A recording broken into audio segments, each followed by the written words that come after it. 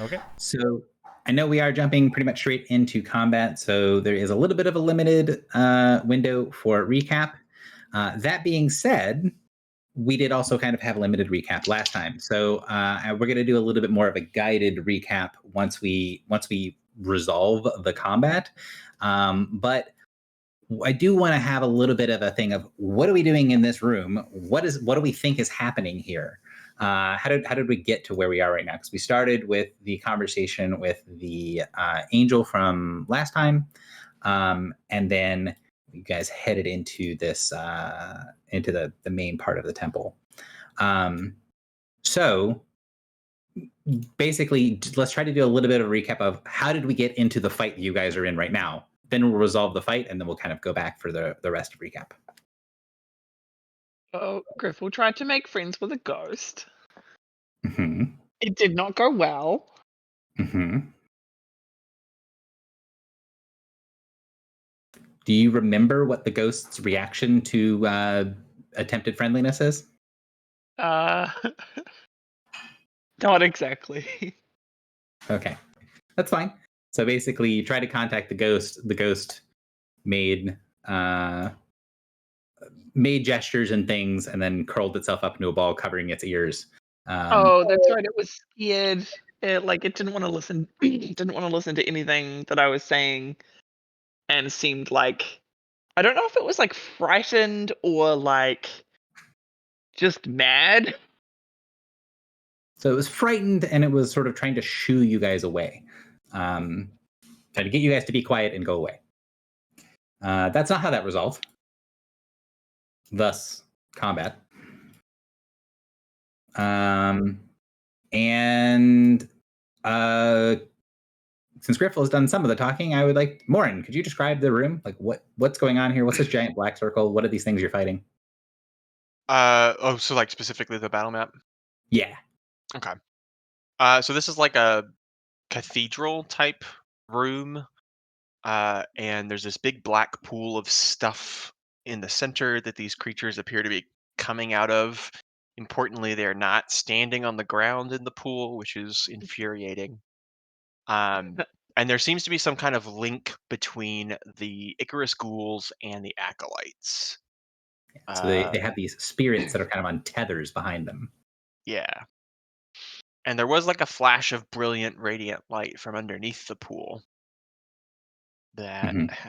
occurred. And I think, is it while they're in the pool they are vulnerable to radiant damage? Or is it when they're out of the pool? It is they are specifically not vulnerable to radiant, but when the pool was sort of lifted for a moment and you could see what was underneath, you were had a moment where they were no longer resistant. Is the way to say. And it was only when they were in the pool, right? Yes, Okay. I think so. I have to look at notes, but yes.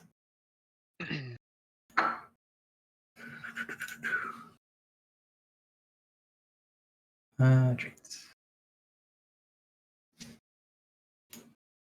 Yes, correct. So when they are not in the pool, they are no longer resistant to radiant.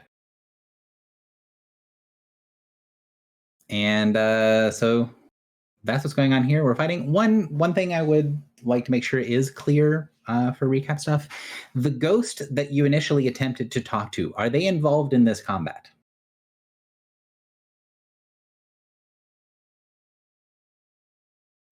I don't know. It's important, so it's good that we're bringing it back up. Is the ghost that you tried to talk to isn't in the combat? He's kind of in the back of the Iker, Right. He's like over floating here. back there. Yeah. Yeah.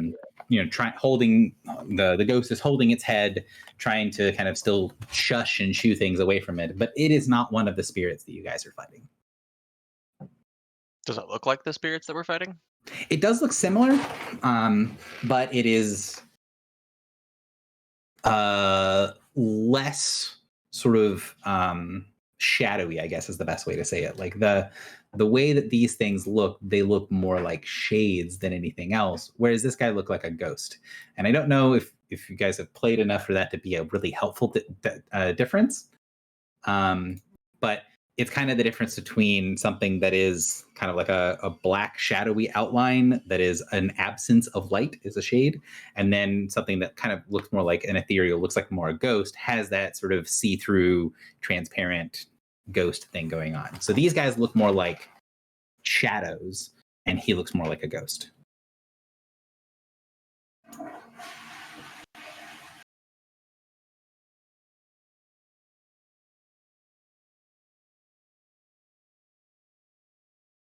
So that's been the main things. You guys have laid down some pretty heavily CC and AoE on these guys, and they've been lobbing nonsense at people and making groups of ichor and groups of screaming winds and things like that.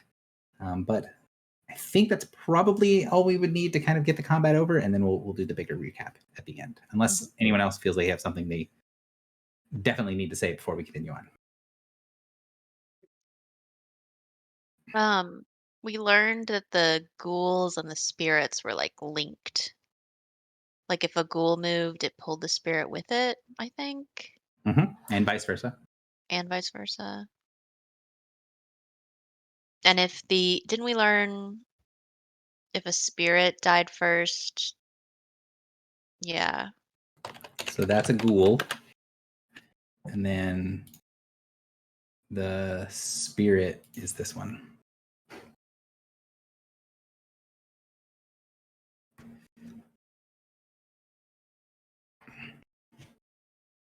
So if you kill one of them with the other one still alive, things can, hypothetically speaking, get worse. Okay.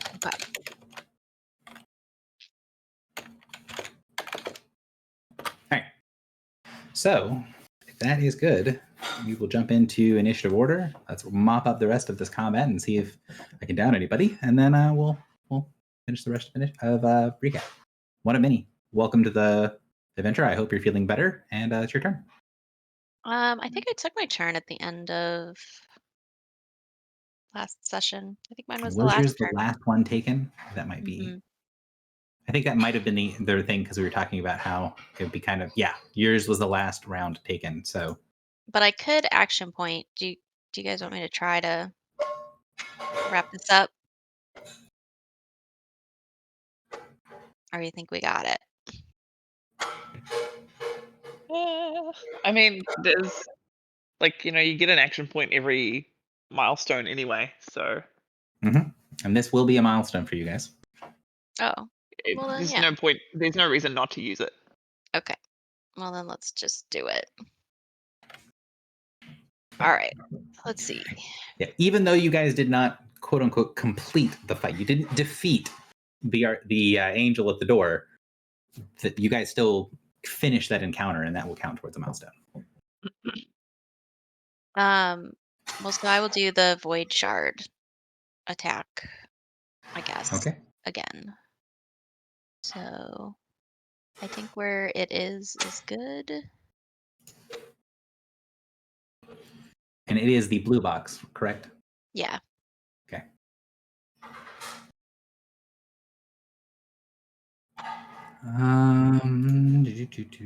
Do you have combat advantage built into any of that? Because I think you have combat advantage against everything. No. Okay. Sorry. No worries. Having the answer helps me figure out DCs. So we're looking at reflexes.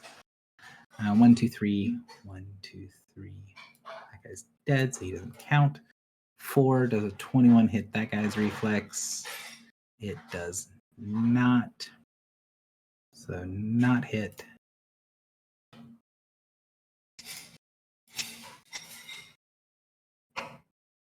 I need to use a different thing.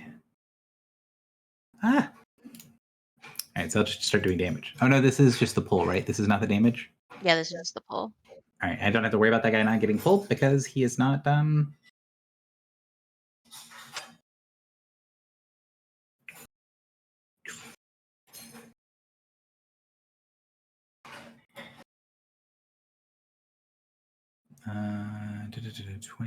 22 is missed there. So and this guy is a 26. So that looks like this and that. Nope. Hang on. I think that's too far. That's too far. Yep. Yeah. Okay. So Okay. it is correctly as it should be. Okay. All right, and then so here's the void shard. So you want me to? So they all have combat advantage. Yeah, combat advantage against everybody. Everybody is either dazed or stunned. Okay, so I'll build that in. Yep. Because the last round from Filibuster was fourfold invocation. Nice. That 40 is also a crit. All right. This is fortitude instead. We're looking at. Oh, that's easy. Okay. So hit. So these first three guys are hit for 18 force. And the force damage does seem to be to penetrate through. Like it does actually deal full damage. All right, and then this one, Spirit, is crit for how much damage? Oh. Are they aberrant? They are not aberrant creatures. So 27 and 18, right? Yes. So 45? 45, right? To make my... Yep. You said they were aberrant last time, Philly? I said that when you looked at them through the weapon, they had the aberrant aura, but they are not aberrant creatures. Wow. So yes, it is important to note that that is strange. All right, so that is a kill on the Spirit 5, which triggers its reduced to 0, which means that it has a hit point. And +2 to hit and +4 to damage. Just do the +2 to hit to make my life easy. All right. And then continuing to resolve, 30 is a hit for 18. The 40 you said was a crit because it's a 19? Yes. All right, so that guy takes horrifying amounts of damage. All right, so this guy would have his death effect trigger, but his spirit is dead. So you take 10 points of damage, 10 points of fire damage from killing ghoul number 5. Okay. So ghoul and spirit 5 are both gone. And then that was a crit. The 22 is a automatic miss, and that is all of the dice. Cool. Okay. All right. And when I crit, I could spend a healing surge, which I think maybe I might as well do. Took 10 damage.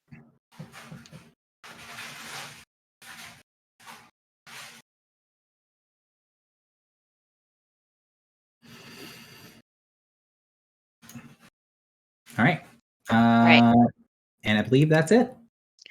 That is it. That was my action surge. Go ahead. We all crit on 19s on these guys. Yep, everything but the acolyte and ghoul 2. Yes. So ghoul number 6 can do nothing but charge. He would really like. Oh, he's gonna take Morning Lord damage first. How much damage does Morning Lord? 5? 10? Some quantity? 15? 20? Morning Lord damage is... I want to say it's 10, but I don't actually know. Yes, it is 10. Okay. So he's going to take Morning Lord damage, and then he's going to get pissed and charge the Morning Lord, because that hurts. Cool. He doesn't have to pull his dude on a string. And obviously the DM was not prepping the stuff that happens next and was totally prepping this thing. Okay, so he's going to Grasping Claws. So 20, it should be higher, but it's not high enough for you to even check. It is a miss. So you are grabbed by ghoul number 6.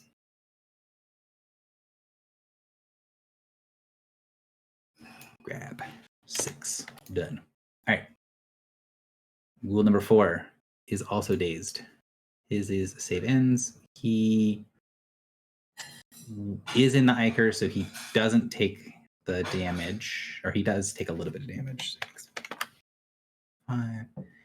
And then since he's dazed, the void shard doesn't take up the square that you summon it in, right? It is a conjuration. That's a good question. Yes, it is a conjuration. It should say on there whether it occupies the space. I've It copied. doesn't look like it does. Okay. Yeah. If it doesn't say specifically that it takes up the space, it doesn't. So Okay. Number 4, charge to there. Same thing. Grasping claws. His spirit is still alive. So only that. 23, also a miss. Me, damn it! They're wanna do a trying, okay? thing. I want to do a thing. I also want to do a thing when they hit Griffle. So Acolyte 6 has not used their spirits. So let's do the lock for their spirits. Oh, they're not psychic lock because you use force damage, right? Yeah. They are all supposed to be prone though. The ones that got hit. Is that? That would give the other guys bigger penalties to their attack rolls, but not super relevant when they rolled horrible shit. So, but it will matter for this guy because he does not have he's not going to charge and he's not going to take the action to stand up because that's not any fun. So he's going to be at a -2 for this area burst 1 centered on Drak. Oh, one more thing. Sorry, this is kind of a new power. Any creature that starts its turn adjacent to the shard is slowed. Yep. So the ones that got hit were prone, and then they're also slowed. Okay. Okay. Not super relevant for these guys, but it is important. So burst 1, first target is Griffle. Second target is Drak. -2 + 1, so -1. No damage. So 27, against Griffle, and then a natural 1 against Drak. Like, oh, reflex. Yeah, that's a hit.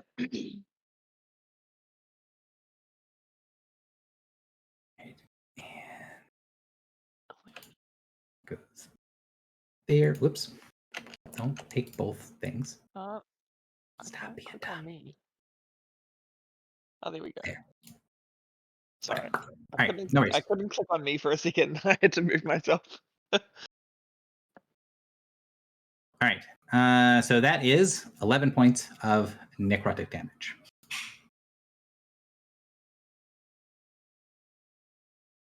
Okay. And that's it for them. Ghoul down here is slow, dazed sadness. I think it's going to be the answer is going to be to attack Drak.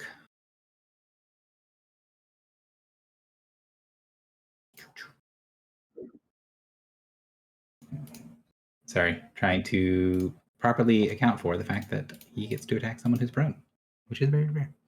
23 AC. Wow. I am working my way up the numbers, starting with 1, and I have made it to number 3. You're pulling a Drak. I love this. Technically, you're grabbed, but they're dazed, so they can't maintain grab. So I'm just not going to be putting it in there. This guy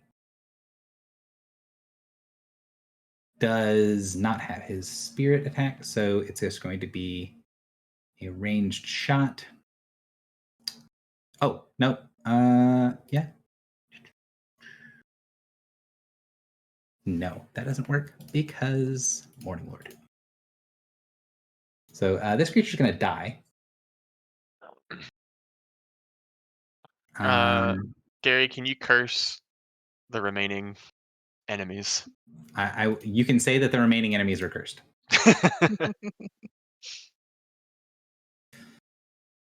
All right. That guy starts his turn.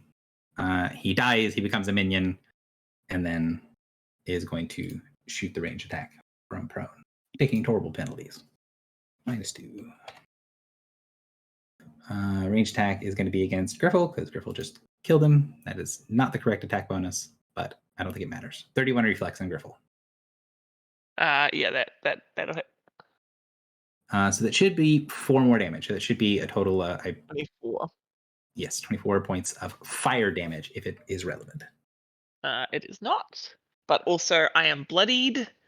I make a melee basic attack.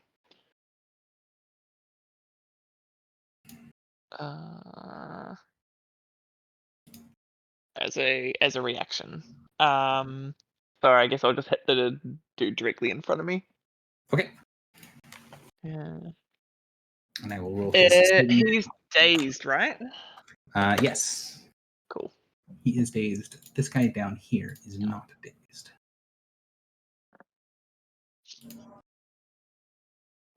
And Drock, you get your +3 power bonus Nice. against that dude. This guy is not dazed. And I also gain resist 4 to all. So Nice. And that's cool. There's so many things on the map. The one directly above you? correct. I will resolve the problem of you needing to worry about that. He dies. Awesome. Oh, well, does he die as a result of me hitting him? Yes. Okay, I would like to then use Resume the Hunt, which is +2 bonus to all defenses until the end of my next turn. I get to move my speed and don't take op attacks. You take 10 fire damage. Oh, from him dying? Yes, from killing him. Okay. Jesus Christ. Yeah, I'm gonna resume the hunt and go around here. Sweet. All right. Yeah. That guy is prone. He is not dazed. He still has his ghoul up. That is it for... We have resolved what happens when he attacks somebody. Sorry about that. This ghoul is inactive currently, but the spirit is still active. So he is going to remain dead. Acolyte number 2. He's the other one with his spirit whale up, but I think it's going to be better to just shoot a shot. Well, I'm about to learn, as the spirit is about to learn, whether making a ranged attack in melee provokes an attack from the spirit companion, because I don't remember and he doesn't know. It does. I have no idea. Unless he has White Lotus dueling expertise. He is provoking an attack, whether it is... I feel like there is a thing that works off of that, but I just don't remember what it is. One ally within 10 squares of my spirit companion can make a ranged basic attack against the target as a free action with combat advantage. Does a 35 right. against reflex hit? That does indeed. Okay, so it'll be 31 lightning and psychic damage. Okay. It does not resist all of that. But it is insubstantial, so it does take reduced damage.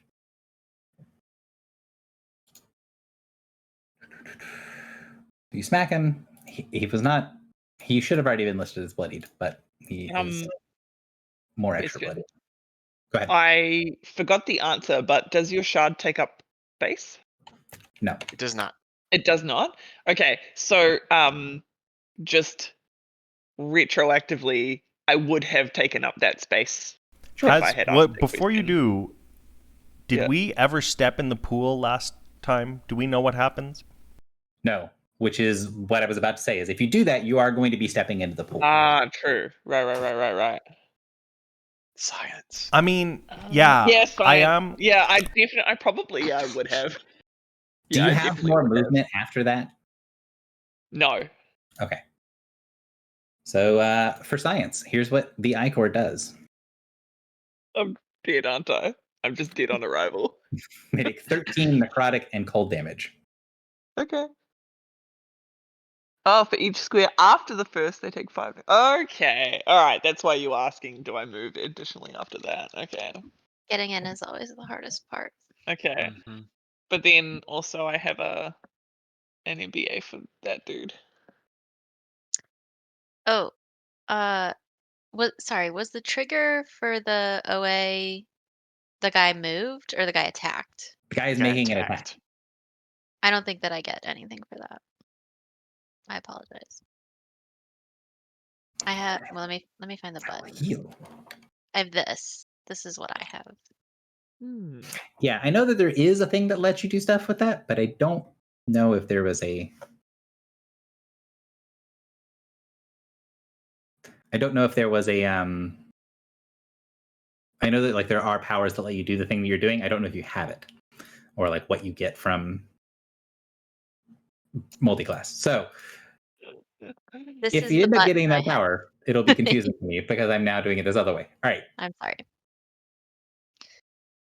No, I think I Does only have Griffle still have something that they need to do? Yes, it was hitting this dude when he Okay. moved away.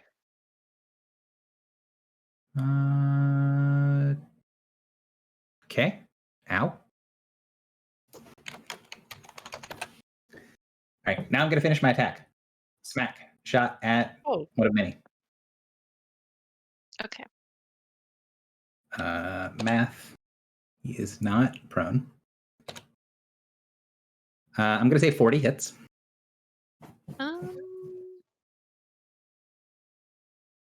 It does. So 24 points of fire damage from the firebolt. And then the acolyte is done. Griffle, it is your turn. Your Morning Lord fades. Yes, it does. I just realized I have resist for all, so I'm just going to add 4 health back to myself.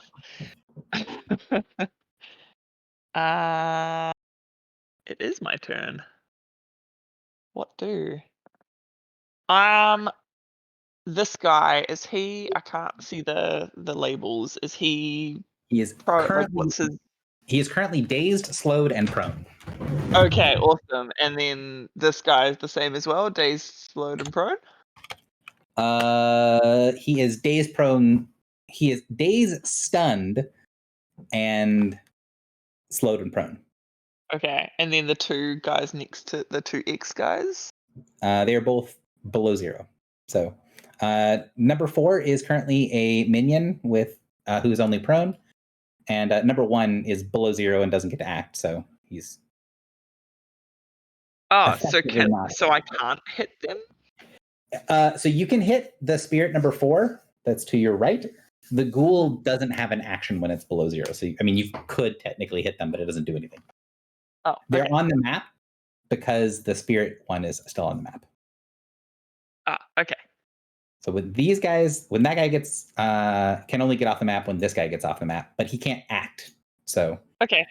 the Well, ghouls are not as dangerous when they're dead. Okay. So yeah, I'll hit the this guy here with let's lay a double twin strike into him.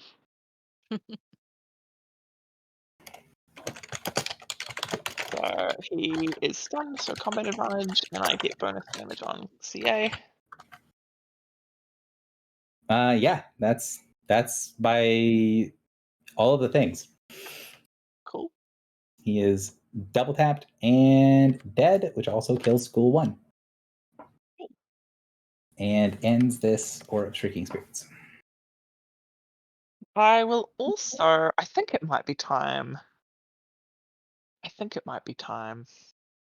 For me to bail.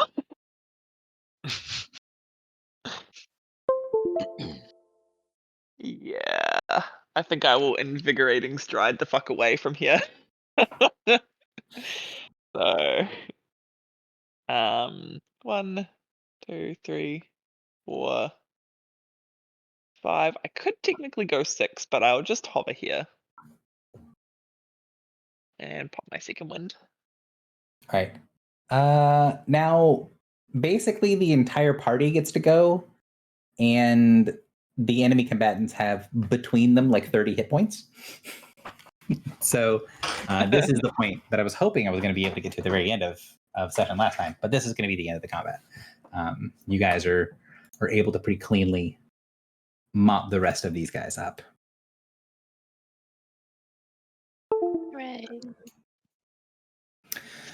So your characters can take a short rest, do that sort of stuff, do whatever you need to do at the end of combat. So Filibuster, you'll take 1 extra tick of your ongoing damage and then recover from it. So take 5 and then take it off. And then I'd like to do sort of a bigger recap because we've skipped over recap for a little while, and I want to kind of get back into why are we here? What are we doing? So let's jump back and you guys portaled into the temple, this underground temple, and we're able to find this place that looks like what one of the things you've seen before. You've seen in one of these celestial gates in Celestia, and we're able to get some information before Amitriel comes and has a discussion with you guys. So if someone will take over for me, you guys get here. You check out a couple of things, and then Amitriel shows up. What's happening here? What's your all's version of events? Michael, I haven't heard you talk very much, so if you can, go ahead and take over.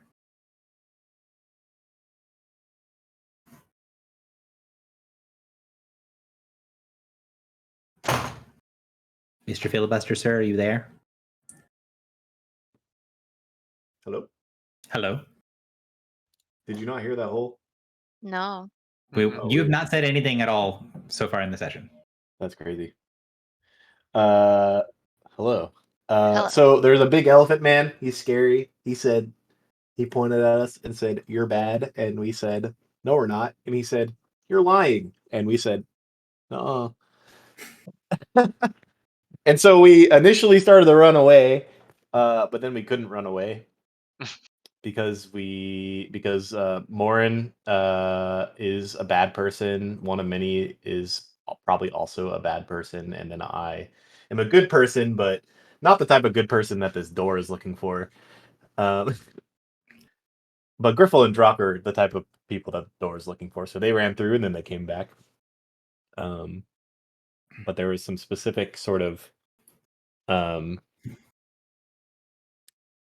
imagery that we think are sort of what's the word? Iconography associated with different what's the word? Gary? Domains, thank you. You're just not the right sort of person, exactly. But at least I'm not a bad person.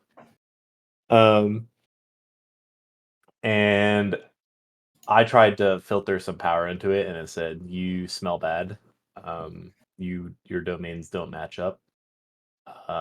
And eventually, Griffel came back through and popped a coolie, and when he felt the Griffel's power, the Elephant Man felt Griffel's power. Mm-hmm. Sorry, when the Elephant Man felt Griffel's power, he was like, "What the fuck? That shouldn't exist."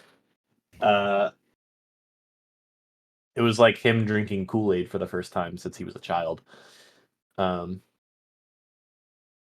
he lightened up afterwards. And by lightened up, I mean he wasn't immediately ready to kill us. And we had a short discussion. And Griffel is now, in my opinion, trying to be the champion of whatever god he represents. I'm just gonna try the religion out for size. Yeah, just see how it works. Yeah. So, does anyone remember what Amitriel is? He's an angel, but he's not in his own body. He's like a ghost. He's a ghost in the shell. Yeah, so he was an angel, and then when he was slain, he was put into he kind of got a second chance. He was put into the body of one of his fallen opponents. So the body that you guys see before you is actually a primordial creature. So he was put into the body of a powerful primordial and brought back, and has been serving as the gatekeeper of the temple ever since.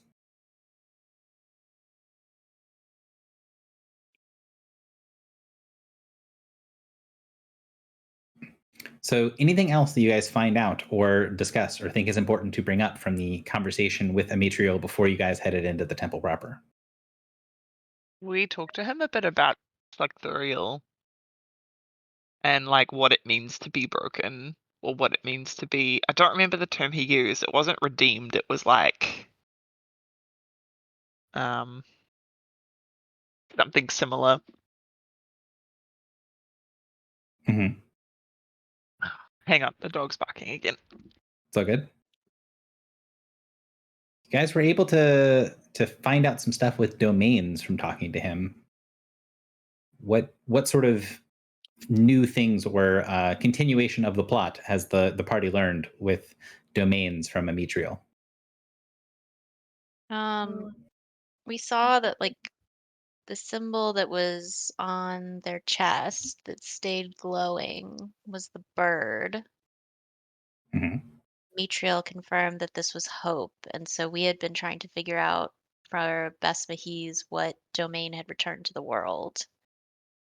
And turns out it's hope. And so we revisited the speech from Tyserial that said hope had returned, but we thought it was like lowercase h, but it turns out it was capital H.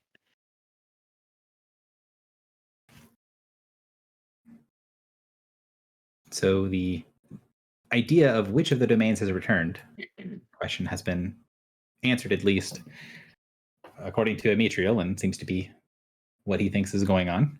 Mm-hmm. Anything else before you guys enter the temple proper? Because he specifically asks Griffle a question. If she's going to do the trials. Mm-hmm. Correct. I said maybe. I'm trying it on, guys. It's not a fake. And then It's I a fashion statement. convinced Amitriel to give the weapon that he's wielding to Griffle. No, you tried to get him to give it to you. Absolutely. And he let you know that you are not the correct person. And Amitriel, once you guys had sort of discussed and him, talking about him not being the gatekeeper any longer and potentially giving up Torchbearer, giving up his weapon, the Forge Master's Malice, he talks about doing something. What is he going to do if he's not being the gatekeeper and wielding the Forge Master's Malice anymore? He's gonna go make stuff. He's going to make the weapons. He's gonna relight the forge or something like that. Yes. Relight the forges to create the armies, the weapons of the gods. We should hook this guy up with Bedvere.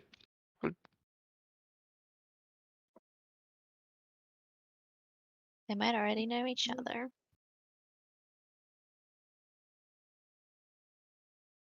So, anything else before we head on in? Well, when Griffle tried to take the weapon, it burned her. And so Mitriel said that she has to do the trials to be able to wield it.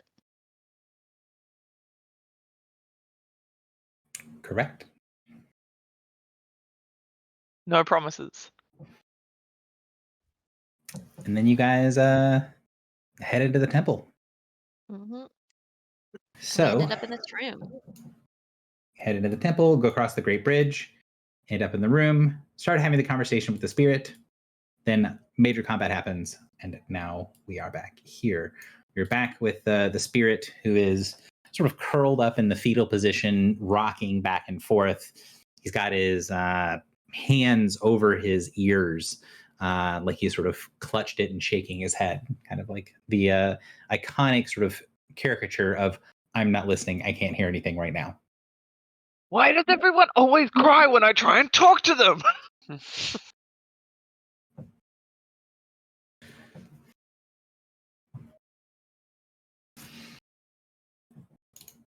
So, as you guys are sort of trying to recover, and you see the spirit still here, and the map that you guys used for the combat real quick. It is actually pretty damn accurate. There are 2 ways to continue going for. Well, they lead deeper into the temple. Kind of up here to the left, there's a hallway that's leading on, and then down through this other way, basically the opposite way, there are other rooms and stuff heading downward. And what is directly in front of you, which can be seen on that other picture to a certain degree, this sort of blue light that you see, blue-white light that's kind of coming in from the far side, you can see that looking through that, there is this like massive reflection of light. So that is likely coming from the giant crystal that's at the top that you guys can see from the surface. Oh. And the Sort of- Icor is still there, right? And the Icor is still there, yeah. And And he's the still, dude is still in the Icor. yeah, the one that's there, he is not completely submerged, but not completely separated from either. Like the picture is actually pretty decent. So it's kind of like if it was a person, they'd be ankle deep in the Icor. But it's a little they I guess wouldn't be in the surface of the Icor right now because they have their legs pulled up and they're in that sort of fetal position. So their feet are no longer in the Icor, but the sort of the cloak that they're wearing, the big sort of priestly robes, are still going underneath the surface. Can I try and pull them out? So what are you going to do to try to pull the spirit out of the Icor? Also, how far away from the edge of the Icor is he at the closest? He's about 15 feet away from the edge of the Icor. So he's actually, let me double check on my notes real quick. I want to say it's 15 feet. It is 15 feet, yes. I don't know. Can I lasso him? Well, I mean, it's sort of dependent on whether, when you were using your weapons on the spirits that looked somewhat similar to it, like the other spirits in the room, they did connect kind of, but it was sort of like you were striking through like jelly rather than striking through a person. It's very difficult for it to grab on. It was definitely damaging. It was destroying the spirit by throwing your weapons through it, but it didn't have that same sort of grip as like a corporeal thing. Oh. So they're not see-through, but they're insubstantial in some sense. Yes, the shadows were. Okay. This guy is also insubstantial, but he's a little brighter on the color palette, I guess. Okay. So if I were to wade out to him and try to grab him, I wouldn't be able to take hold of him. You don't think so? Okay. I will say that it's one of those things of your character is aware that this one looks different, so it's not impossible, but it would be something you'd have to try to figure out whether you could do it or not, and the evidence so far suggests probably not. Okay. Noted.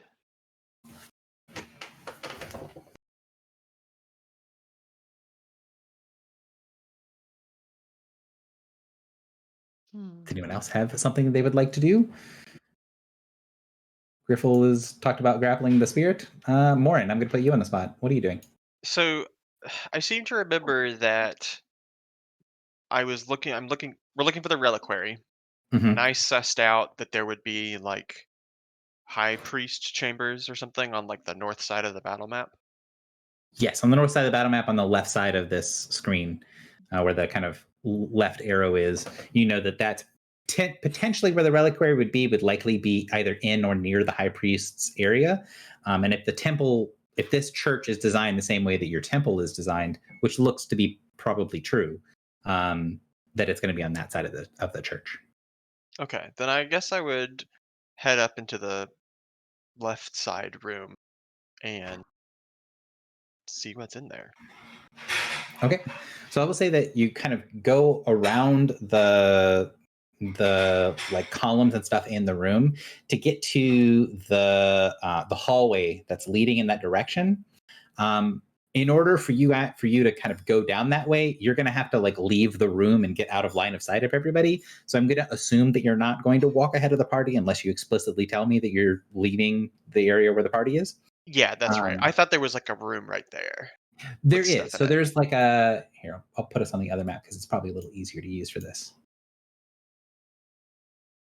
Is it just like an empty hallway? I'm zooming in further than I did before. So So if I if were you go like, up here, yeah, so this room, this area, right? It is. If you go much further than this, if you go out of this little area, this little box, so any further than here, then you're Mhm. going to be sort of leaving the area because these archways lead. So these lead to like small multi-purpose rooms, and this archway leads to a long hallway. And so like this area here, it's kind of still in the same room. It's very easy to get back and forth between. yeah. Okay. So there's nothing in this room other than the hallways. So the two rooms that are up here, they look like they have been a long time since they've been used for anything. But you can see the remains of like tables and chairs and stuff on the sides.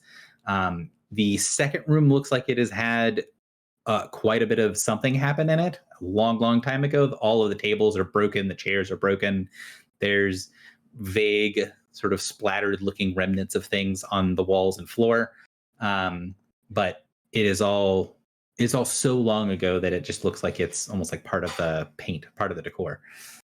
This down here, you can see turns down a hallway, and you can see that there's an intersection to your right that looks like it's going to be probably deeper into the church, deeper into the temple. Okay. Could I trot quickly to the other side of the cathedral and see if it's a similar Sure. structure? Going to the other side, you'll see that there is one sort of larger room that looks like it's of similar purpose to the room that you saw on the other side. So the two smaller like multi-purpose rooms, the one that's on the south side looks like it is of like similar style, but instead of being two small rooms, it's like one big sort of like gathering conference room. This room, you can see that there's symbols and sigils written all over the floor, all over the ceiling, all over each of the walls. They also look like they are old and faded, but you'd be able to recognize that the symbols written on the walls all look like they are in deep speech, and the symbols on the ceiling and the floor look like they're written in Forerunner. And so it looks like graffiti or vandalism rather than original. It looks like whatever was in this room before had been taken out because there's no like debris or anything in here. The room is, has quite a bit of like dust, like it's not been touched in a very long time, but there's no remains of tables or chairs. There's no bloodstains. There's none of that in here. It is all, the room looks like when the temple was left, this room was clean, but it was covered in this sort of detailed enough stuff that it looks like it's somewhere between a ritual circle and like scribing of like a scroll or a book or something on the walls. Okay. Yeah, I was going to ask if it looked like a ritual. It doesn't have sort of the design that a ritual circle would normally have, but the text at a glance kind of has that feel of ritual rather than being like pages from a book, if that makes sense. Yeah. Is there any kind of like latent magical energy surrounding like a ritual? Like if I were to just Usually, come yes. across, is there one here? That is a great question for next turn. Wow. Cut off. Like you ran a whole circle around the building and checked out 4 rooms. I feel like that is a pretty good round. I'm light as the wind. I move so quickly. All right. So Philly, I'm going to have you go next. What are you doing?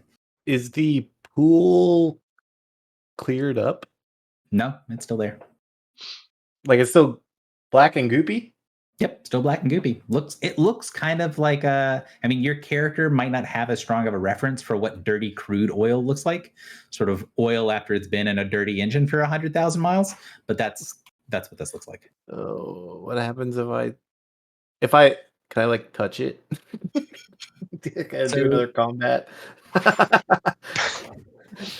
So your character would kind of go up and what do you? I mean, that I'm like, I'm not gonna touch it with my weapon. I'm gonna like dip my hand in. It's gonna hurt you if you dip your hand in. Like you saw it for real? sure. Yeah. Okay. Can I? Okay, well, I saw Griffle like light up the room or light up the little orby at the bottom. Mhm. Can I like try to channel some energy into the water? So go ahead and make me a religion check. So unless you're going to use a different power check for your power check. So this needs to be like you could use arcane energy, right? You could use Arcana if you wanted to, but if you're using divine energy, religion is the power check associated. Okay. Well, that's it. So when you kind of put your hand near the ichor and start to try to channel into it, you can feel your like fingers kind of go numb, and you can sense the energy sort of flood down your arm and then just fray and disintegrate as it goes through your hand. Like something in here is disrupting divine energy, divine power, so much so that you feel like what you just did was feed this puddle of whatever this thing is.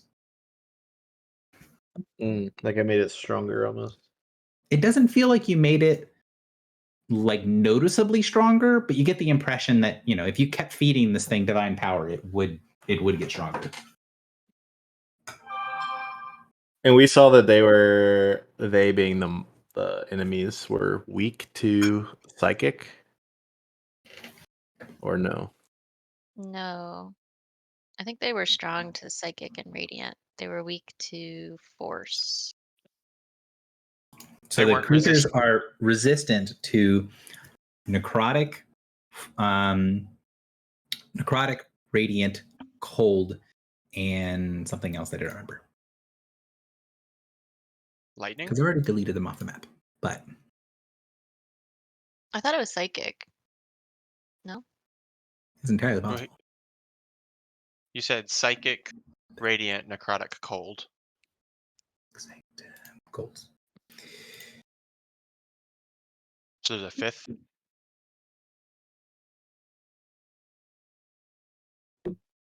Oh, fire. They are resistant to fire. I don't know if that ever, I think it did come up once with Druck. So they're resistant to necrotic, cold, fire, and radiant. And then the spirits were insubstantial. So most attacks that were not force did not penetrate. And the spirits were also resistant to psychic. Okay. I don't know what to do. Come back to me. That's fine. I'm going to ask Drock, what are you doing? I feel like this stuff, the ichor in the middle, is kind of the important thing. But I'm not really sure what to do. Is there any way to investigate it further? I've already used Invoke Summer, so I can't use that. And it was resistant to fire. So Correct. I don't. Well, the creatures were. You don't know what the ichor itself. If I attack it, like, would my bonus fire be able to like actually inflict fire damage on it? Like, can you attack an inanimate object? You can attack an inanimate object. It doesn't usually do anything. I basically want to try and light it on fire with Triptychos.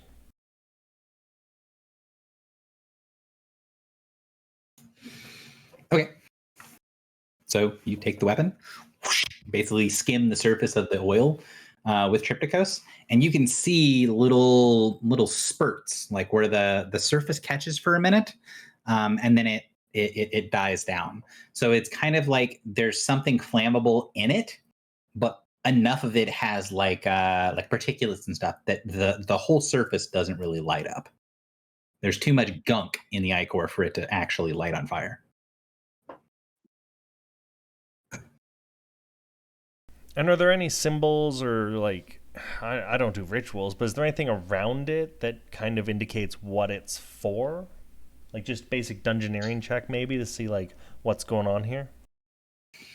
Well, from what it looks like, what it was originally, it is this sunk down depression. This doesn't look like this was something that was made post temple, right? So this thing was a depression in the floor before it was filled with this ichor. And given the way that the like where you're standing, it'd be relatively easy to figure out that if you were down in that sort of little amphitheater, everyone in there would be looking up at whoever was on the pulpit, whoever was sort of standing in front of that massive stained glass window on the thing that's far to the right of the map. And so to a certain extent, if you have sort of the idea of like sun worship in mind, these are going to be sort of the best seats in the house. This is because it's kind of like if you want to look up at the sun, having the low spot ends up being the important seats, in the same way that like a lot of cathedrals would have balconies for like the nobility and things like that. Right. But we also saw briefly there was something in the middle, right? A sphere type thing. Yeah. Yep. How deep did it look when we could see that? Looks like it was about 25 feet deep. So at the very center, then there's sort of tiers. Mm-hmm.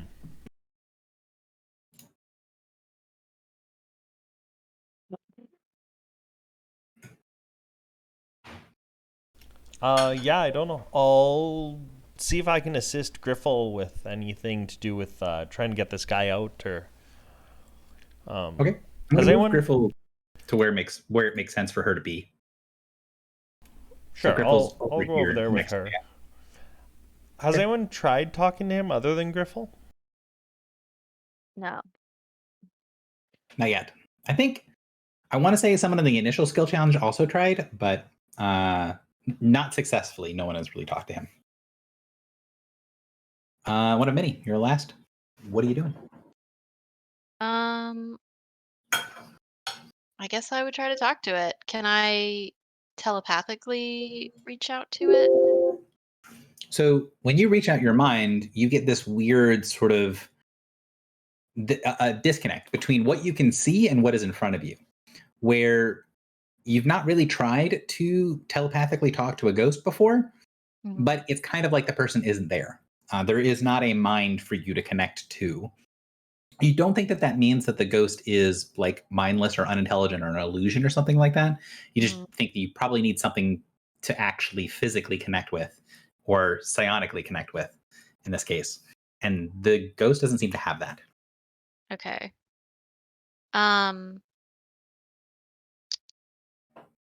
Did it spoke supernal before? It hasn't said anything yet. It hasn't said anything. But this is I guess I would try to call out to it in. You've seen supernal writing like as part of the temple up until this point. So Okay. it would not be unreasonable to assume that the spirit at least would know supernal, even if it's not fluent. And also supernal is a language that changes very, very little over time. Okay. Yeah, so I would try to call out to it in supernal. Say What do something you say? like Spirit, it's still like holding its head, right? Mm-hmm. It's like slowly rotating just above the ichor. Spirit, we mean you no harm. Can we assist you? The spirit kind of pulls its hands away from the side of its head and like looks around for a second. And then you see when it focuses on you, the sort of ghostly image of the thing fades for just a second, and you can see an outline of a face underneath. And it does look like a dragonborn face for a second there, and then it sort of fades to being that very translucent, vaguely humanoid look. But the spirit is now sort of like looking around, and while it hasn't responded to you talking to it, like it's not said anything back to you, it definitely is responding. But when it looks and figures out that you talk to it, and then it looks around the room, you can see that it's focusing on the sort of broken remains of the ghouls that are flopped on the outside of the edge of the ichor on the other side, or that are floating in the ichor on the edge. Okay. So I would say Spirit, we mean you no harm, but we were attacked by lost souls in this church. We seek the syllable of return. And my friend, and I'll gesture to Griffle, seeks the trials. No. No. You've got to. They're gonna eat you. They. But you. But no, they can be killed. Can be killed again. Can't be killed. You're here. You're here for something. I think. No. You want trials. Trials are a thing. Yes, yes. We don't need more expenses for the trials. Yeah. Trials can happen. You can see as it's sort of mumbling and babbling a little bit to itself, as it sort of finally sort of gets around to doing a slow circle of looking at things in the room, and it focuses on Griffle and it focuses on that idea of like, oh, there's a trial. You can see it sort of become looking more like the ethereal dragonborn features, and then says, finally, oh yes, no extra costs for the trial, yes. And then the spirit kind of floats very slightly towards where Griffle is, and then it looks like it's kind of sinking down into the ichor, and then it stops so that it's almost looks like it's at an angle facing towards you. He's not 100% perpendicular anymore. He's now at like maybe like a 70% angle. Can I reach out and try and touch him? You can. You reach out, and your hand passes right through it. Right. Okay.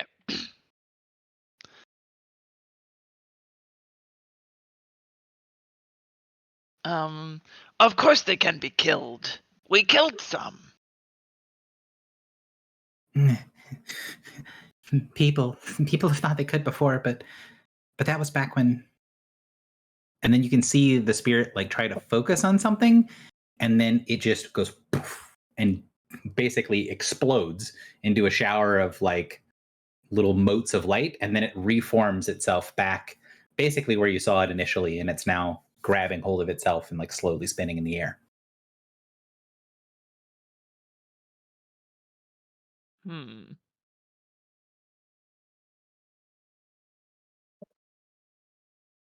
Spirit, how do we begin the trials?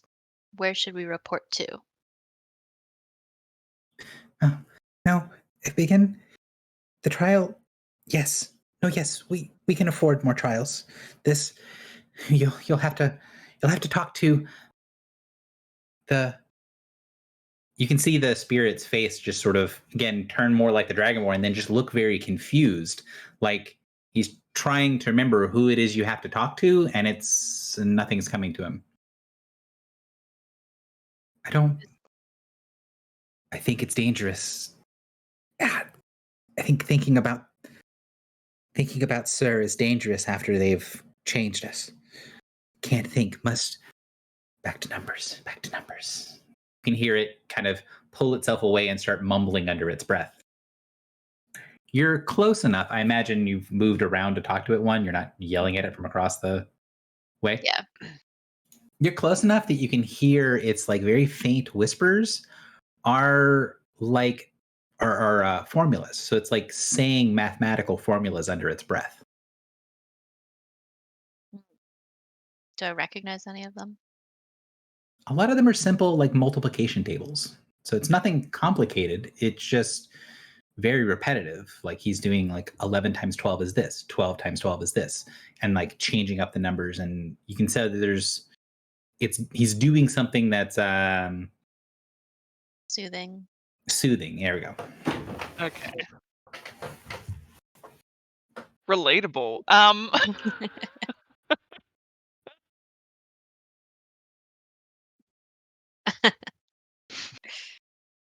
That is an unfortunate example for me to use as a start point. How dare you? That is not the intention, though. 11 times 666.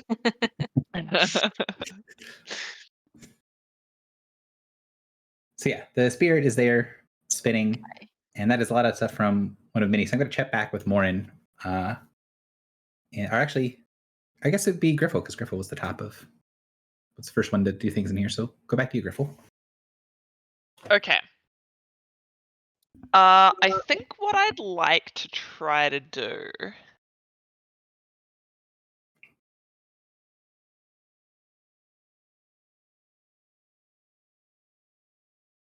I want to try to.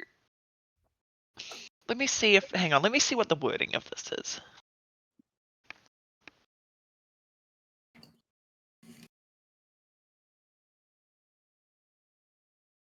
Wounds or debilitating conditions. All right, this sounds like a debilitating condition. I want to try and make a heal check and learn more about what's going on here. Okay. That sounds like an excellent thing to try to do.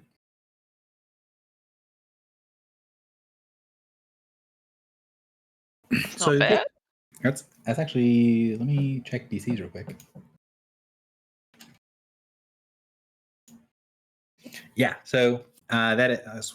I hit the wrong thing, but I don't think it matters. I think it's still a success. Yeah. So that is a hard DC success. So you'll get to learn 3 big things. First thing is the way that he's moving and rotating, his anatomy is sort of twisting and morphing when he's moving back and forth.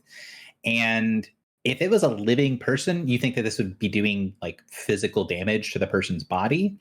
But you can see that the spirit isn't really bothered by it. But as it's sort of talking and moving back and forth, and as it's interacting with this environment, it's like it's stuck. It's got part of its body that is in a specific place, and you're pretty sure it's tethered to something below it. So there's something below the water line or below the ichor line that it is tethered to, and its body kind of awkwardly reshapes itself when it moves too far away.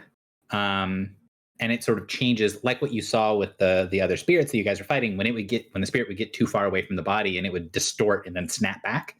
That's what this guy's doing. Only he's not putting enough force in it to make the snap. It's just sort of distorting his body. So that's the first thing you learn. The second thing you can learn is that through brief glances of seeing what the guy's face looks like, you can see that around the neck and at the hands, there are pretty obvious indications of some terrible wounds. He does not have any complete fingers any longer, and you can see that there's like tearing and stuff happening at the ends of the fingers and the ends of the hands. And you can see that he has a bunch of what look like they might have been burn marks that are around the base of his neck. You get the impression from what you can see of this guy's body that underneath that robe, there's going to be a lot more damage that you can't see because of everything except for the front part of his face is mangled. So that's thing number 2. The third thing that you can get is from watching the way that his spirit and body and mind all reacts to things, you get the impression that there's some sort of trauma that it's retracting from. So it like hits a trauma and then he pulls back away. He sort of resets, and then he will do this action. So this is not on the physical side of heal. This is sort of on like the doctor's side of being a healer. You can sort of see that when this creature hits that trauma, it's affecting its spirit, and since spirit's all it has, it's causing something that's a lot more visible than what you'd see if like you were watching someone go through like PTSD. They might not have as obvious signs, but when it's just their mind that you're watching, it would be super obvious when they had something that triggered them. Right. And that's what that kind of like bursting apart thing kind of was. Yeah. That was like it hit a hard trigger. Right. And can you remind me what we asked? How do we start the trials? And that's what, and then he said to start the trials you have to, and then hit that point, right? I think it was that we had to go meet someone or talk to someone, Mm-hmm. Right. and they seemed unable to say their name. They who? Yeah. Mm-hmm. All right. Did we get the name of the Lord of the Sun? No. No. That's It's forbidden, right? Yes. And we don't know what it is. So I want to get his attention, and I just want to start like calmly talking to him. I want to tell him like how we got here. So I want to start with like, I don't want to do anything that might be like upsetting, but I'm going to start with like when we got into the gate and we're like, when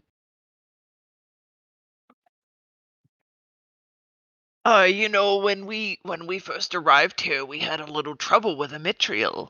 He's out there guarding the gates, although not anymore. He let us pass, and now he's starting up the forges again. You see the spirit, you talk about coming in through the gate. The spirit focuses on you for a second and then looks around. 1, 2, 3, 4, 5 individuals and a spirit. Yes, 61 silver Davos. Reasonable activation of expenses. Yes.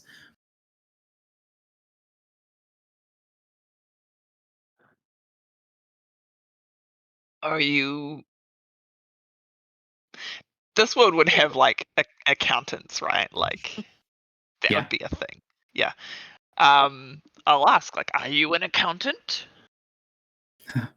You see he focuses on you and the face lights up to the point where you can see that underneath, not just was he a dragonborn, but you see a little bit of color around the sides of his cheeks and face, enough that you can tell that he was a silver dragonborn. And his Okay. face colorizes for just a second. He goes, yes, oh no, and an incredible bit of work it was.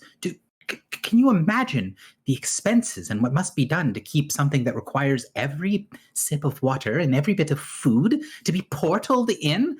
It's an incredible undertaking. I tell you, it's difficult, but it must be done. It's good work. Good work.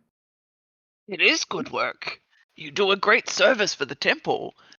Would you tell me about it? What goes into it? Oh, well, so he's going to start this sort of diatribe about basically continuation of what you said, where like getting any sort of rituals, getting anything done here is so expensive that the cost of everything is just incredible, and the food and what's brought in and the follies of people that have their own specific requirements and all this sort of stuff. And you can tell that as he's sort of talking about the bookkeeping aspects of how would you run a temple that's on another planet, that he's not kind of going into specifics of like the names of festivals, the names of ceremonies. He's being very generic in the way that he's talking, but he's also being very like detail oriented in being generic, if that makes sense. So he's not talking about, oh, for the feast of Saint blah blah blah blah.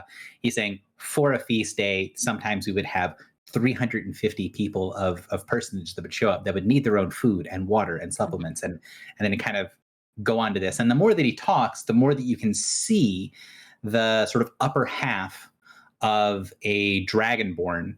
And as he's sort of gesturing with his hands, you can see the sort of weird floppy ends of his split fingers. Okay. Does he seem like he's more substantial?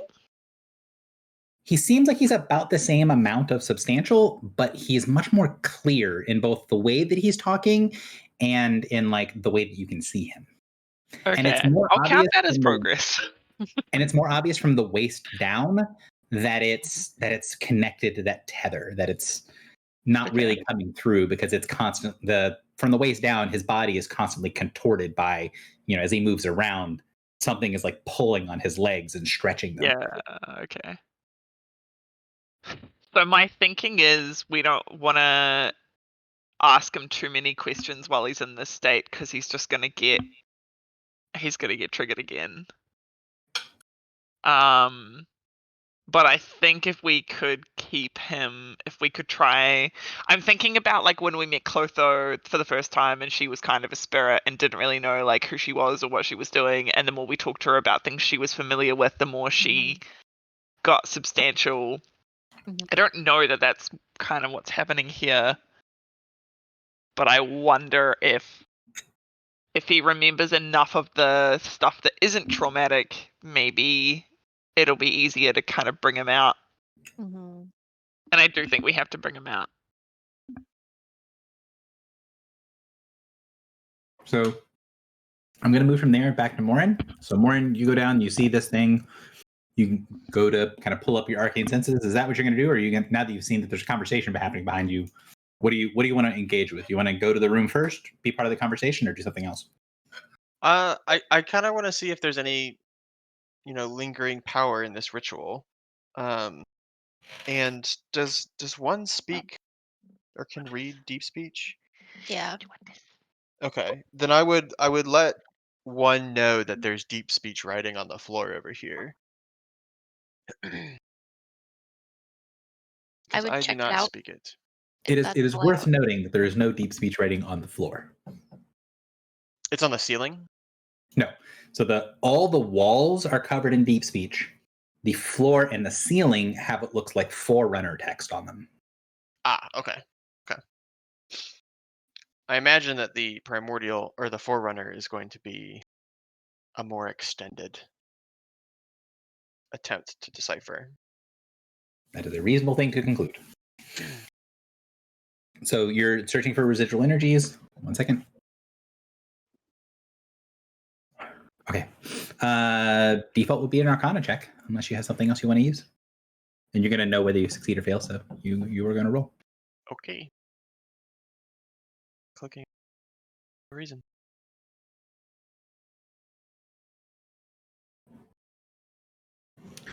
So what took place in this room wasn't a ritual per se, but it used so much power that you can sense something still lingering however long it's been since this thing was complete.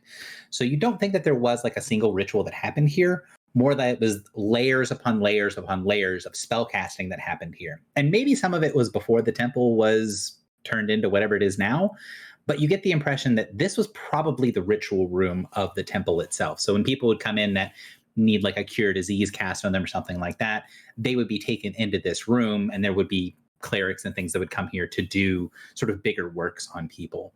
But all of that has been, you can tell that there is a little bit of residual still remaining, but all of the physical things have been removed that were part of that. So there was at some point probably a ritual circle carved into the ground that's been taken away. And what's in the room is this cloying sense of this old necrotic energy, this ancient death magic. And as you're sort of in the room and feeling it from all sides, you get this slight sense of the necrotic energies of the room seeping into your body, soaking through you. And after a moment of standing in the room, you can realize there's something about this that's calling like to like. Something about the energy in this room is sort of reacting and recognizing you as being a similar entity or a similar sort of energy. Okay. Do I would I be able to determine if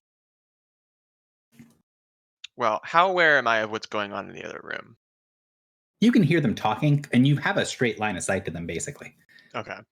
So would I get the sense that some of this is original and some of this is not, right? Yeah, there was a lot of ritual magic that happened in here, and then there was something else that happened in here that used a shitload of power. And can I tell if it was based on the primordial or the deep speech, or if the original stuff is just completely gone? So whatever it is that was the ritual casting in this room, that's long since gone. You don't know, like that was probably part of the temple, Okay. like normal stuff. And The so then power that's in this room looks like it is, and with the 32 that you got, you can tell that the power in this room was mostly from whatever that deep speech is on the wall, but did have some connection to the Forerunner text on the floor and the ceiling. Okay. And then do I get the sense that this is somehow connected or powering or used in conjunction with the fact that the Ichor in the other room is feeding on divine energy? That is the impression that you get, and there is a strong sense of undeath that connects this area to the other. Okay.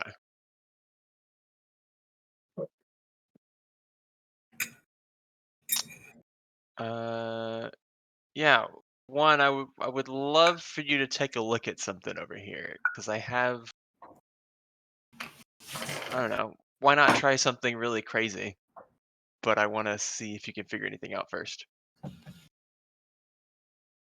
I Would will you assist. leave the room when you go to try to have that like you're like, okay, I got what I get from this room. Would that be you're standing in the room kind of calling out, or would you Yes. leave the room to go to them? I'm not leaving the room yet. Okay.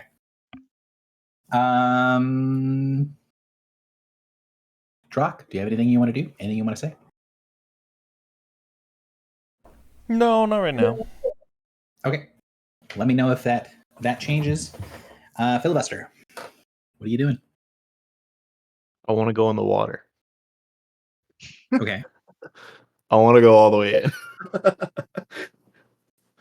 Now you've seen, and I'll post this again. This is what's Yes, gonna I did happen. the damage calc. I'm locked in. Okay. Where are you going and what are you doing? I want to touch the ball.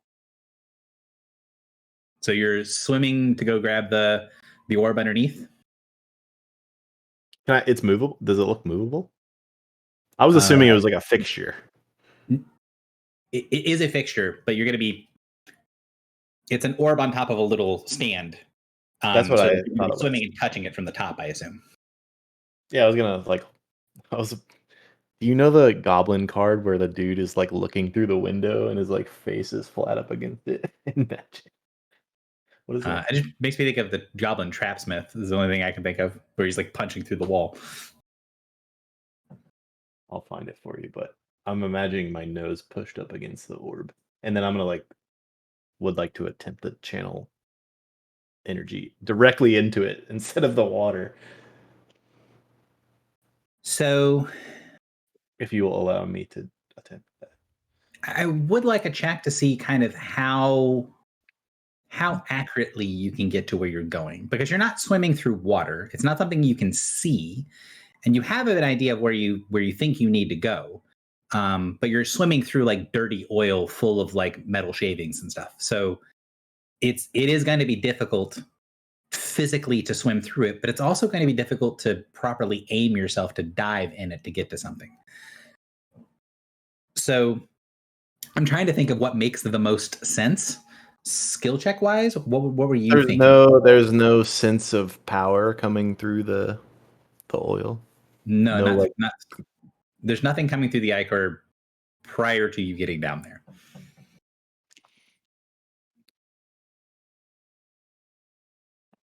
So athletics is the only one that I can think of that makes sense. Would insight or perception make sense? Like I saw, because I can sort of orient myself and be like, that is the direction. Like I saw this bright ball of light light up before. I think it's going to take two pieces. It's going to take a physical component and then some mental component. So perception makes perfect sense for the mental component, but you're going to have to like athletics to actually physically swim down there, or like endurance or something, because it is pretty deep swimming through oil. I can endure. So give me your perception first and then your endurance.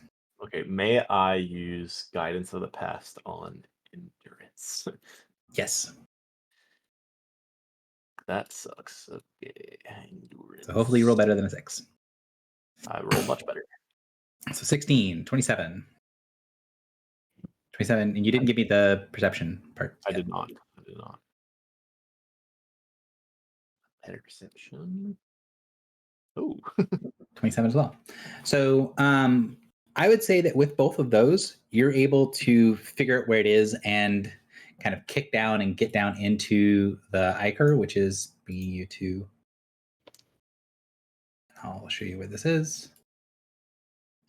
You're able to kind of swim down to it, and when you touch the orb at the bottom and you send a little bit of energy into it, that part isn't difficult. That part is easy. And you can sense that as soon as you send a little bit of your divine power into the orb, that it's like the ichor around you, it's like the sludge that you're swimming in, recognizes that you're using divine power and it tries to suck it out of your body in every direction, like putting power into your hand and then trying to push it into the orb. It's going to take a religion check to whether you're going to get enough energy through it, but you can feel the oil from every direction close around you like it's a massive oily glove snapping around your body and then trying to pull the divine energy out of your flesh. Love that So, for me. That's okay. 23 is a moderate success, I believe it is. So you get a little bit of energy into it. You feel it starting to rip and tear. This is divine power submerged. So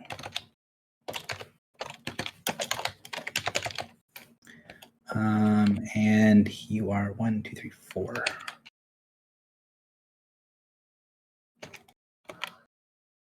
No, that's wrong. It's 5. No, you said 5 down. So the thing is 5. The thing is 5 down, but you're not touching the bottom. You're touching the top of the orb. So you're only 4 below. 12. Sorry, I don't know why it was so hard for me to math. So 31 points of necrotic damage.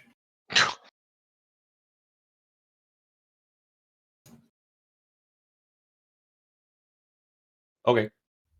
So you go down, swim down, you feel it sort of ripping and tearing, but when you push the energy down for a second, you get this pop in the thing, and this rippling wave of energy sort of bubbles up from the top of it. The question I have for you is whether you would want to allow it to carry you to the surface, because it's basically like you're touching something that's going to make a bubble. Do you want to be with that bubble and brought back to the surface, or do you want to try to stay down below? Stay. Okay. So that is going to be an athletics or endurance check, one or the other, your choice, to try to fight against the bubble that's pushing you to the surface. God damn it. Not even close. So this bubble comes up, and everyone else can see this weird sort of bulging bubble in the top of the ichor. And then it lightens for a second, and then it sheds this brilliant, radiant light out of the top of it. Again, kind of like when the ichor was gone for just a second.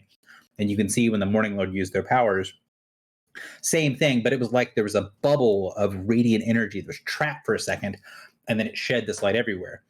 The ghost's body sort of twists and distorts for a second, and you see as the bubble pops, on top of the bubble that is now flopped in the top of the surface of the ichor is Filibuster, but right next to him you see what looks to be a ghoul body covered in the ichor that kind of bubbled up from the top with, and you can see once it hits the surface its connection with the spirit that you guys are talking to.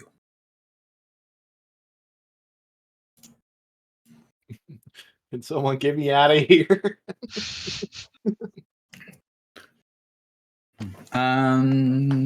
That was Filibuster. I believe one of many is next, unless Rock has something they would like to do. No, one can go.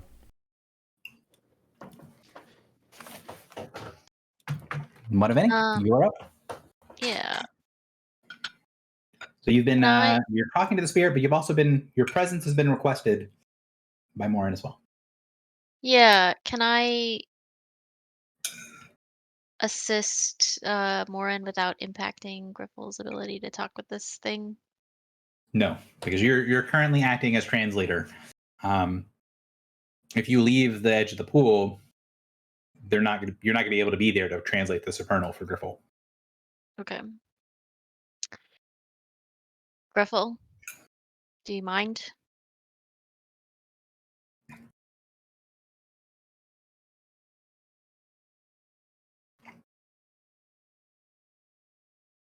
Foxy, are you there?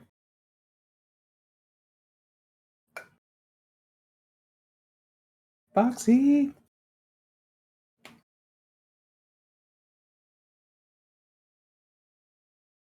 Oh, I believe she was having some mic problems. Stupid, Hello, Foxy. stupid thing. Yes, no, I don't mind at all. Okay. Okay. Then I will go into the room that Morin is in to investigate.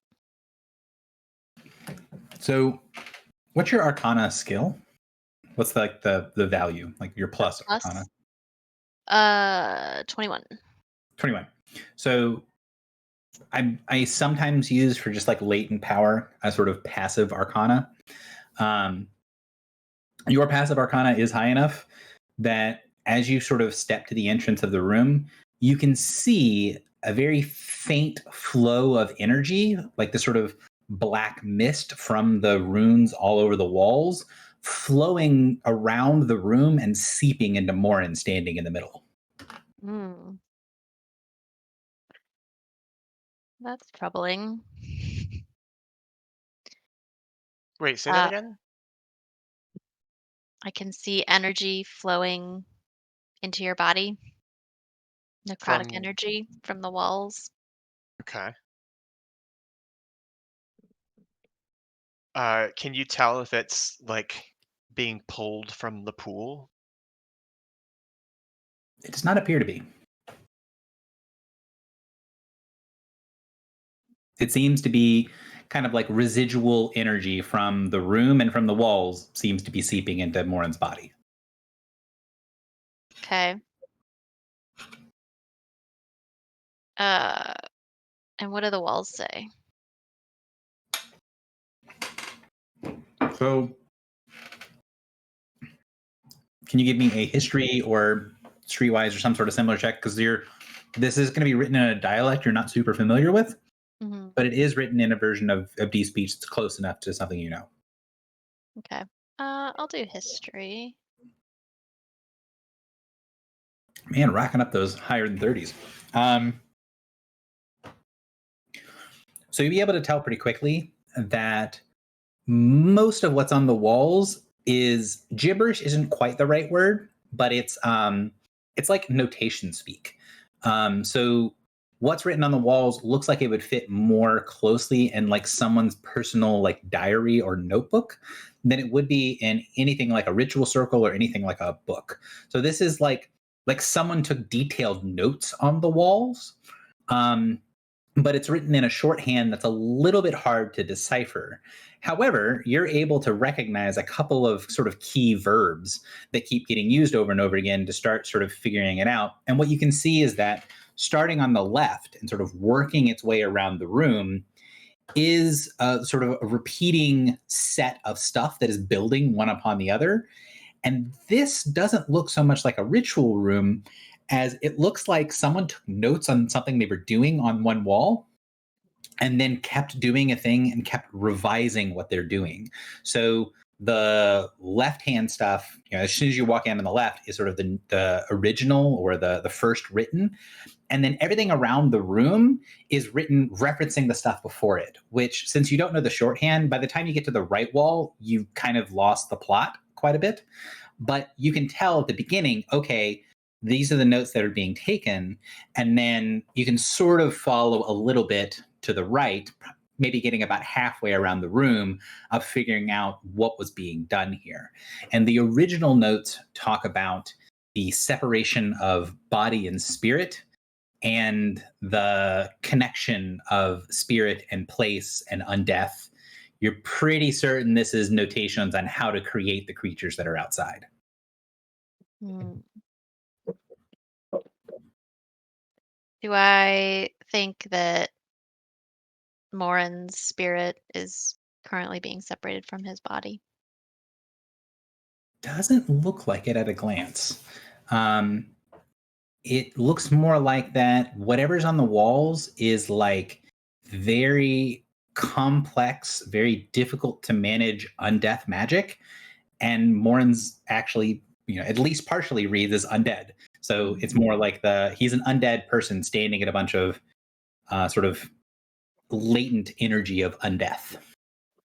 Okay. So also I have a lens of reading Does that work on Forerunner? It does not. So lens of reading, your lens of reading is attuned to certain languages. Is It it? might be in your channel somewhere. But I don't think so. I know when I've taken Linguist, I've had to do that. Nourish lens of reading.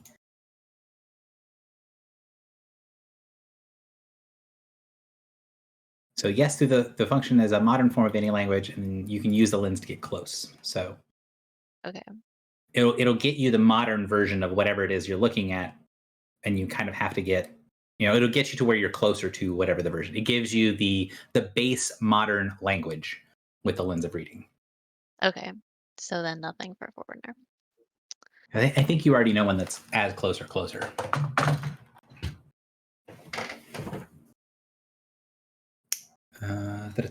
So, anything else that you want to know in this room? Sorry. So I don't. There's no way that I can decipher the Forerunner. So I don't think you have, like, Forerunner is a non-decipherable text. Nobody can read Forerunner. Yeah, but we did take like some of Alana's notes. I think. Yeah, there's some people that have figured out what specific things mean. Sort of like the one of the visions, right? You saw the Minotaur had the transparents where they would hold up a thing and try to figure it out. Mhm. But it's not useful to read large amounts of text. Okay. Most what people have is, this is a word that pops up, and I know what happens when that word happens, rather than I know what that word means, if that makes sense. Yeah. Okay. So the word might be warning, explosion, and you know something is about to explode, but you don't really know what that warning word means. Gotcha. All right.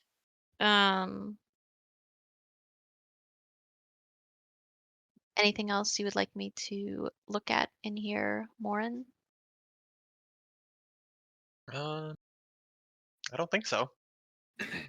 I will say that you get the feeling that because of the way that the deep speech is written, if you had some time to sit down and like rewrite some of it and work through it and kind of undo the notations that are the shorthands on the wall, you get a pretty good feeling that you could read this entire room. But it would take you, probably a good chunk of a day. Okay. Then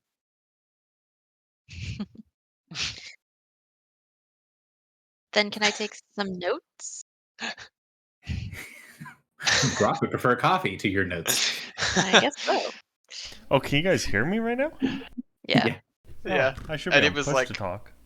perfectly in response to the events that are occurring. Yeah, It's perfect. pretty funny, honestly. But yeah, so you can take, it's gonna take you some time, but the amount of time it's probably gonna take you to copy the walls is like maybe 20-30 minutes to copy everything that's on the walls. Okay. I also have I'm a nuisance. I'm a nuisance to You copy. can also use that to copy the walls as well. Is that faster? It would be faster than copying it manually, yes. Okay. Then I would let Morin do that if he would like, and I will return to translate for Foxy, for Griffle. Okay. And Drock, do you have anything you want to do? I know there is a potential for Philly wanting to get out of the sludge that he's in. I don't know if that is a action that you would like to attempt help with. Yeah, I can assist with that. So he's out in the middle in the Ichor with a ghoul corpse floating on the surface next to him. Yeah, that's okay. I'll swim out. I know it'll be some damage, but I can swim out and try and help him. Okay, he is on the surface, so you don't quite need the perception side of things. But I mean, it is going to be difficult going. So if you could give me a athletics check or endurance, either one works. Oh, definitely endurance.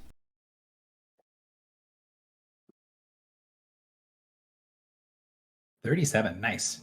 So 1, 2, 3, 4, 5, 6. So 5 on top is going to be 25. So you take 38 necrotic damage to swim out to him. Jesus. Just as an alternative, I have telekinetic lift. If we didn't want to take all that damage. I mean, you are in the other room, so. Yeah, at the moment you're away. So Drak is doing this. Totally fine. Has to do this immediately because Filibuster's about to take a bunch more damage. And then the question is, you made an excellent endurance check. You did not have a problem swimming through the thing. Would you grab Philly and the ghoul, or would you just grab Philly? Grab the ghoul, please. Yeah, we know the ghoul's tied to this guy, right? So yeah, Yeah, you can see I'd that he's bring... tethered to this guy. Yeah. Yeah, that's what I meant, tethered. Yeah, I'd grab both. Okay. So I'm going to let the 37 continue, not have a problem swimming back out. But you are going to take the damage, not the damage again. You take a little bit of reduce. So you take 8 less damage. So it's, what is that? Hang on.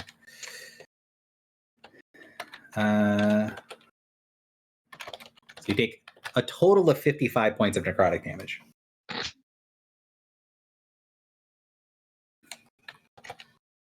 Okay. And Phil is going to take, what's this? 5, 10, 15, 20, 25, 30 half. So you're going to take 15 points of necrotic to get out.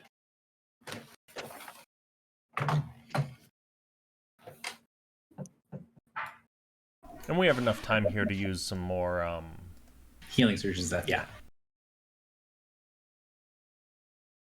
So you pull the ghoul out, and as the ghoul corpse is dragged out of the huge pool of ichor, the spirit floats significantly closer. You see its legs stop being all distorted and strange, and then it continues to sort of do its numbers and sums and explanation of like how much everything costs and things like that. It's sort of continuing the dialogue that Griffle started. One second. Yeah, that's cool.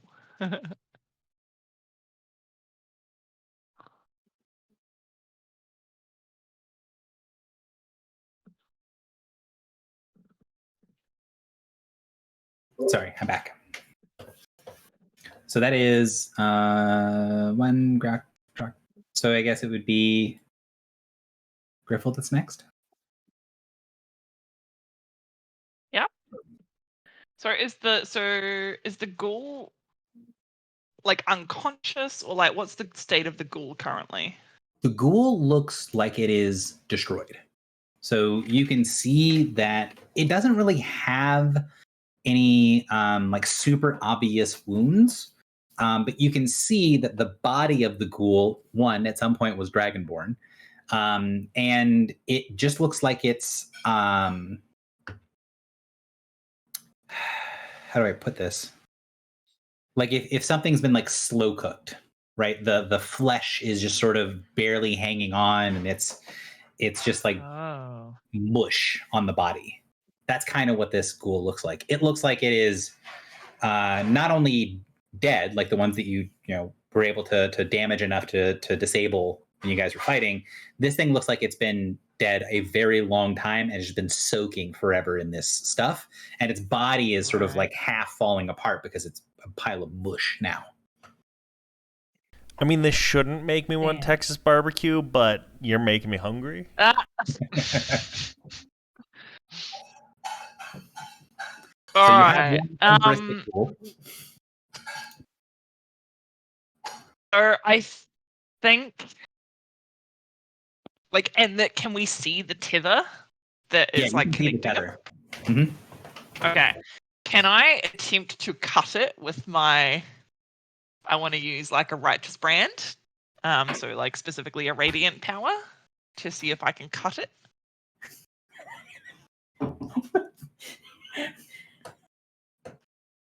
Hang on. Rachel was being amazing and gave me dinner. And then she asked me if I wanted anything more. And then she brought me back. I was like, yeah, I'll take more. And she brings me back this plate of rice that I'm going to take a picture of and put in the Discord. Because like hand for size comparison. She brings me a mountain of rice on my plate. Listen, I said, do you want all of it? And you said, yes, it was delicious. So here's all of it. You're welcome. Thank you. Appreciate it. Jesus. We can put in a box. What? So I got my 3 cups of rice. Those cucumbers, or not cucumbers, fucking zucchini. looks good. Zucchinis. Yeah, Those- zucchinis are delicious. I They definitely are. got very scared that Griffin was like, "I'm gonna cut the bond," and you just started giggling. And I was like, "That's it. That's the Yeah. campaign." That was my thought as well. I was like, fuck. But now I'm committed. So you go to slice through the tether. The question is for Griffle, you're kind of imbuing what you're doing with power. Is this more Yeah. of a physical act, like I'm trying to slice through it, or is it more of a I'm breaking this bond? Because I feel like it both makes sense as a power check, as a heal check, like you're cutting away the infected chunk of something, or you could do it as like an athletics check. I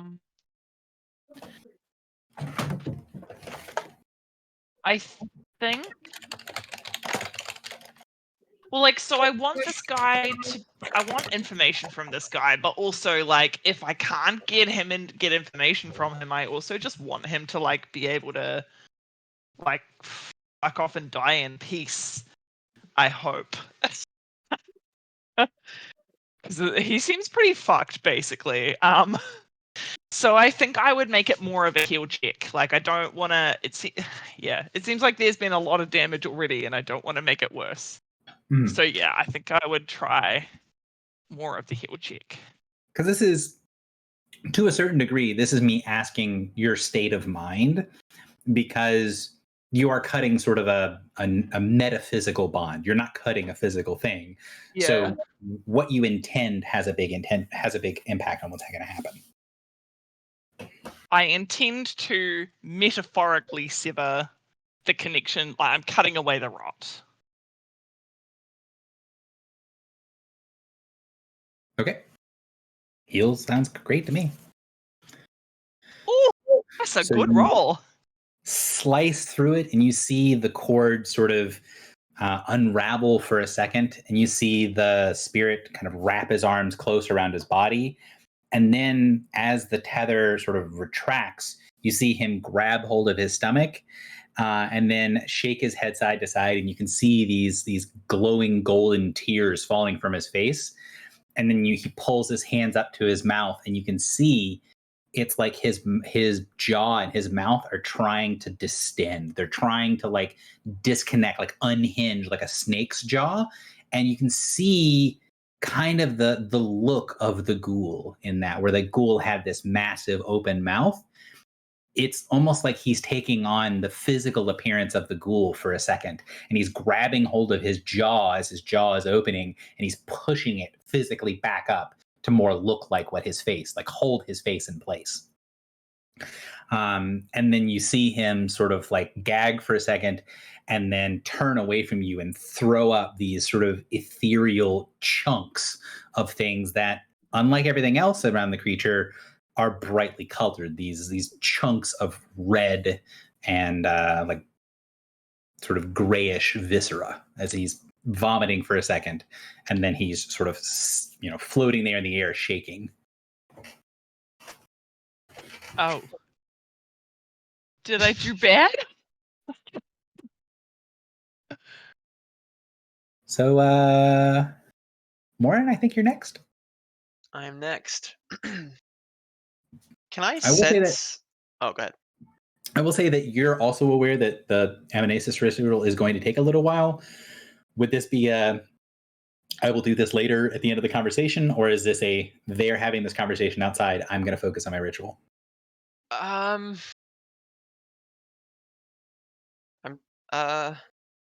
trying to decide. This is me as the DM saying, I have no problem with you completing the ritual so that that's a checked off thing. I do not want you to miss the social interaction if you want to be involved. Okay. I want to try something kind of wacky, but I think I should wait until after I do the ritual. Okay. And do you think you should So- wait to do the ritual until after the conversation, or is this, hey, while they're doing that, I'm doing the ritual? Well, while they're doing that, I'll do the ritual. Cool. Well, then that's Drock or Filibuster, or actually Filibuster, because Drock did take his turn at the end of last round. So Filibuster, what you doing? I'm a bit confused by what happened to the ghost. Did it look like it was harmed? So the spirit tether broke, and then the sort of tail of the tether retracted into the spirit, and then the spirit freaked out a little bit, partially transformed into a ghoul, and then it vomited up a bunch of what looks like chunks of flesh. And then you see it sort of, after it's done vomiting, it's sort of holding its face together to more kind of look like the Dragonborn, even though its jaw looks like it's still trying to unhinge. So what happened to it does not look like a friendly, peaceful process that it is going through. what happened to the ghoul body? The ghoul body basically completely falls apart. Like whatever Okay. small cohesion it had prior, it just kind of turns into mush. And while it is kind of gross to think about, sort of overcooked barbecue is kind of what it looks like. Okay. You can't overcook an aberrant creature. Yeehaw, brother. Ooh.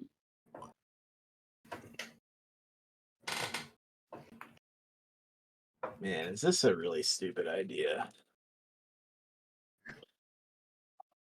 Interested if I feel like if you guys don't say that at least 4 or 5 times a session, we're not playing D&D.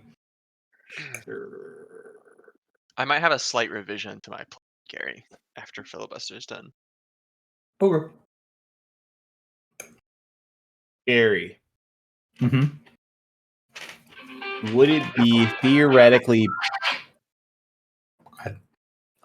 would it be theoretically possible for me to expend Blackened Soul, the daily power, as sort of a way to quote unquote resurrect this guy? You do not believe so. This guy is very Okay, long since dead. And even at a glance, you can tell that what remains of his body would not be able to be used for resurrection. Like the ghoul that's here, the body has been so heavily mutated and changed, you don't think it counts for sort of what you need for Raised Dead, for the piece that you would need.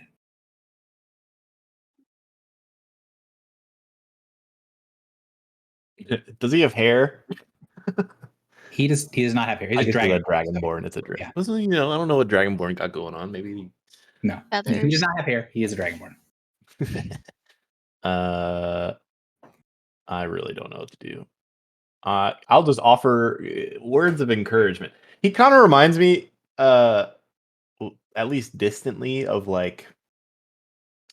Wait, can you guys not see the initiative order? Because I don't think it's showing on the No, map. there is no No. initiative No. order. Okay, Are we yeah, in let me- initiative order? There was an initiative order. I just added everyone's turn, but I think I was on a different map, so that's my fault. Let me clear this out.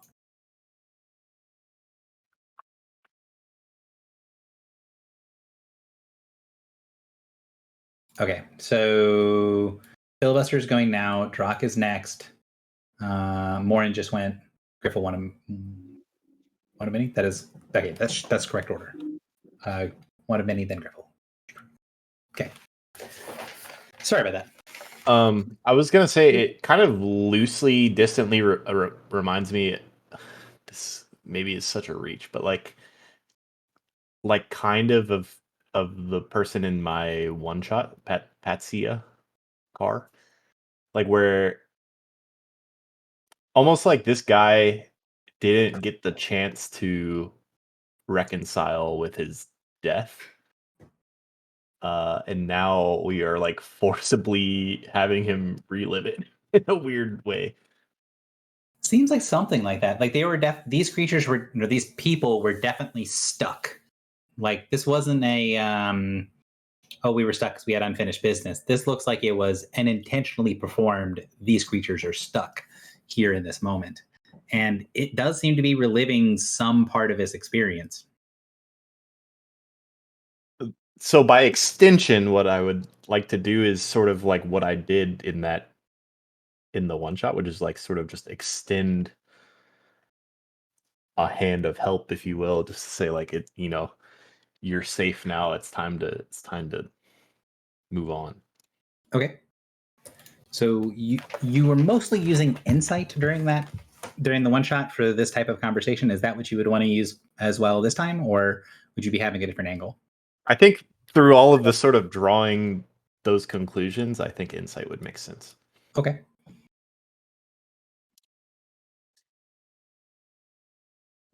These rolls are poopy.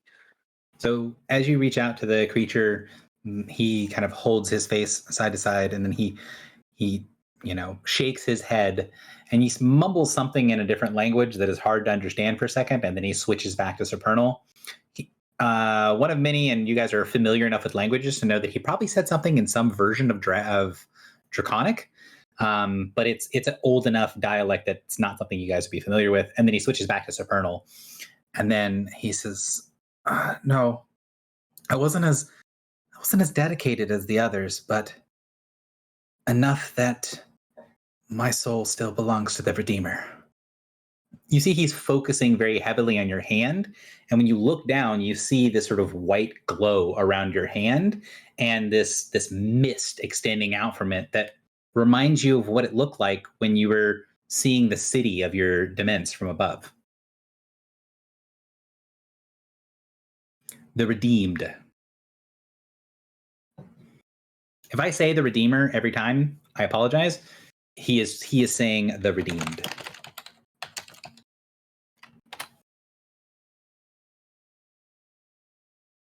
So I don't know why I can't stop making that mistake, but yes, none of the things in this situation would make the mistake that the DM is making. They would call the one that he serves the Redeemed.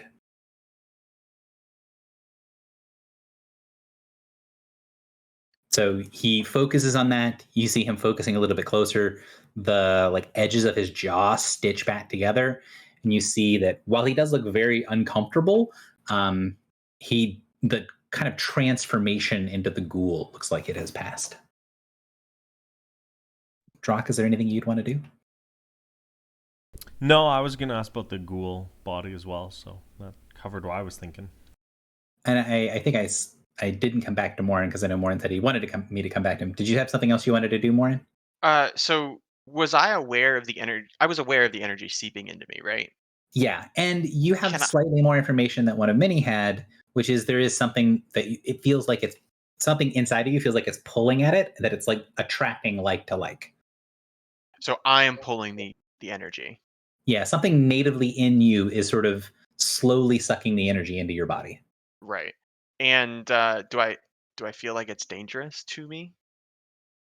You feel like it is a bunch of chaotic, unknown, very ancient radiant or necrotic energy that seems to make some form, like originally made some form of greater tortured undead. So harmful is a real hard determiner to make there.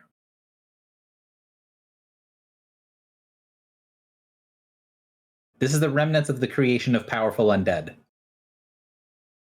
Whether that's going to be healthy for you to, take a steam bath in is going to be one of those trial by error things.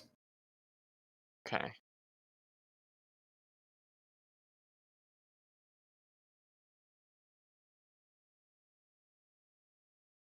Did that inform your decision at all, other than you're going to keep doing the ritual? Yes, I am going to keep doing the ritual. Okay. Drock said that he's not game to do anything quite yet, so one of many. Back to your turn. Okay.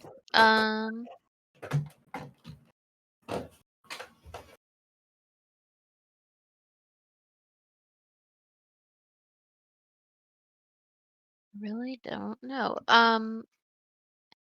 Would I think that I would be able to what is this called?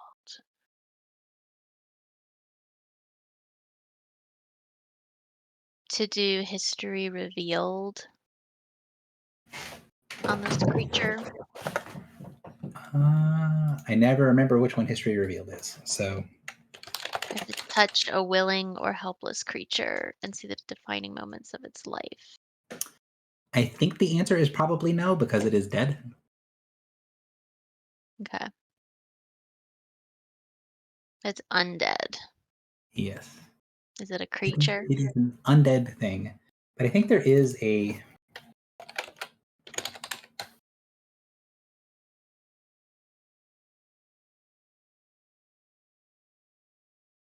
Do, do, do, do.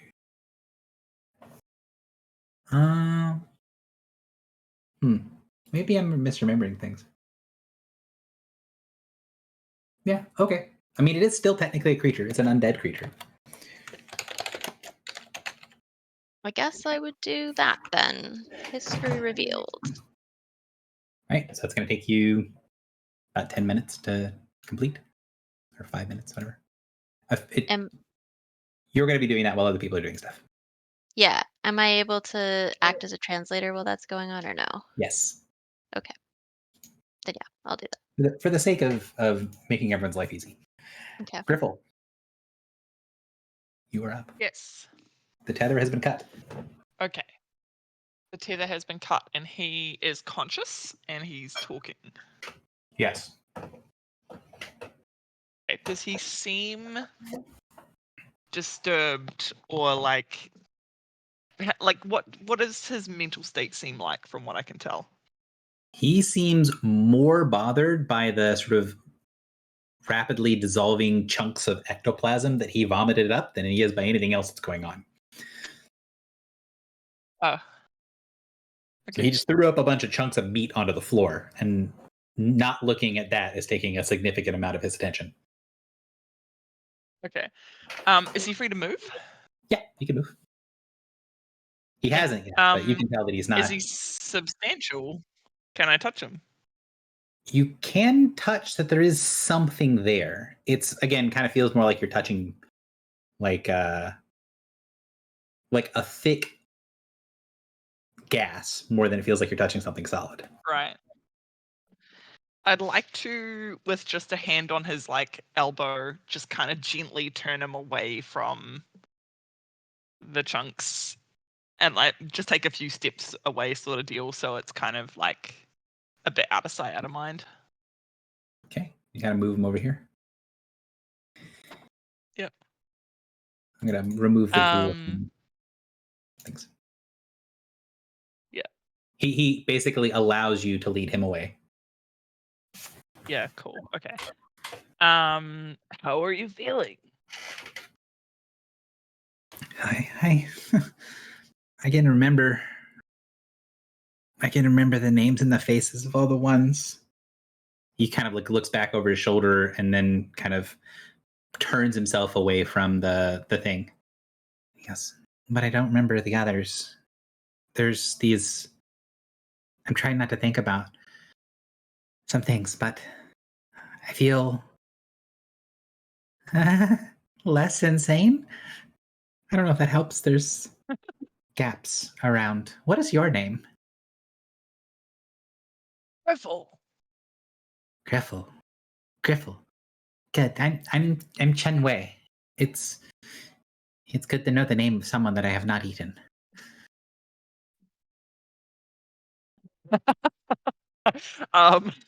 Griffle misses a beat, but then like gets right back to it.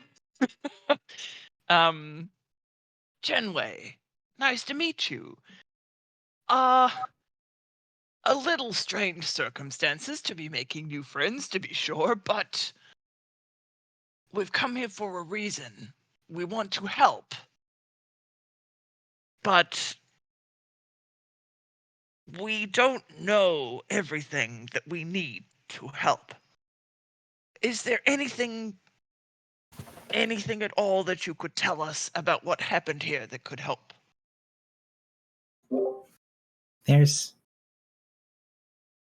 pieces that I'm not really I feel like there's things that I should know that are gone. Like they're ripped out. Like my mind is a book and someone came along and just tore out a bunch of random pages. But I can remember the process. Do you want to know about what this place was? Or do you want to know about what this place is now? Let's start with the first. This was a temple to the redeemed. There was a lot of other names, and I know that they exist, but they seem like they've been taken out. I don't remember them. And even thinking about them, there's like something there. You know, like when you've got a thought on the edge of your mind and you're just certain if you can remember just a little detail that you'd remember the whole thing, and then it slips away. The only things that I can think about clearly are the end.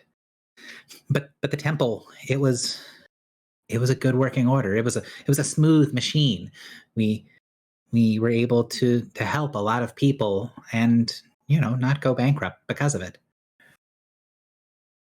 He kind of licks his lips for a second and then goes, I didn't really belong in there, like all the others, they were the faithful. They were the high priests. They were the people that ran. I just did the books.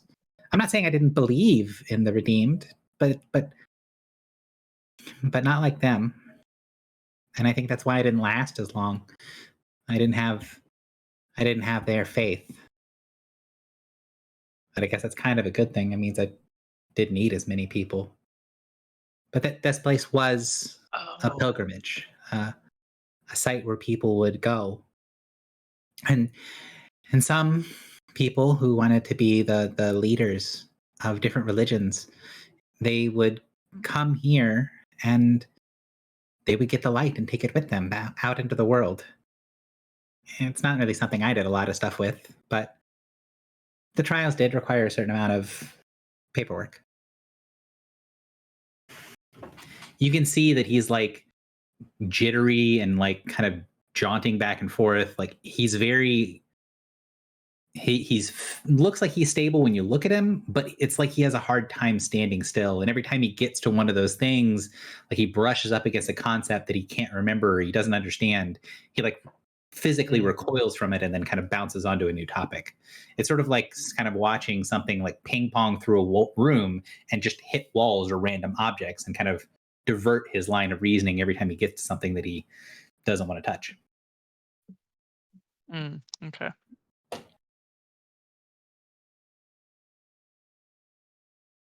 So, what can you tell me about the trials? You need to speak to the high priest in order to get permission. And I'm not going to think about the priest right now. I just remember the end of the high priest, and I don't even remember his name. I worked for him for decades, and I don't remember his name. I only remember what his face looks like when it was a thing and not the priest.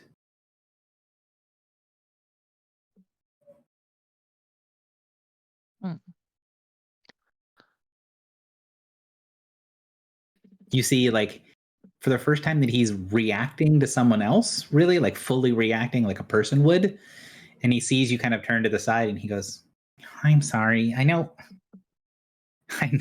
you seem like one of the people that's got a light in them, and I know you want to be talking to one of the more mystical people, but I was never that person. No. That's not it at all.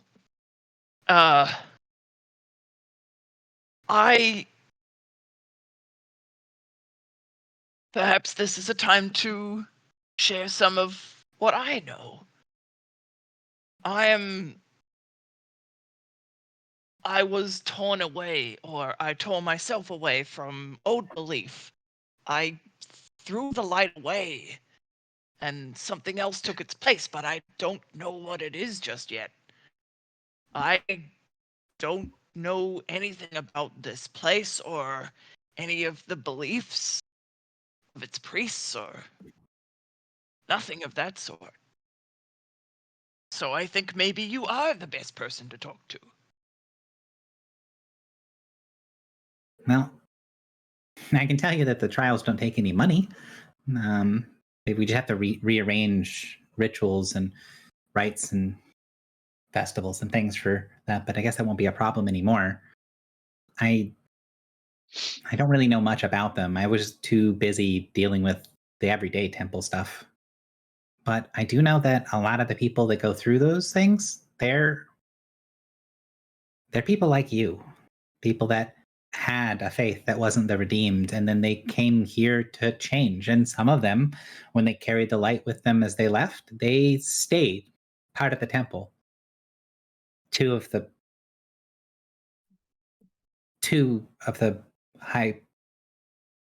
priests, people that I knew, they were redeemed. They are faithful, and then they changed and they kept this light, but not everyone does. The redeemed lets people put their past behind them. And then if they choose to carry this light, then they can. And if they choose to go to get their soul ordained by another temple, then they can do that as well. This is the way this works. That much I can remember. I see. So the Redeemer it's the Redeemer, right? Redeemed. I keep saying, Well, the I might keep redeemed. saying Yeah. Redeemer, but that is incorrect. So the Redeemed did not require people to be faithful, did not require their devotion to themselves. No.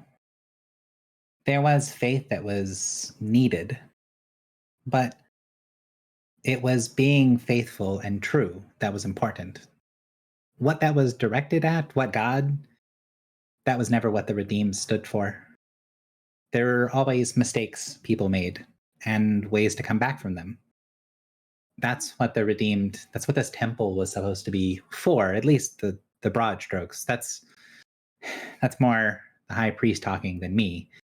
The temple was also a place where we cured the sick, helped the blind see. We did a great many services here in the religious sense, but also in the practical sense. There were hundreds of thousands of gold that flowed through the temple, and very little of it stuck to this place. Most of it was spent on the people that came here. That's what I remember. I remember a river of money and then it all flowing out. And where did it come from? The faithful came from the portals that they came from. You see him sort of retract back into that, and then he's holding his stomach again. You see the side pieces of his mouth start to drop slightly. The faithful, that's who they came from. They came from. Okay. That's enough. That's enough. Do you want to give me some sort of check to try to calm him down, to pull him back from the edge, as you can see sort of the ghoulish features taking over the spirit again? Yeah. I think.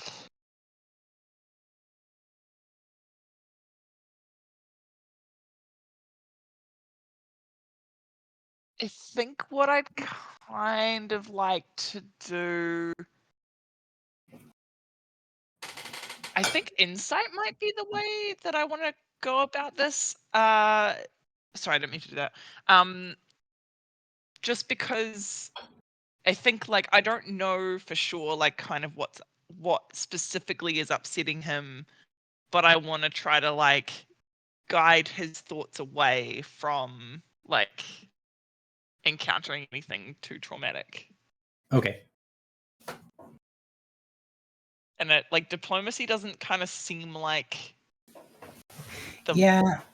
I mean, you kind of use diplomacy to sort of control the conversation is usually the way the diplomacy would work Right. there.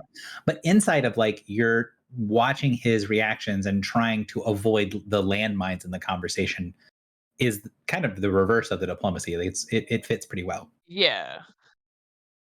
Yeah. Okay. So I'll make my insight.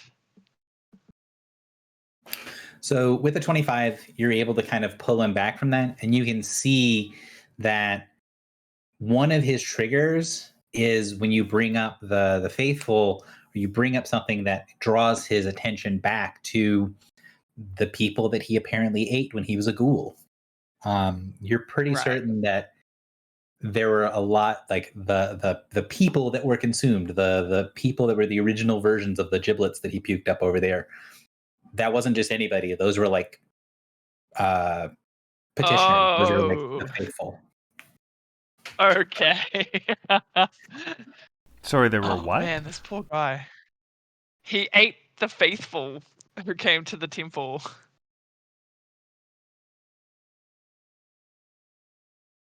That's why he was so horrified at his own vomit.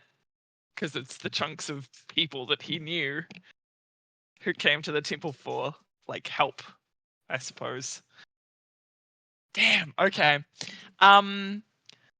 These portals, can you point? Just point. So I will kind of say I don't want to. I want to keep the camera moving around to make sure that everyone has a chance to act. So we're gonna kind of pause that conversation there for a second, and then so Morin, you're doing your ritual thing. Probably the end of this round is when you'll kind of complete that. And you're specifically doing Amanesis. You're doing the copying of all the writing, yeah. Yes. Okay. So Phil, what are you doing? You can see and hear this whole conversation with Griffle because one of many is having to mentally translate.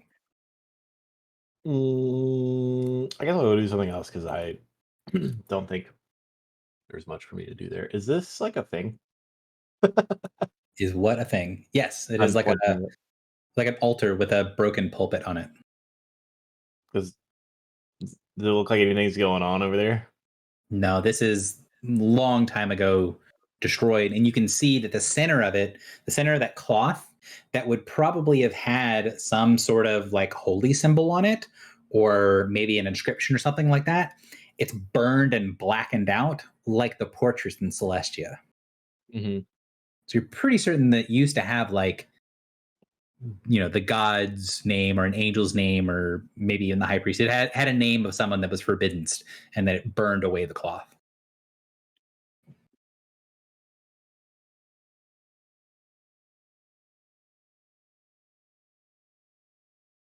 And if you don't have something you want to do, you don't have to do anything. But... Okay, I'm more so just listening to Griffle then. Okay. Drock, do you have anything you'd like to do? I want to ask him if he knows about how the Ichor got here, but I want Griffle's conversation to end first, so I don't mess that up. Fair enough. So we get to History Revealed, which would be... Yeah, it needs a check, and it would be going off here. Okay.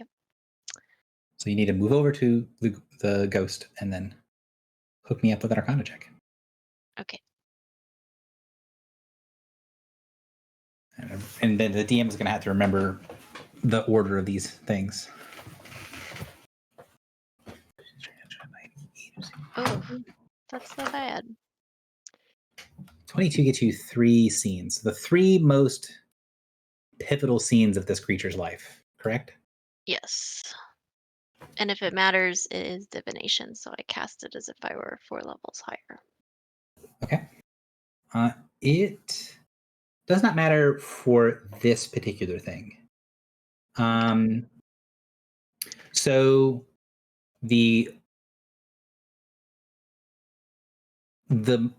third least important, or the third most important scene, sorry, the first scene that you get, which is third in the rank of importance, is what I'm trying to say, is almost completely destroyed. Like, it's almost complete nonsense. You get the impression of people talking, of a scene of like there being a lot of ritual, and that's like the real world version of ritual, a lot of ceremony happening around, but the words are so mangled and so disconnected that you get the impression that you're seeing something that has been heavily forbidden. And it's very difficult to understand what's going on, but some of the impression of what this is does fade through. And you get the idea that this is probably his entrance into the temple. This is probably his ordaining in the order, right? What brought him into the temple, there's some sort of ceremony involved. And for him, that was the third most defining moment of this creature's life, was joining the temple. But a lot of the what you can see, what you can hear, it's so broken apart from stuff being forbidden that it's basically useless. Okay. So the second most important thing that you see is somewhat of the opposite, right? Where the first thing was completely disjointed, broken apart, had tons of things forbidden on it. This one comes in crystal clear, and it is sort of jarring that it is so crystal clear because you just left one that had been destroyed. So in this image, in this vision, you see what looks to be a room filled with almost exclusively Dragonborn. There's maybe 100 people in the room. Of them, maybe 80 plus are Dragonborn and a smattering of other races. And you would recognize something that kind of looks like a lecture hall. There are these massive tables, and there's people that are arranged at each of the tables. And there is this sense of anticipation. There is this sense of continuation. And you see that in the seat of the most, like the front left seat would be the closest seat from the perspective of the lecturer on the right. That seat gets vacated as someone as a Dragonborn who looks very grumpy stands up from it and goes and steps aside. And then this character, the Shenwei, goes and stands and sits down in the first seat, in the top of his class. And then you see the focus of the vision turn towards this massive chalkboard. And on the chalkboard are the scores of an entire sort of graduating class. And him at the last moment being able to just barely nudge ahead to make it into the top of his class. And there is this sense of completion, of fulfillment, of years and years of work, of finally being recognized and finally being the top, being the best at what he does. So this is sort of there isn't quite a graduation thing here, but this is sort of the end of the year announcement of the standings of the leadership of like his college that he graduated from. And this is him showing himself that, yeah, at the very end, the last moment, he made it to the top of the class. That's scene number 2. Scene number 1 is disorienting at first because it's hard to tell that the scenery around you has changed, because the most defining scene takes place in this room. And you see the body of Shenwei, who's kneeling down before this vast darkness in front of him. And you see the spirit of Shenwei kind of floating behind and then get sucked into the body and sort of sink into the flesh of the ghoul. And then the body and spirit kind of overlapping one another look up, and this sense of experience, right? You get this sensation that the ghoul and the spirit, when they're connected, are always feeling something similar, but when Shenwei's spirit was forced inside of the undead body, that he's experiencing a lot more viscerally. And then you see this sort of pen of people lined up behind that are all chained together as there's this conveyor belt of people being kind of walked around the temple and being fed to a line of ghouls that have spirits floating around them. And so one at a time, this figure, this necromancer in this black robe, is pulling the spirit into the body and then feeding one of the petitioners, one of the faithful, to that particular ghoul.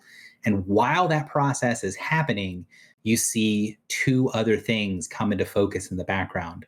One of them is a floating figure who's in some sort of maybe like suit or maybe it's a mechanical thing, maybe it's a construct.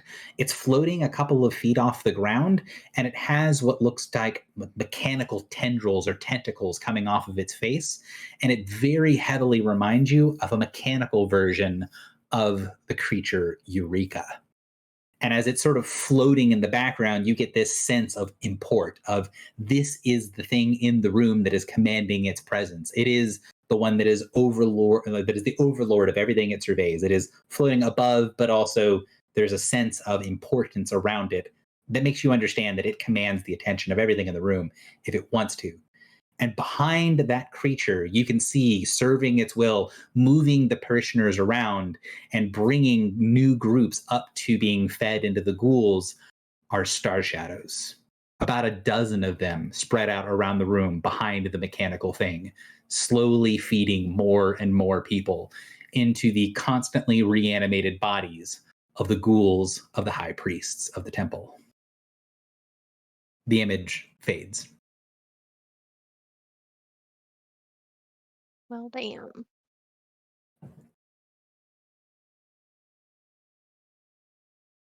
Do I recognize the necromancer? Anything about them?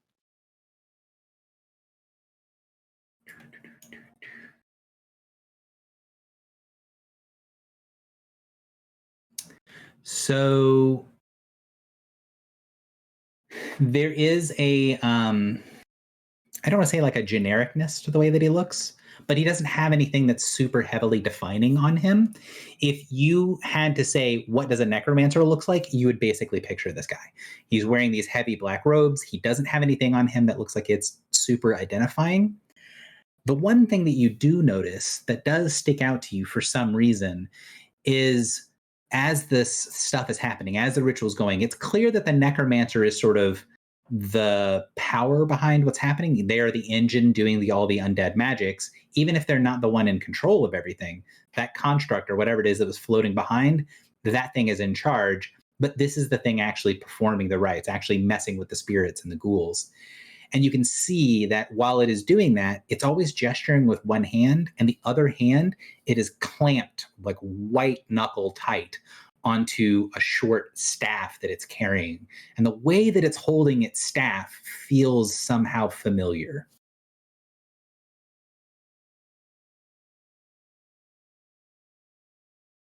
Okay, does like the way it's holding the staff, like it's a rod of command kind of situation?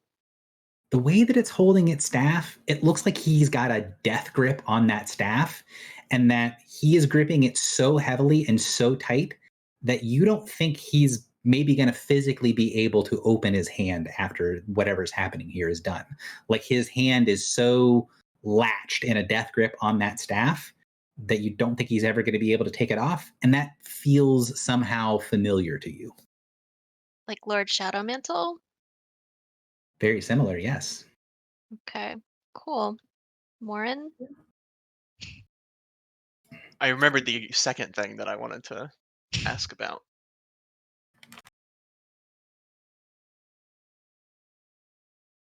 What's the second thing you'd like to ask about? I wanted to know that you said that the spirit, it seemed like it was unable to pass on.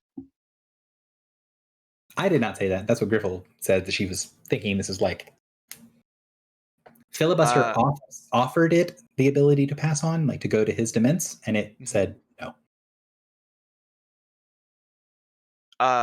But it was not so much that it didn't want to, but that it couldn't. Yes, so it was bound here. It could not leave. Right. And, okay. Bound with a tether that has now been cut.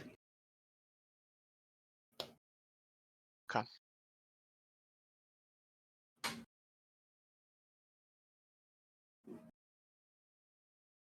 Well, I would relay these visions to the group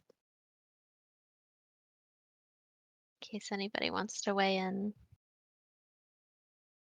And as a quick, easy summary, because I know I just talked for like 10 minutes straight, the first vision was basically destroyed, but it was him being ordained in the church. Second vision is him graduating from basically accounting school and being recognized as head of his class. And the third vision was the creation of the ghouls and the spirits in this room.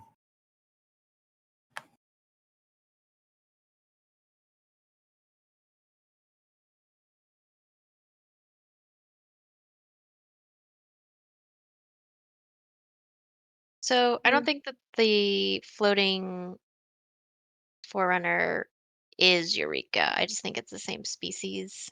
Yeah, it looks like if Eureka had like a spacesuit on, Mhm. or that if someone made a construct, think of like the way that like Sweetie looks, right? Sweetie Yeah. is kind of vaguely in a human design, just bigger and bulkier. That's kind of what this looks like. But the base isn't human. The base is like the creature that Eureka was. Gotcha. Okay. And then do I recognize like specifically what star shadows were assisting? You recognize that there's 11 of them, Cool. and they all look a little different. All right. And from the first vision, I know it was like largely garbled, but can I tell like how many things were forbiddens? It seemed like almost everything and that was being talked about was forbidden. And were there people that like I couldn't see because they were forbiddens? Yeah, How many? you're not sure. It was a very fragmented dream, and you can Okay. or very fragmented vision, and you can tell that there were major chunks of it that were not able to be penetrated with your divination. Okay. Gotcha. Cool. Well, that felt fruitful and confusing. Thank you. Glad I can help. Griffel, it is your turn unless someone else would like to do something.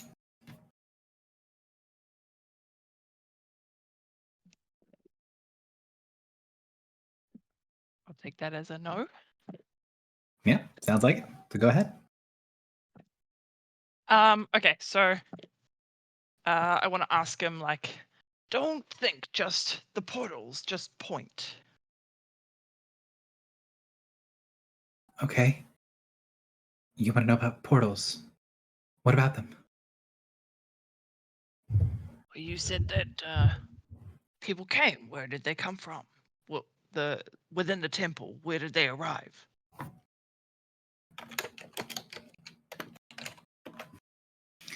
They came through the main gate. The celestial gate can be activated on several different planes at once. There's a folding here. It's logistically annoying, and there's a lot of sign up for it, but people can be gated into the temple on a dozen different planes at once. We don't need more than just the one portal then. If you need more than 12 portals active at a time, well, someone's going to have to wait their turn. Okay, so everybody came in the way that we came in, is what I'm hearing. Yes. It does sound like Okay. there's some other complicated mechanism that he's talking about that you're not familiar with, but it lines up with what you know so far. Okay. And where would they go to start their trial? Almost nobody that comes here does the trials. Anyone that was here was by invitation. There were people that could petition, but they wouldn't petition here. They would petition somewhere else. I don't remember that place. I should remember, but I don't. But it was another temple, someplace that wasn't here. They would petition there for an invitation. And then once they were invited here, they would go and speak with the high priest. And the high priest could tell them what they need to do for the trials. I'm sorry, I don't really know that much about them. I remember people going through them, but I never went through the trials myself. I see.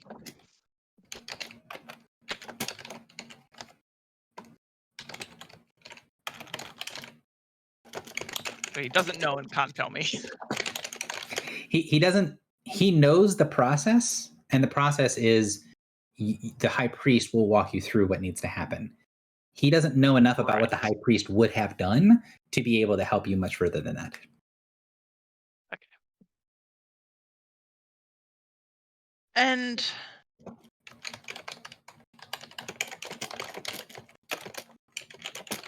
I don't know, guys. Do we want to?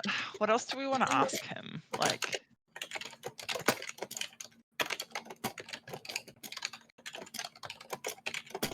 I was gonna ask about the Ichor, but that seems half answered. Would he know how to get rid of it? yeah, there is a light, you say, under. And I gesture towards the echo. Yes, the flame of the redeemed. It should always be visible. It's just not right now. Do you know how we could make it visible again? I don't know beyond just taking all of that away. But it was an you can see he's like again hitting up against something that he can't figure out or that has been forbidden. And then he's as he's sort of getting more used to it and kind of coming more with it, you can see he's becoming a little bit more agile of, all right, how do I approach this from a different way? And he goes, the orb was a representation, an ostentation. It was, we spent a lot of money making it look really nice and pretty and something you wanted to be next to, but the power from it wasn't in the orb. The orb wasn't important. It was pretty. The people that were the greatest donors would always want to sit close to it.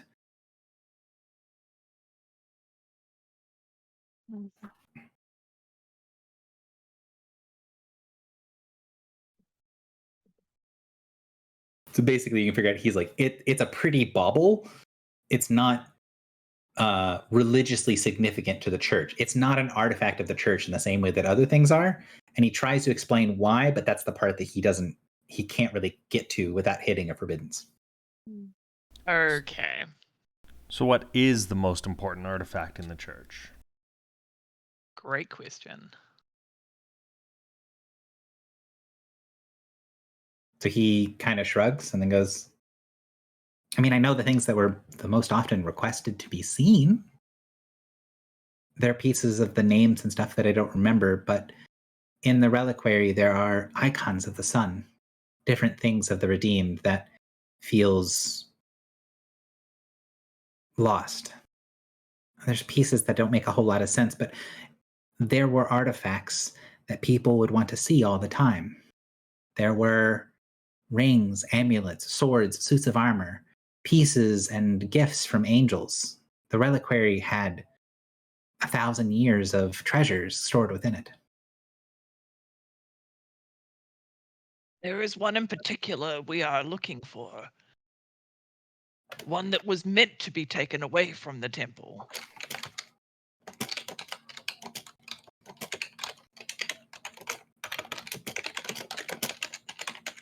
Sorry, trying to answer another question. So I really apologize. Could you repeat that?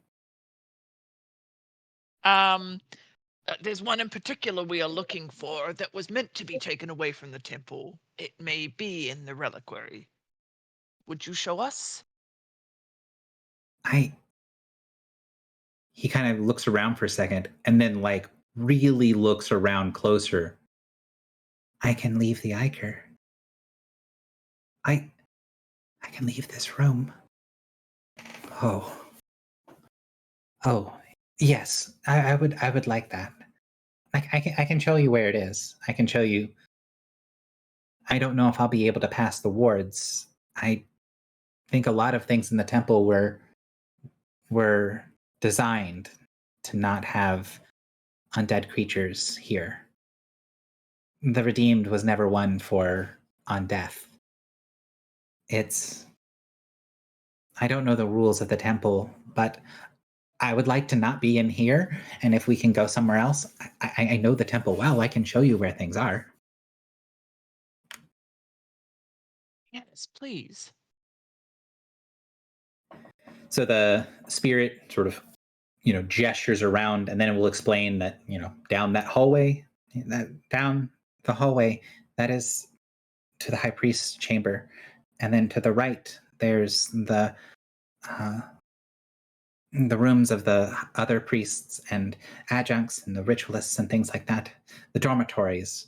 And then there's the central spire behind this. He gestures towards the big stained glass window that leads up to the viewing rooms. I don't really know what they look like anymore, and then further down the halls, there are the individual rooms for people that were especially strong petitioners or wealthy donators, rooms, guest quarters, those sorts of things.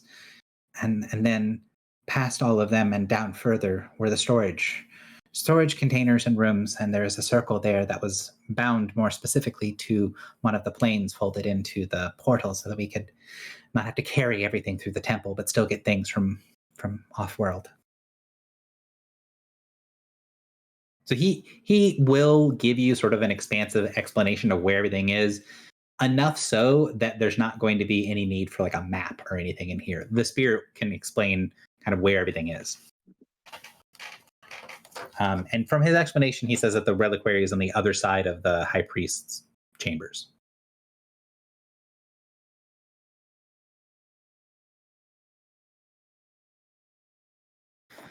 So in order for us to do anything else with the spirit, if the spirit is going to if you guys are going to leave the room, then we would kind of need to end the scene and go to the next one. So I'm going to go back to Morin.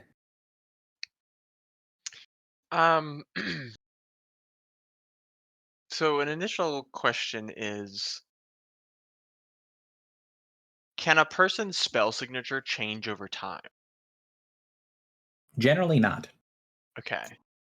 And then the second question would be, if someone were to able to identify me by my spell signature, if I cast a spell or was assisted in a spell by one or filibuster, would that spell signature be different? No. And it would be very unlikely for anyone to detect anything but yours. When people are assisting, it is not very, it's not a lot of power that's added to whatever you're doing. It's still pretty much from you. Now, the other answer to that question is, you know that there are people that would not be able to recognize you by spell signature if they knew you when you were alive. Right. Mm. Like it would just be completely different? It's not completely different, but it's different enough that it's noticeable. Okay. Interesting. And I guess we know Shadow Mantle is like a lich or something, right? Like he's not alive. Hasn't been in a very long time. But that doesn't mean that he wasn't alive when he If the ritual. hmm This isn't his spell signature is the only problem. It's not, but it feels close. It's pretty close. we can keep spell signatures, right? We had those like little crystals or something. Yes, you can. So could we take a sample? You can.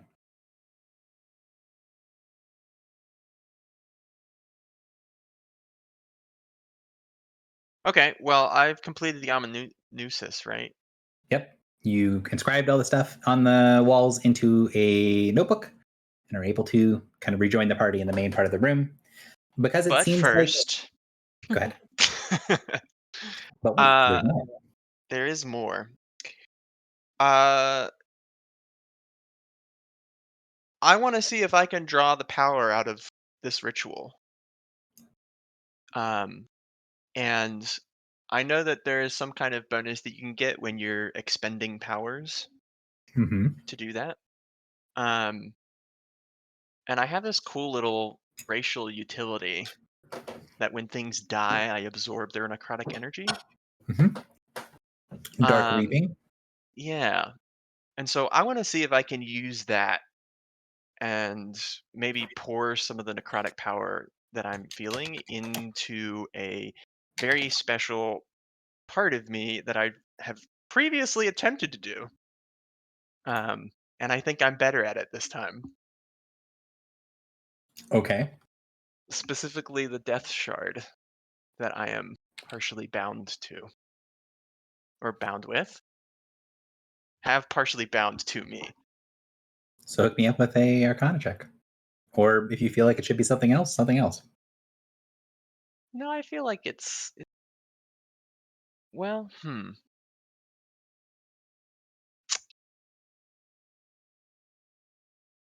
yeah. Yeah, it'll be our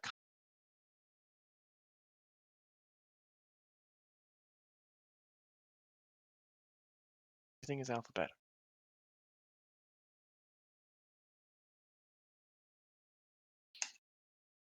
Nope. Oh no. So you try to draw in some of the energies, and then there is a disconnect, right? Like you can feel the power of this, you can feel how it's connected with everything, but it's not exactly right. So, like, the Death Shard was bound to Shadow Mantle, it was his elemental.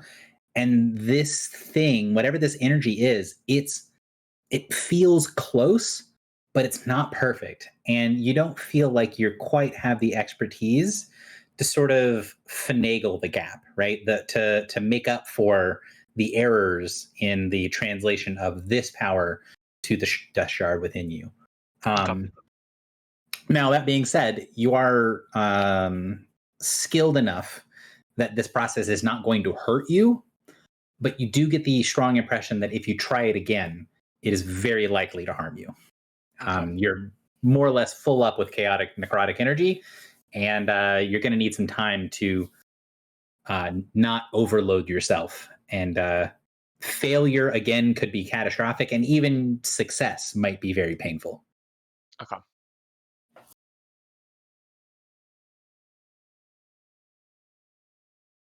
Now I'm going to kind of go away from Morin and then kind of ask this for the whole group.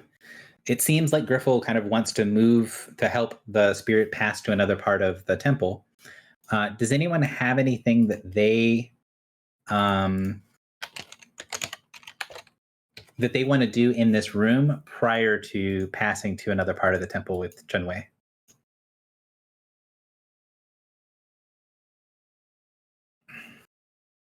Just make sure I spelled his name right. There you go. Sieging. Yeah, cool. I'm not hearing anything from anyone. So I am sounds prepared like to go down the hallway. As am I. All right.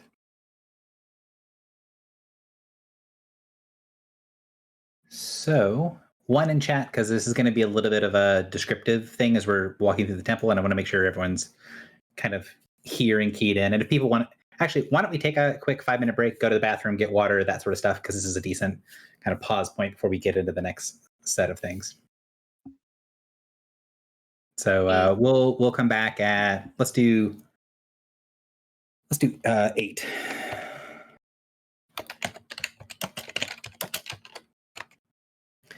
All right. So as you guys leave the main part of the temple, you see the spirit sort of floating along next to you, and the spirit kind of explained where things are. And as it goes up, kind of on the north part of this map, goes up and takes a right. There is a long hallway down that stops at a sort of T intersection. To your right, you can see that there is a long hallway. And at the end of the hallway, there's some like darkened areas that were described as like the dormitory type areas. And then you can see to the right of the right passageway, which would kind of be behind where the pulpit and the altar were in the main cathedral area. You can see that there is this sort of glowing bluish white light that's spilling down from what looks to be a spiral staircase that's kind of going up and out of sight to the right. If you go directly straight, there is an alcove that looks like it's the inside of a geode and has these long strands of something coming from the ceiling. And as it kind of goes further back, you can see it gets smaller and smaller, and the colors of the crystals in the ceiling and walls change a little bit. And in the center of the alcove, there is a pool of water that has this pedestal in the middle with a little glowing white light of something in the center, kind of like a candle flame, but just in the top of the water. And then to your left, you can see there's a heavy stone door that looks like it's been much more sturdily placed. Like this looks like something that'd be good bindings for warding rituals and other sorts of stuff to kind of seal something to. And on the outside of the door is this massive golden sunburst.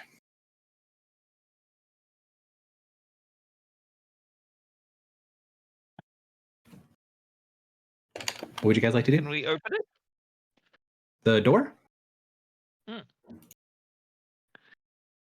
So you go up to the door, and there doesn't seem to be any sort of like handle or anything. Let me pull you guys over to the right map.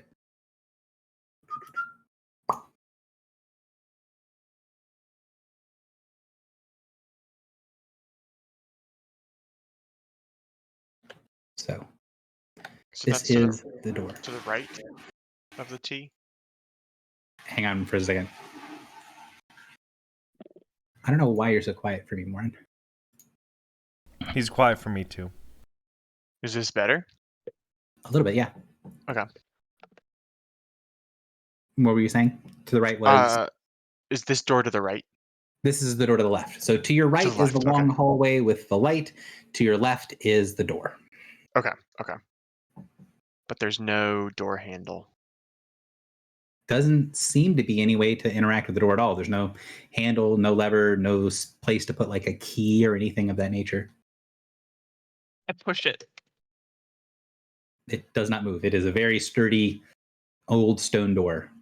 Or, sorry, old metal door in a stone wall. Okay, I shrug. I'm just like, I had to try it. But did you pull instead of push? Oh, I looked Pull for on something to what? grip on to pull and then realize that there's nothing to grip. I would say that you could also tell from your basic knowledge of engineering that this door opens in. Like it does not swing out. Okay, yeah. I'm like, oh, it opens inward. Duh.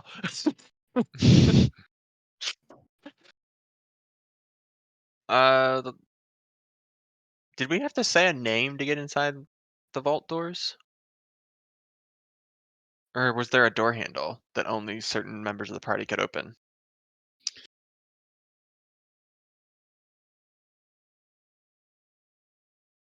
Good question, Josh.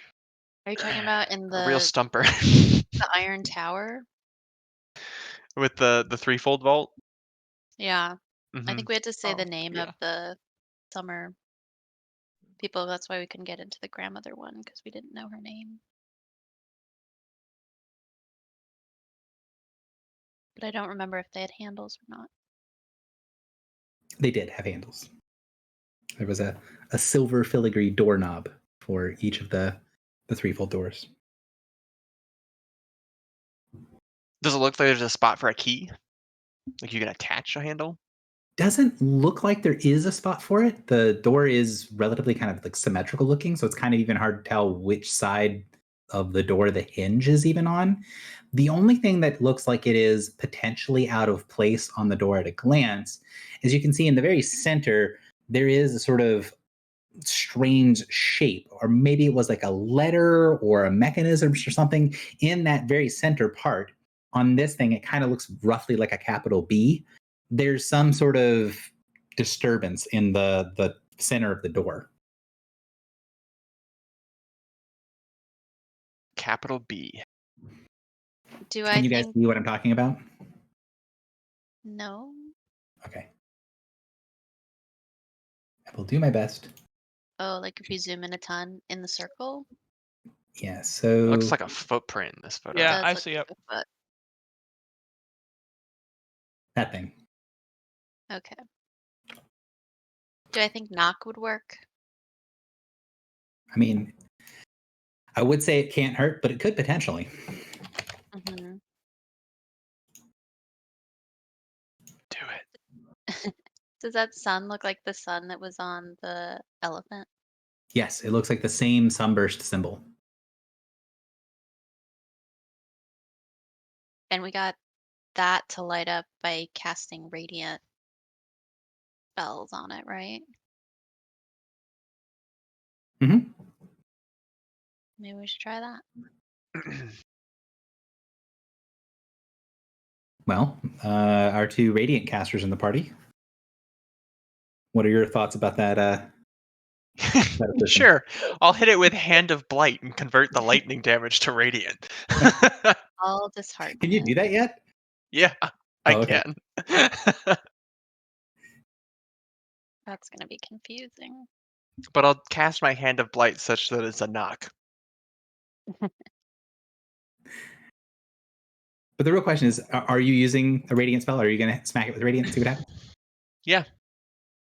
So you draw on your arcane energies, and then as soon as you go to kind of throw them at the door, you see just sigils and wards light up on that entire stone part of the archway in like incredibly bright golden runes. And then as your spell goes forward, you see it kind of broken into its component pieces and sinks into the archway.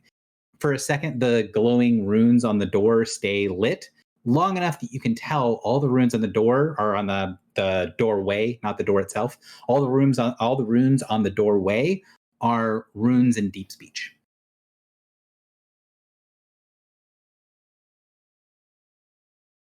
You see, when you do that, the spirit is just sort of like in awe for a second, like really heavily paying attention to the runes on the door and then kind of nodding back and forth.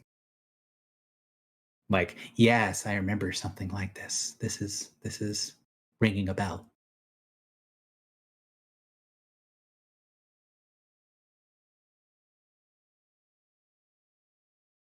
So, what else would you like to do? Does Are it the does it runes... s- Sorry. Go ahead. does it seem like the runes are designed to absorb radiant energy to prevent somebody from being able to access this door? The runes definitely look like a warding thing that is blocking energy from hitting the door. And You don't does- get the impression that it's only radiant. You think that it's designed to block pretty much everything from blasting the door. It's a defensive ward. And does it seem original? It does. It looks like it's part of the architecture. It very much Okay. belongs with the I guess you'd say like the aesthetic of the original temple.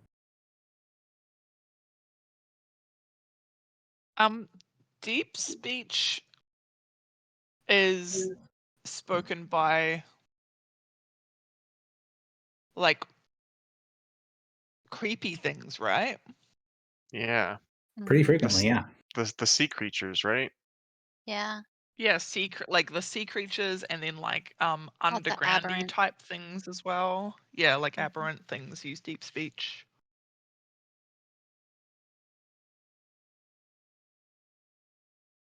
That is true.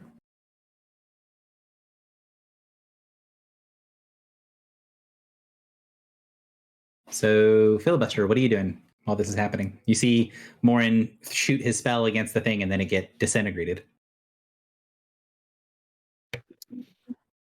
But Morin's a hateful creature. And he just absorbed a bunch of necrotic energy. I don't care how much he changed it. Could I attempt the same thing? Sure. Is this just sort of channel divine energy shoot at the door? Yeah, I'm gonna try to one up him. Okay. So gather your energies together. You take a shot at the door.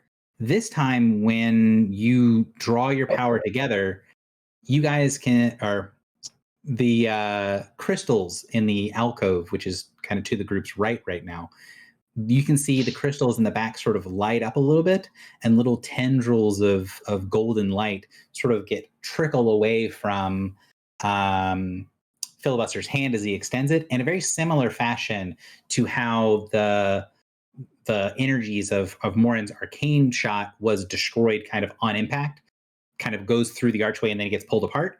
This is like it's getting pulled apart as Filibuster is gathering the energy, and then he shoots the energy out and the door lights up and does the same thing. It pulls the component powers away, but you can see that a really good chunk of your strike, Filibuster, seems to have just randomly evaporated and you don't know where it went. Well, that's not very nice. The kind of third ring of geode things far in the alcoves start to glow faintly with golden energy. Drock, what are you doing? I'm just gonna watch at this point. Don't think I can assist. All right. Griffle, what are you doing? Hello. So this isn't going to make a whole lot of sense. So, Griff, I want to take more of a scientific approach. So like, I want to put my hand on the door. Does it feel like anything? No. You get the Feels feeling that it is slightly warm to the touch, but that's fading.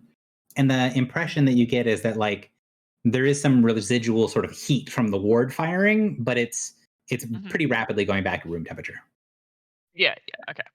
And then is my hand stopping before it contacts the door, or can I physically contact the door with my hand? You can physically touch the door. And you can see that none of the energy or spells that were cast at the door thus far made it even kind of close. They all stop like a foot short of the door before they're disintegrated. Okay. So then I want to take my one side of my spike chain and move it slowly to touch the door. Okay. It touches against the door. Touches the door. Okay. I want to move it away and then back again, but at like slightly more of a speed, like not like a full-bodied swing, but like a it would make a thump kind of deal. Yeah. So you're sort of like limit testing, like how hard do I have to do this? So you can kind of do that a couple of times, just sort of, all right, lightly, okay, doing a little harder. Once you get it to be hard enough that it would be uncomfortable for you to be hit with the chain, not painful, like it wouldn't be an attack, but when it be like, maybe someone hit you in the shoulder a little bit too hard as like a congratulations sort of thing, that strength is where the wards on the door light up and it pushes your hand. Because I'm thinking you've got like one hand on the door and one hand on your weapon that's hitting the door. The hand that's on the door gets pushed back away from the door as the ward activates, and then the weapon sort of pings off of the barrier in front of the door. Okay. So it seems like when the barrier activates, it pushes everything away from the door, including my hand. Correct. It's not painful, but it is very forceful. Okay. And so I touch the bee. Is there like anything that I notice about, like it's just an engraving on the sunburst? So when you touch it, it sort of fades away and moves, and it feels like the center of this, even though it looks just like the rest of the door, it feels sort of semi-liquid. Like instead of the center of it being actual like gold metal, like the outsides of it, where the bee is and the shape is, when you touch it, it's like the center of it is filled with golden sand. And your finger sinks in slightly and distorts the bee into not looking like a bee. Oh. I draw a circle. So you draw a little circle and you see it sort of stay there for a moment. And then you get the sensation of like something pulling at you, like pulling your finger if it's still in the sand. I will let it. So you pull and you guys see Griffle's hands sink into the center of the door to about the wrist. And then there is this very faint pulse of light from the door. And then you see her hands slowly get pushed back out of the door when that pulse of light and energy happened, you felt like there was something warm that passed over the palm of your hand and then kind of pushed you back out. You get the impression that you were kind of touching against a lock that was looking for a key. Oh. And it didn't react like violently to having what you think is probably not the right key, but also from where this is in the temple, it's really not that far from like where normal people would be for like service. So it'd be kind of weird if the door like cut your hand off for having the wrong answer. Yeah. Okay. This is not quite the public area of the can I- temple, but it's really close. Yeah. Is it Sun-Shi? Chunwei, the guy? Chunwei, sorry. okay. Chunwei. I turn to him and I'm like, do you know how this activates? Would you be able to? And I gesture to for him to put his hand through. Like I know how it worked when I had a body. Each of us that were permitted in, our signatures were built into the door. And he puts his hand, and then when he puts his hand up to the door, you see his fingers just pass straight through the door. Yeah. I can't. I don't know enough about how it works for me to be able to change it to work for me. Yeah, I just nod. Anyone else want to try anything? What if someone puts their hand directly on the door and then channels the energy, rather than trying to shoot at the door from a distance?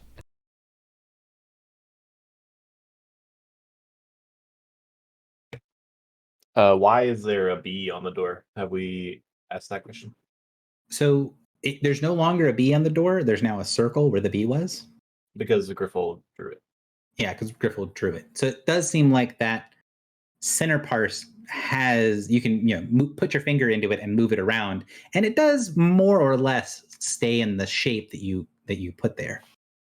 So that means the last person that went in was B. Or something similar, yeah. You think you should write your name? Or write a name? Who is B? Yeah,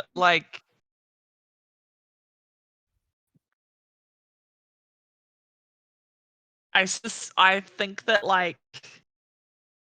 kind of putting your password in and then doing a fingerprint sort of thing. You have to put the right password that matches the fingerprint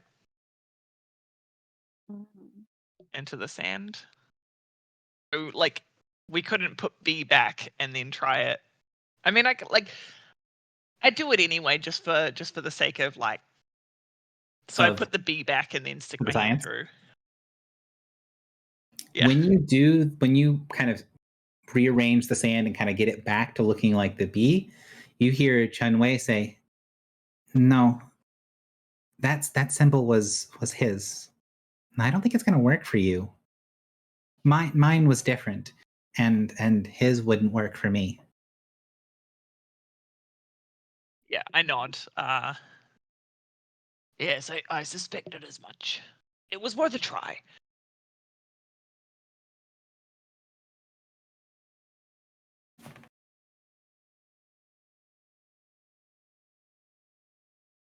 So one of many is next.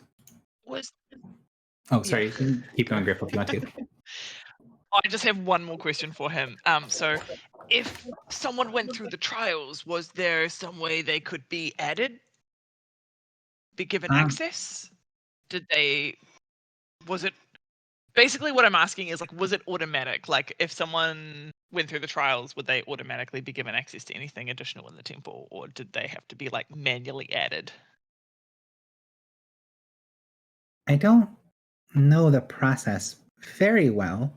I can tell you that each of the people that went through the process would be permitted to go through the door, but I don't know if it's an automatic effect or if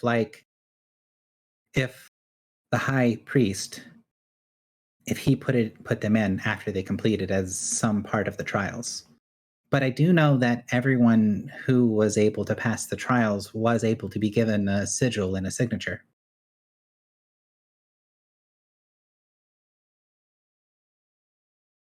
See. So it seems like I have to do these trials first.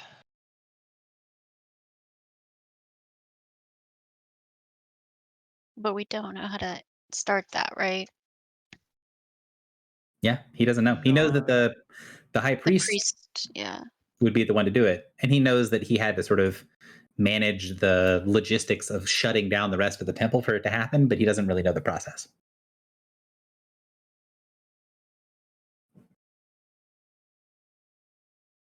What would he have to shut down in the temple?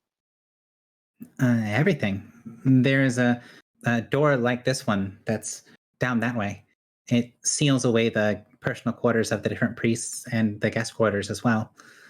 No one would be permitted to enter the main body of the temple, and anyone that was staying in their rooms had to remain in the rooms for the duration of the trial.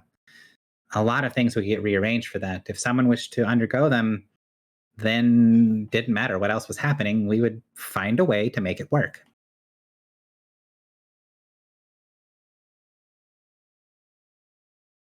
Hmm.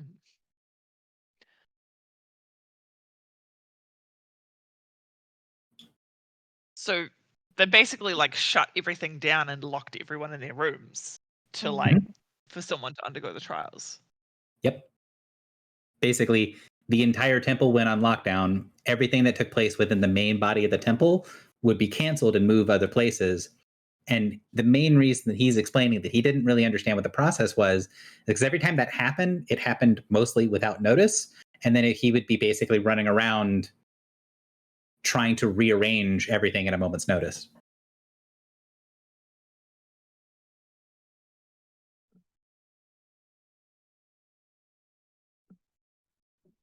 Okay.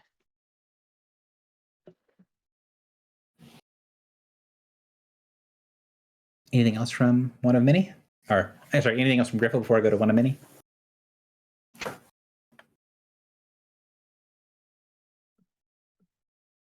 Sounds like a no, so one. What are you doing?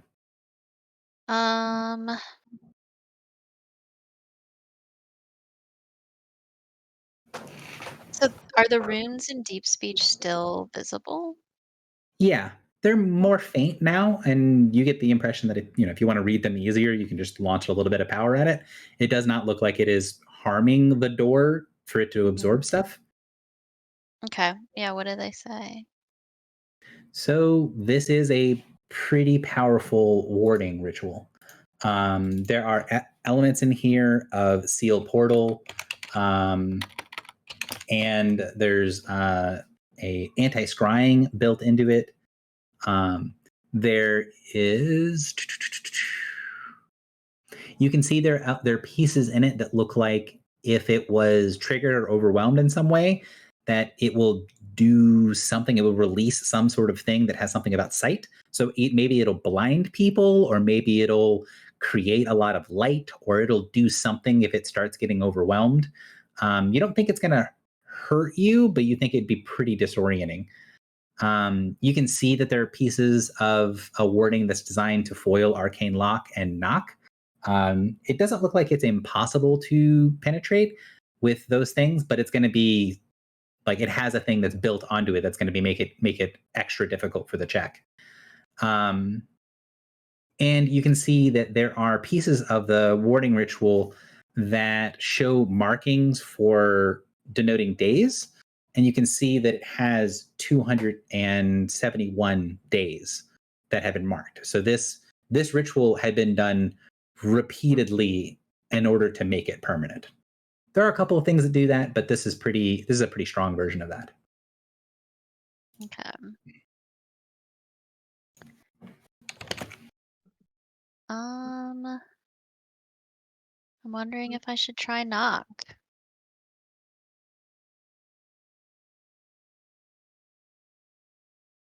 Like, what's the worst that could happen? Would you try knocking?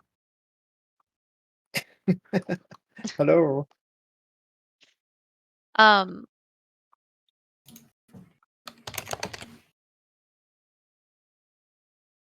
I guess because I don't feel like there's any way that I would be allowed to open this door.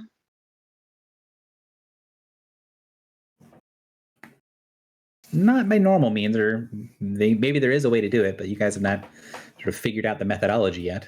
But also, there is an entire other temple to look at. Like the Shunwei did say that there were a bunch of other things. Although I know that getting through this door is the tantalizing one. How does the stuff around the door look? Is it warded? So looking around, you can see that the wards extend away from the door and around to the sides. Whatever this thing is, what you can see is the exterior of basically a magic circle. So like this entire thing and the walls and things are part of this guarded area. Gotcha. When you go off to the left, you can see the edges of the ward. When you go off to the right, it gets really fuzzy as you sort of follow the wall around. And you're not really sure what that is, but it's very difficult to focus on the right-hand portions of the ward. Okay.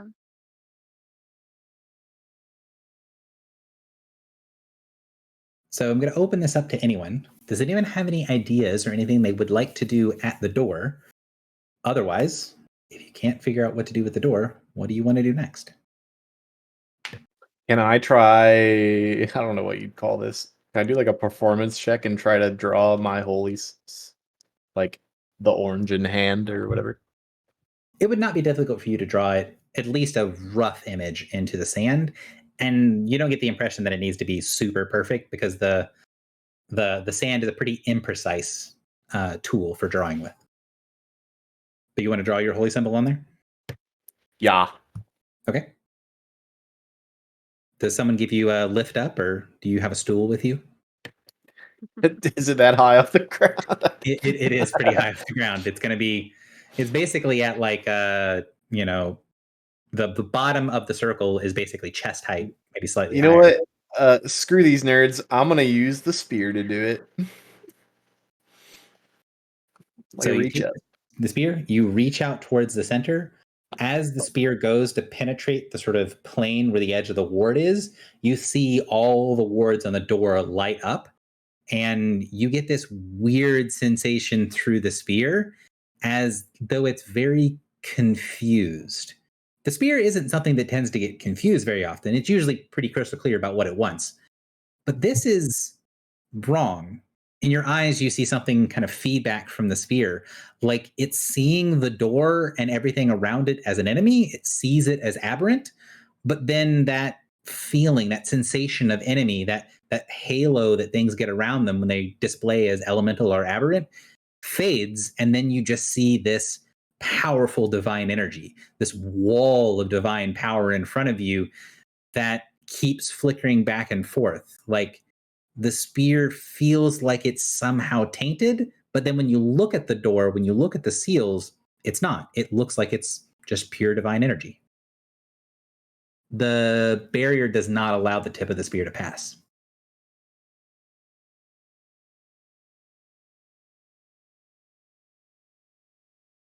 Okay, can someone lift me up?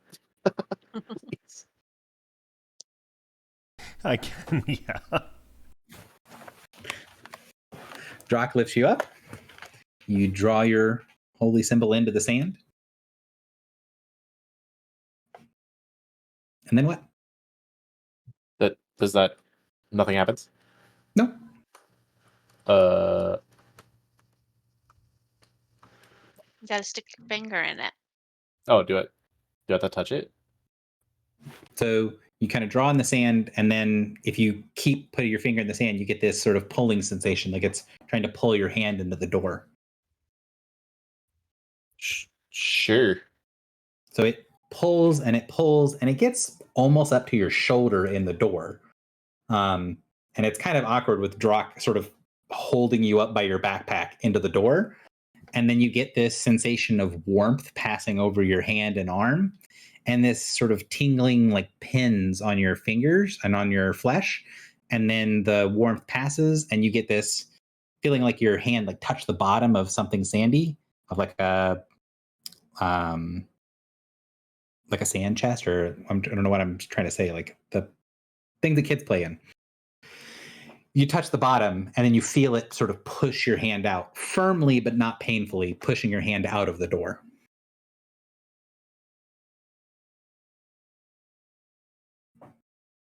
Oh, but it felt like a rejection? Yes. Oh, okay. Well, A then. slightly more awkward rejection than what Griffle explained, but it does still feel the same. Like you did something, it passed you over and pushed your hand out. Okay. I think we can move on then. Okay. I'm okay with that.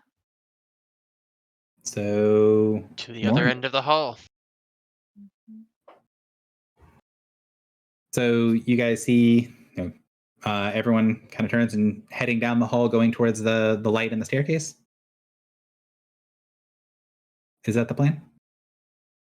Yes. Sure. Okay. So you head down the hallway. You can see there's sort of darkened sections in front of you, and you see that at the very far end of the hall, there's another one of these doors that looks similar to the one that you were just at, but you can see that it's open. So it's there. It's just maybe at a 45-degree angle and is open. To your right in the hallway, there is this area for a spiral staircase, but then it's been sort of hollowed out to where there is this spiral staircase that looks like it's made out of crystal that at some point had like a covering on top of it, maybe like a carpet or a mat or something like that. But it's so long degraded and destroyed that what it was long ago is basically dust by now. But you can see that this spiral staircase heading upwards, made out of crystal, and then way above you, like several stories above you, you can see that white blue light filtering down. So you've got straight through the open door, left into the darkened sort of like priest quarters, or right up the staircase.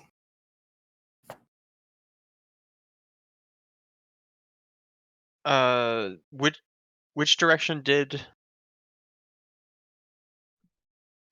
what's their name? Shinwei? Shenwei say the Yeah. reliquary is? He said it's through that other door that you guys couldn't pass through.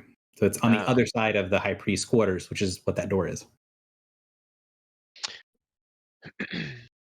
Well, the viewing deck is up at the top of the staircase, right? Correct. I would go there. Sure. All right. So I'm going to continue on as if everyone's going up the staircase unless somebody stops me. So you guys make your way up these heavy spiral staircases, and then maybe every story or so, there is a little landing that's made of this very heavily carved sandstone, but the stone is sort of corroded and worn, and you can see big pieces of what kind of look like burn marks or scorch marks in the stone. And you can see from kind of the way that it's situated that there probably were like prayers and things built into these landings, but most of them have either been kind of worn down from people walking on them or actively destroyed as big pieces of it have been taken out. So you go up, you get to a landing that has some writing on the ground in a bunch of different languages, and then you have another floor and another floor. After the third such landing, you see that there is an area for you to spread out. There's a balcony area that you can look down on the main part of the temple from. And then you can see that there is sort of side rooms and things, which Chunwei will explain that the side rooms are for like meetings of the nobility or meetings with other clerics from other temples, right? So these are like the nobility or the impressive meeting room areas. And he gestures and says, shows that there are 3 of them, each going in a different direction. And then there's another set of staircase heading up that goes to the actual viewing platform. So you've got the balcony, the 3 meeting rooms, and then you can keep going up to get to the top.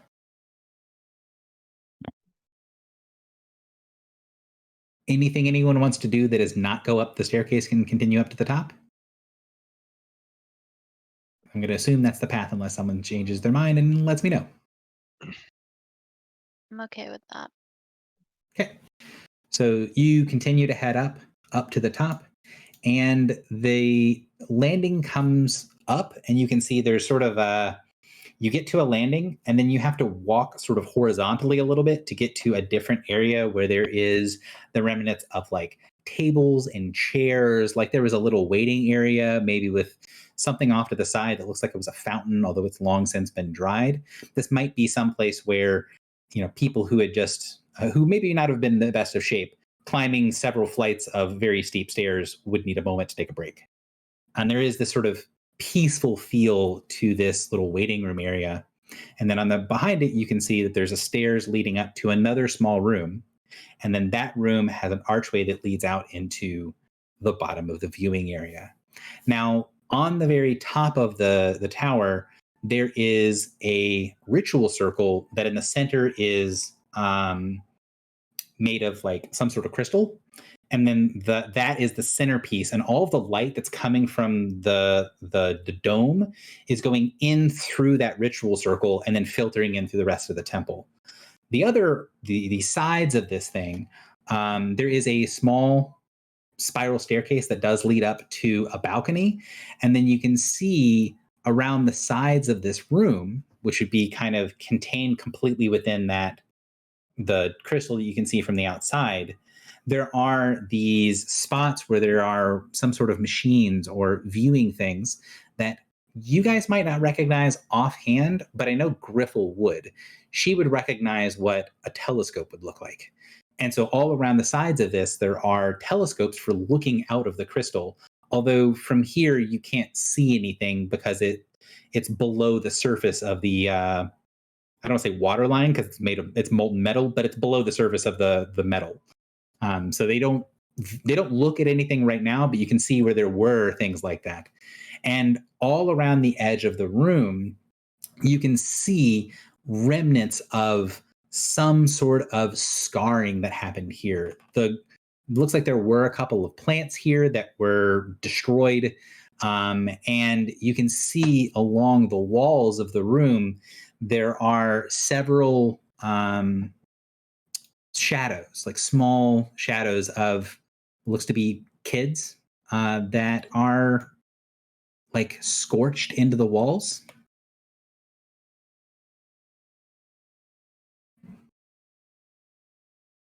Okay. Is that not showing? Hang on. I'm trying to share a handout, but I don't know if my internet is fucking up or if the handout's just not working. Let me upload this picture.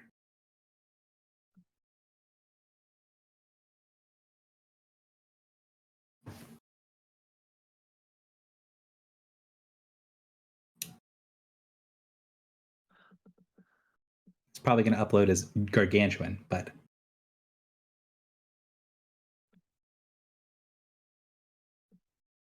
all right. So I'll hide it in a second, but that's what you see on the walls. Oof.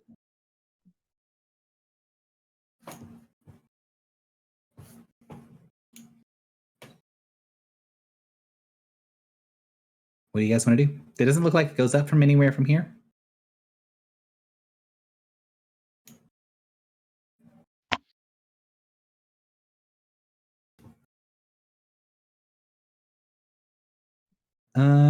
I'm gonna ask what a mini.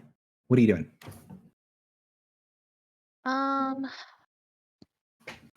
I guess I would look for any like magical energies or any writing that I see in the room. Okay. Go ahead and give me a detect arcana. I will say at a glance, you can tell if you can look at this picture, it kind of shows you just how like burnt and broken up the room is. Like there might have been like wallpaper, or there might have been things on the exterior of the wall, like decorations, things like that. They have all been blasted away with whatever it is that destroyed this room. The interior of this room looks like it's, like the interior of a kiln, like it was fired. With a 30, you can see that there is quite a bit of residual energy in this room. Most of the residual energy feels like it's maybe a place where there was a lot of magic that had been done in the past, right? This is the same sort of like a common ritual place, right? And the thing in the center of this room is a ritual circle, and you get the impression that using that for powerful rituals would be incredibly potent. Like this entire temple would basically function as a focus for that ritual circle at the top. So that ritual circle could probably do some pretty amazing things, and there's some remnants of that energy even from thousands of years ago. With a 30, the other thing you'll get is the energies in the walls are moving slightly. And as you kind of follow along a little tendril of energy, follow along the source of power, you look and you see one of those shadows move slightly, shift in the wall. Cool. Can I communicate with it? It doesn't have a mind, kind of like the spirit that had previously followed you guys, but did not come up to the landing. He stayed below. Can I call out to it in Supernal? It doesn't react. Hmm.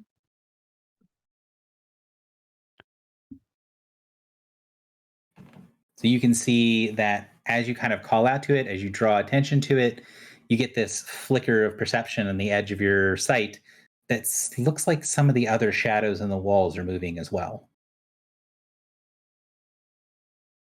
So I would think like in order to cast a spell on something, you have to like know that you can't. Like you have to be able to target it essentially. You have to have line of effect, yes. But I mean like if I'm casting like a single target spell, like I have to choose a creature that I could see. So I'm assuming that there's some sort of like mechanism by which I am like this is a living thing that could have a spell cast on it. So it's not necessarily something you can see. You just have to be able to have line of effect to it. You need to be able to sense the target of your area. And I'm not going to limit creature things unless it's something that targets will. Yeah. If you want to just say I shoot a fireball into the wall or I shoot a shard and pull stuff out of the wall, you can totally do that with your powers. But Well, when you are trying, go ahead. Well, like I don't want to hurt it. I guess I just want to like if I wanted to cast, for example, Psychic Surge on something, I would have to like know that it was a valid thing that could have that cast on it. Somewhat, yeah. So I'm wondering, like, can I get that sense from this? Like, do I like, in other words, do I think that this is like some sort of sentient being, or do I think that this is more like a memory of a thing, or like a Oh, okay, I see magical what you're effect? asking. So the answer, and I'll kind of have this continue on with the Arcana check, is this thing seems like it is like a spirit or a shadow, and it's like sunk into the wall. Okay. Mechanically, you think that this is a incorporeal undead with phasing. It is phased into the wall. Okay. Gotcha. Um, The party. could you give me a monster knowledge check? Be a religion, unless you can have something that changes the type. Actually, that's not a check for you. I don't know what I'm doing. Check for me. Do you have anything that would make it a monster knowledge check that would be religion, not religion? No, Okay. not that I know of. So what you can sense, other than the fact that it is an incorporeal undead, but you get this strong sense of malice. The disposition of this creature is to fight, is to harm the living. This is not a friendly spirit that you feel on the wall. Okay. And do I think that it's noticed us yet? You don't get the impression that it's noticed you quite yet, but as you're sort of standing here and doing stuff in the room, the shadows are becoming more active. I will relay that to the party and suggest that we might want to go. Lauren? Does it look like anything familiar to me? It looks like, I mean, the one that you're closest to, which is the one that I'm displaying here, looks human. If it's not human, it's one of the races that's reasonably close to human. It looks like a little girl. She's a little bit bigger than Filibuster.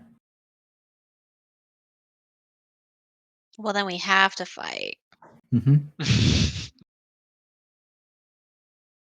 Do you have anything you want to do, Morin?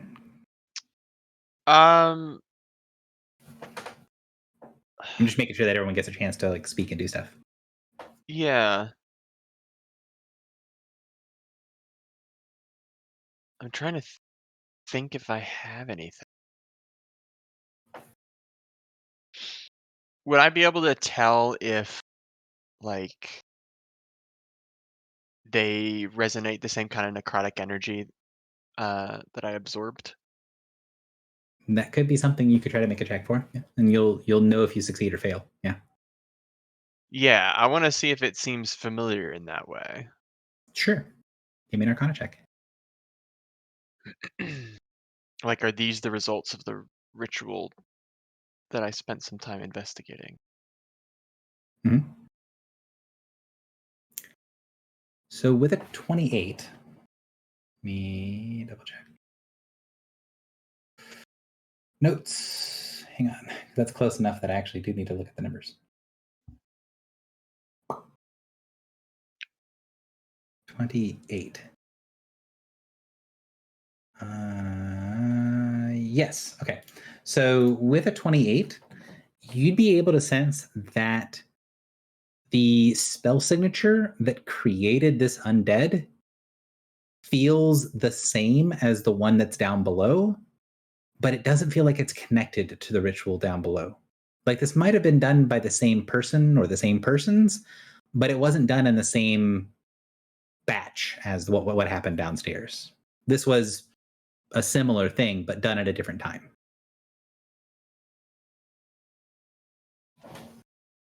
Well, Morin is full of chaotic energy today. So, does this look like a little girl that I met in Three Trees? It does not. Okay. It does not look like those. They are monochromatic because they're just a shadow, but they're not like that. All right, Phil, what are you doing? I have nothing that I would like to do. Okay. Drock, do you have anything you would like to do? No, not particularly. I think Griffle, we do you have should anything fight you would like to because do? Drock clearly likes. Killing Hello. children? Yeah, no, Yeah. no. Ghost. Drock would like to roll initiative.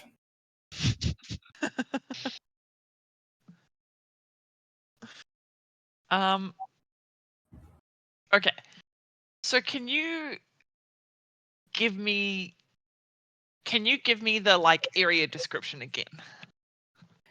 Sure. Of where you guys are right now, or kind of the map of the Yes. temple? Because I might need to Where write we are out right the now. map of the temple at some point. So you're basically at the top of this viewing platform, and it is located completely inside of sort of a dome of crystal, right? So going from the outside in, you've got the outside of the temple that has the lake of liquid metal. And then you have Yep. the dome, the very top piece of the dome that sticks out at the very top is that big crystal you can see from outside.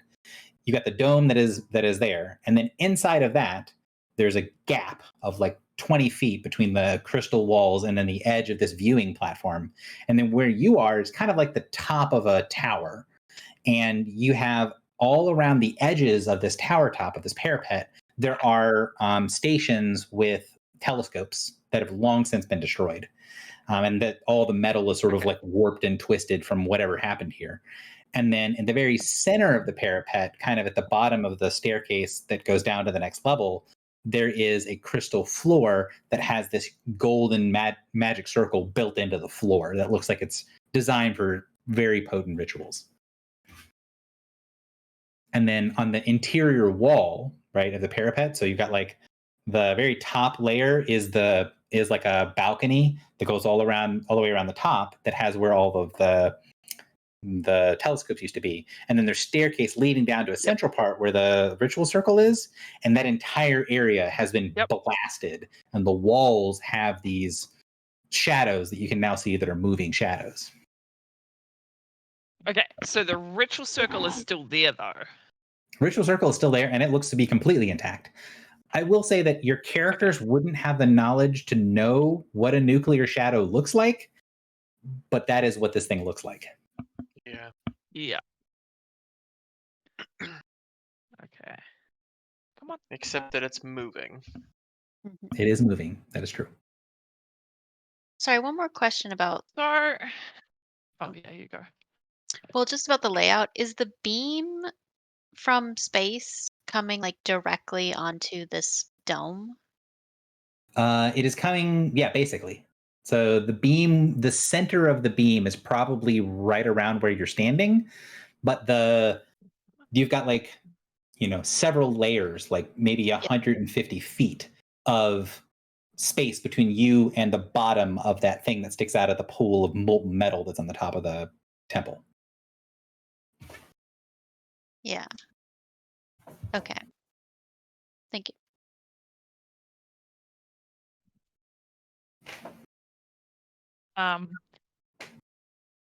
So I don't really know what to do.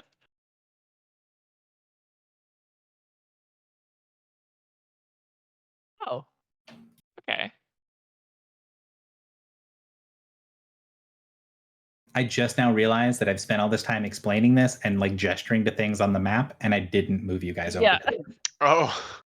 I was so confused. I was like, I don't understand why you don't understand. Don't understand. Yeah, I get it. So, here's the entrance, and there's these plants that look like they were destroyed. Then there's a staircase that leads up to this main balcony part, and all these things here are the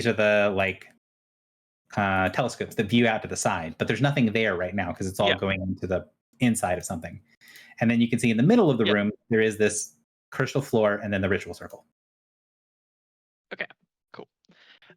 So, and we don't know what the ritual circle would have been for, right? Like, there's no way we can't tell. It doesn't look like a specified ritual circle. It looks like it's designed to have it has a lot of the basic elements that you need to cast rituals and then a bunch of blank spots in the circle where it looks like it's designed to be used for a whole bunch of different things. It's designed to use as a focus. So, I mean, I'm at a bit of a loss because we're here to do two things, right? We're here to find the other piece of the name or the next boar. And then we're also potentially here to for me to do these trials. But we have no possible way that I can think of right now with the information we currently have to figure out how to start the trials or who we could talk to find out more about them or how they would be operated. And it seems like it's a really complicated thing. If the high priest kind of had to walk you through it, it probably involves some form of magic or I don't know. And there's no way we can find out what that was. There's no language anywhere that's written about what we could do to find out or no kind of trail of clues to follow. And then there doesn't seem to be Well, I was thinking we could check out the conference rooms because that seemed where important people met. I mean, Can you see the thing I'm drawing on the map poorly? Yes. Okay, Yeah. cool. We don't know 100% that there's no rules written anywhere. It's just that the accountant didn't know about it. Yeah. I feel like we just have to keep exploring. Okay. But I also feel like these ghosts are going to attack us if we don't leave. Where are we right now? We're in the Hang dome. The layout of the I'm filling it temple? out. Yeah. And then Because we've bypassed trying to get into the vault. offices. Yeah. All right. What is and then alluve? Alcove. alcove. Oh, alcove. That was the crystal alcove that was straight when you were walking that way that Okay. seemed to eat part of Filibuster's magic, part of his spell. And then where you guys are is what should be labeled, or will be eventually labeled stairs. But it's hard to label things. So you guys were in the church, headed down this hallway, got to the door, couldn't get past the door, headed down this hallway. You could continue going this way into the into the cleric's quarters, this way into the guest quarters. You went this way up the stairs and then went to the viewing thing, which is the very top of this staircase. Okay. Right. That helps. Yeah, I guess we just kind of have to keep exploring until we find something. Because, like, right now, nothing here seems to help us with the two things that we're trying to do. So unless Drunk wants to kill more children. As you guys can tell, now that you were forewarned pretty quickly that things are moving and activating up here, would the group want to skedaddle? Because it looks like the walls, the shadows in the walls are becoming more and more active the longer you're up here. I vote we skedaddle. Skedaddle. Yeah, I think we should probably leave. So you head back down out of the thing and down one flight of stairs, which gets you to the conference rooms. Then the DM will do more terrible drawings as you guys keep going. I would like to check the conference rooms for papers.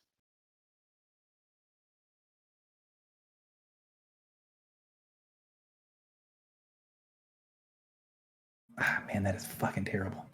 All right. So this is attempting to be a side view, but it's horrible. So this is the top of the staircase. This is like a side view. This is the staircase going all the way down. So you come down a floor. There are 3 offshoots that take you to these conference rooms, and then there's a big balcony that winds around what would kind of be the exterior of the chapel area that you were in previously.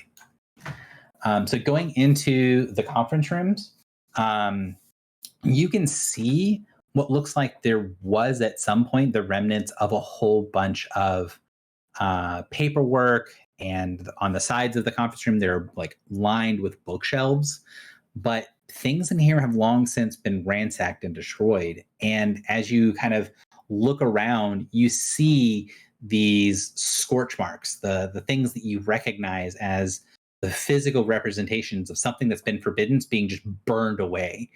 And looks like in some places the creation of that burn mark was so violent that it started little fires in the room and burned away some of the bookshelves. Looking through things, almost everything in here is basically you touch it and it disintegrates. However, spending some time looking through the rooms and looking for papers and books, you can find a couple of tomes that are somewhat intact.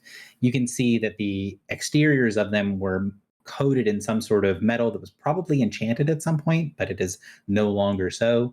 And the interiors of the books look like they are relatively intact, even though they're probably still very delicate. So you're able to find 2 books that look like they are more or less still intact, but you're not sure if opening them is going to make it like how delicate they're going to be when you open them, because they're kind of like the exterior case is like sealed.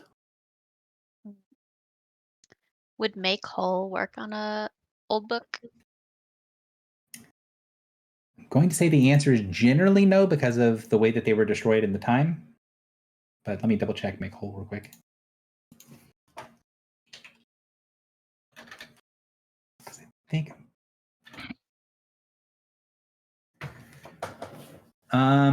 Yeah, I mean, these are not like damaged, right? This is not something that's like, oh, book's been partially destroyed.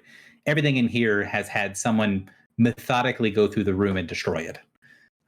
Looks like there's only 2 books that have sort of missed the wrath of whatever came through here and purposefully destroyed and burned all these books. Okay.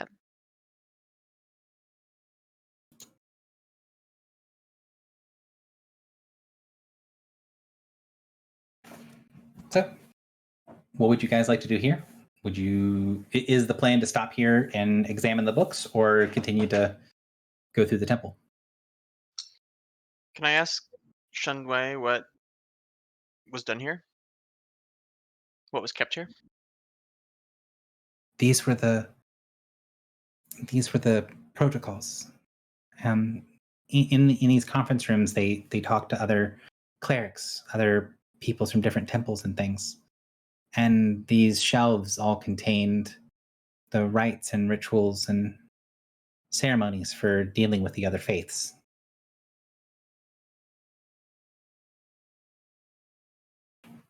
You said there were only 2 books that survived. Yes, it seems that there are 2 books that survived.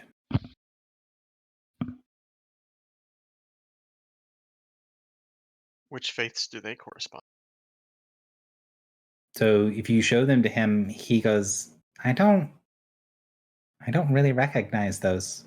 And they're like metal on top and bottom, and there's some metallic binding that is closing the whole sides of it. And it doesn't have any obvious like symbols or writing or anything on the outside. It just looks like a plain, and it's kind of like a reddish brown metal. Both of the books are that look fairly similar, although one of them looks like it's decently thicker than the other. And he says he doesn't recognize what they are. Do you think we should open them? What could be hiding in a book? Great point. Reddish brown. Take a look. What's in the book? Um, Reading Rainbow. you said it's like reddish brown, like rusted kind of looking? Yeah, it's like rust colored. Does it look like the Iron Tower? You don't see any symbols or things that would make you think of the Iron Tower specifically, but the way that it kind of had this like ancient corroded metal look to it, that is very similar to how the books look. Yes. Okay. And does it look kind of like the metal for the door that we could? The metal for the door that you couldn't open. Which one? The one with the sunburst symbol? No. You said it was like a metallic door? No. That metal looks like it is in pretty good shape. Okay. This looks like it is like old and corroded, and you get the impression that if there wasn't some sort of magic in this at some point, that it would have just fallen apart. Kind of magic. Don't know. There's nothing on the outside that shows any symbols, and there's no power that you can feel from the books themselves. I really want to open this book. I open the smaller book. I So- attempt to open the smaller book. You kind of play around with it. You try to open it, and you pull and pull and pull. It doesn't open. You don't get the feeling that it's sealed, but rather that this is like the binding of the book is like a rusted hinge that hasn't been opened in a millennia, and you do not have the strength to pry it open. I know exactly where some oil is that might be able to lubricate these hinges. I can see no problems with this plan. Is the larger book also difficult to open? Yes, Alright. it is I similarly. pass rough these and books to someone with a higher strength score than I. Everyone looks around, and the group of we all have between 8 and 10 strength go, huh? Everyone? I Good genuinely think Griffel is the only one with a strength over 10, maybe 11. God. Oh, that's hilarious. Can I try to break? I take a crack at it. Okay. The small book or the big book? Small. The small one. So take a second, and so you What's go. your strength score, Griffel? Well, it's one of my primaries. I'm strength wisdom. I want to say it's 20. So I think right? it's like 20. Yeah. So you take creak. It takes a second, and you can see that there's sort of like flakes of rust stuck in the parts of the hinge of the binding. And so after you try to open it for a second, and it does slowly start to creak open, you take a moment and you're able to kind of pull the big pieces of rust that are wedged into the hinge of the book, and then you go and you pull, and once the pieces are out of the hinge, it's still hard to open, but it's possible to open. And you can see that what looks from the outside to be a like a book, with a binding on it on the outside, it's not. It's actually a container. It is completely enclosing a small volume, a book with ancient looking Elvish written on the outside. There is the sense of palpable cold that comes out.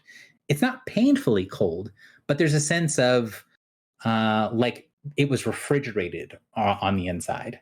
And even the interior of the metal of the book on the inside, or the container on the inside, is coated with a very fine, like misting of frost, almost like what you'd expect to see on like freezer burned stuff, right? There's a layer, a coating of old frost. And when you open it up, there is this scent of like pine needles and like wild, dark, cold places.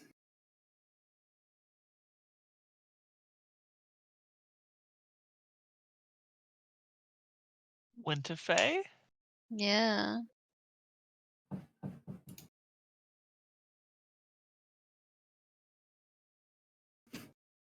Can we read it? You go up and you look at the front. You don't know a ton of ancient Elvish, but this hasn't changed much. You can't recognize the inscription at the bottom of it that looks to be maybe some sort of like where the author would be, but it's really long. You don't recognize what that says, but you recognize above it, it says the Unseelie Accords. Mm. Oh shit.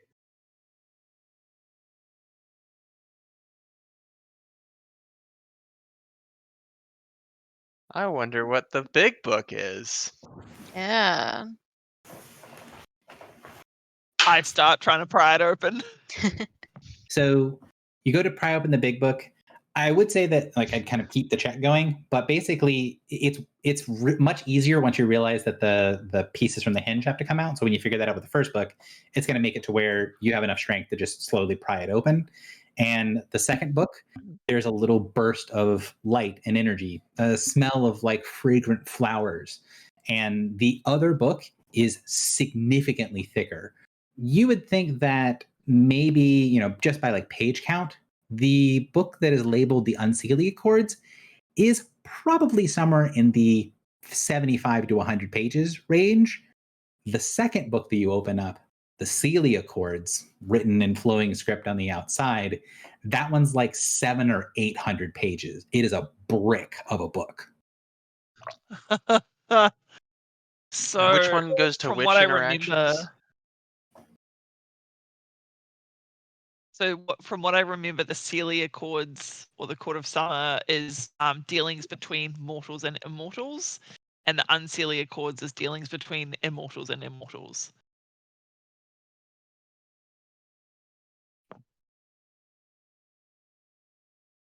That is an So there are a interpretation. lot more rules. Those with nature and those without nature, right? Yeah. Yes, that is as it has been explained to you. Is the Seelie Accords are the rules dealing with things that have nature and things that don't have nature, and then the Unseelie Accords are dealings between two creatures or two entities with a nature.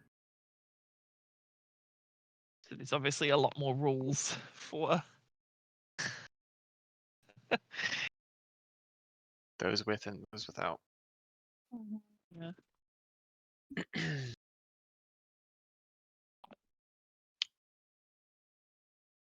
Well, that's a good find. I think we should take these with us. I agree. Oh, dog. Ow, get off. Once they're taken out of their containers, Mhm. you can see that, like, as you guys are looking at it and as you guys are talking about it, that the spirit is trying to pay attention to what you're doing, but is getting frustrated. Like it's getting close and then it gets pushed away. Like Mhm. something about these books is repelling the spirit. Can I use Arcana to try to figure out? Is there like a ward on them? So,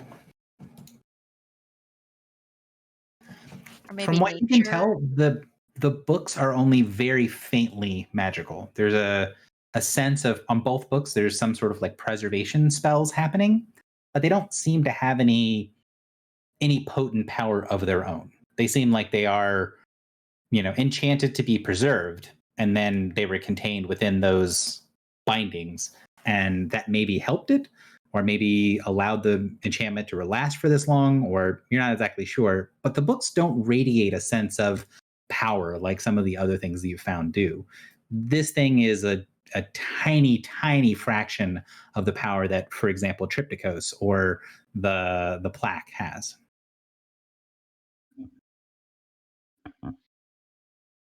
So do I feel like I could like open it up and page around? Yeah.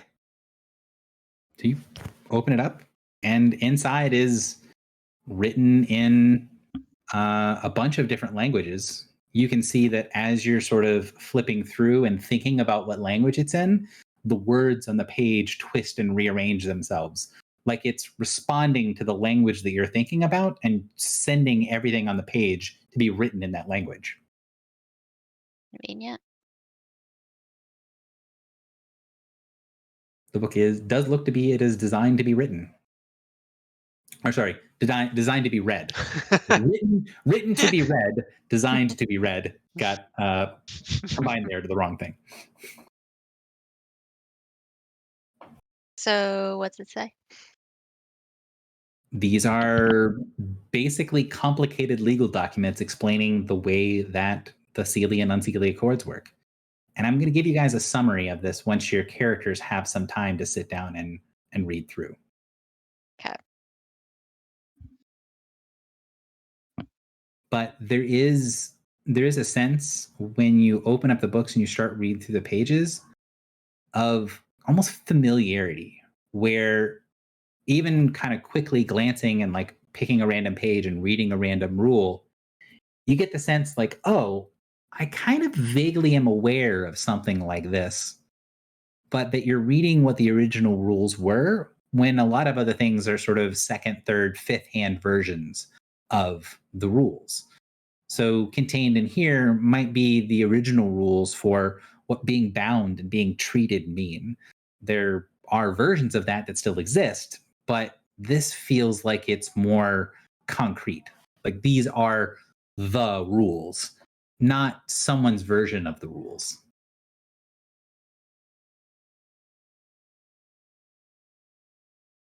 Are there any names in the book? There are not. And as you kind of like flip through, you can because you're flipping through the Seelie Accords, correct? Sure. So flipping, because it's the much bigger one. So as you're flipping through, you get you can see in several places where there are intentional blank spots. Not a blank spot like something has been forbidden, but like you're reading a contract with like that is like form fillable, right? And you can see that it's sort of designed to not have any names in it and to show you the procedures for dealing with things where it's like, the aforementioned and then sign your name here and then go along. These are like the kind of the originals from which these like contracts would be made. Gotcha. Are there sections? Like, are there chapter headings on different types of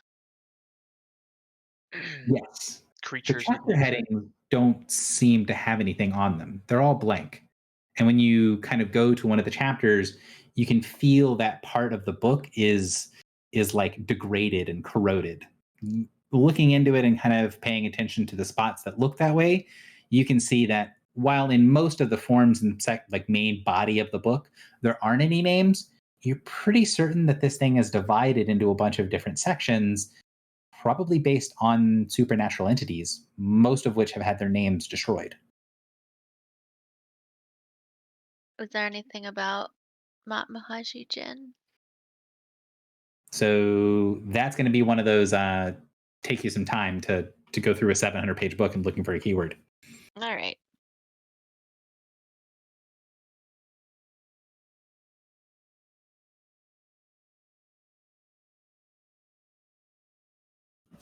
So, we're still on the page of my god awful map. What would you guys like to do? Did looking out the telescopes do anything? Did we ever try? No, the telescopes themselves have been ruined and melted and warped by some incredible heat. And even if you could look out through them, the edge of the crystal dome is like 150 feet below the surface of the liquid metal lake. So even if they worked, they wouldn't see it. They wouldn't look into anything.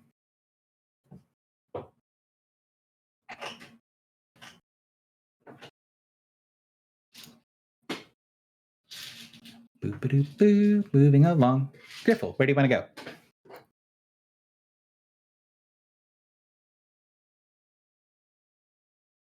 So all the other books are destroyed, yeah?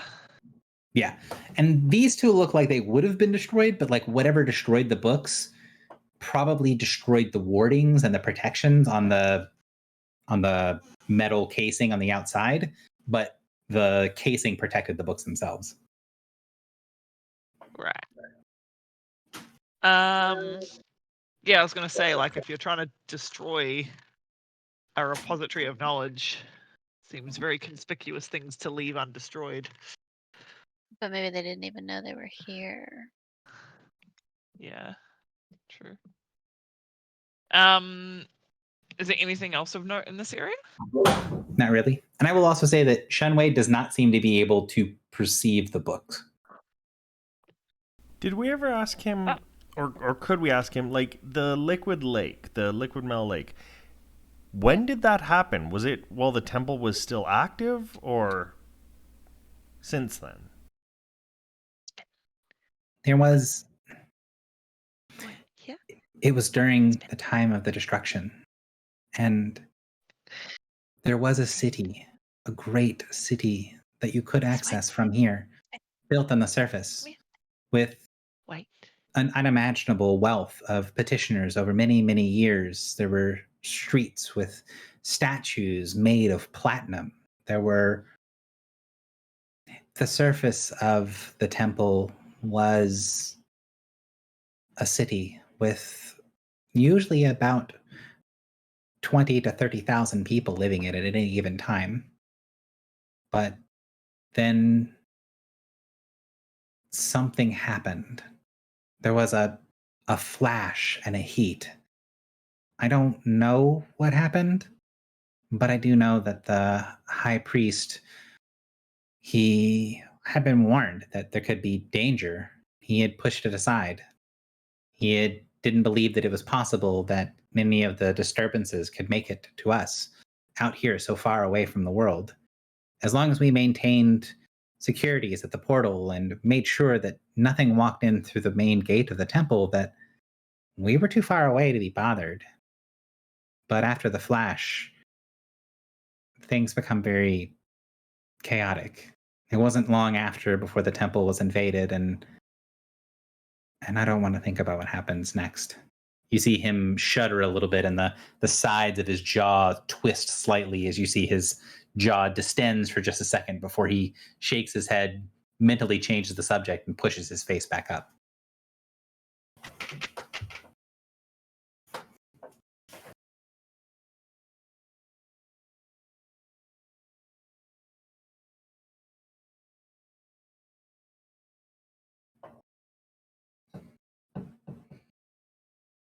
So, where to now?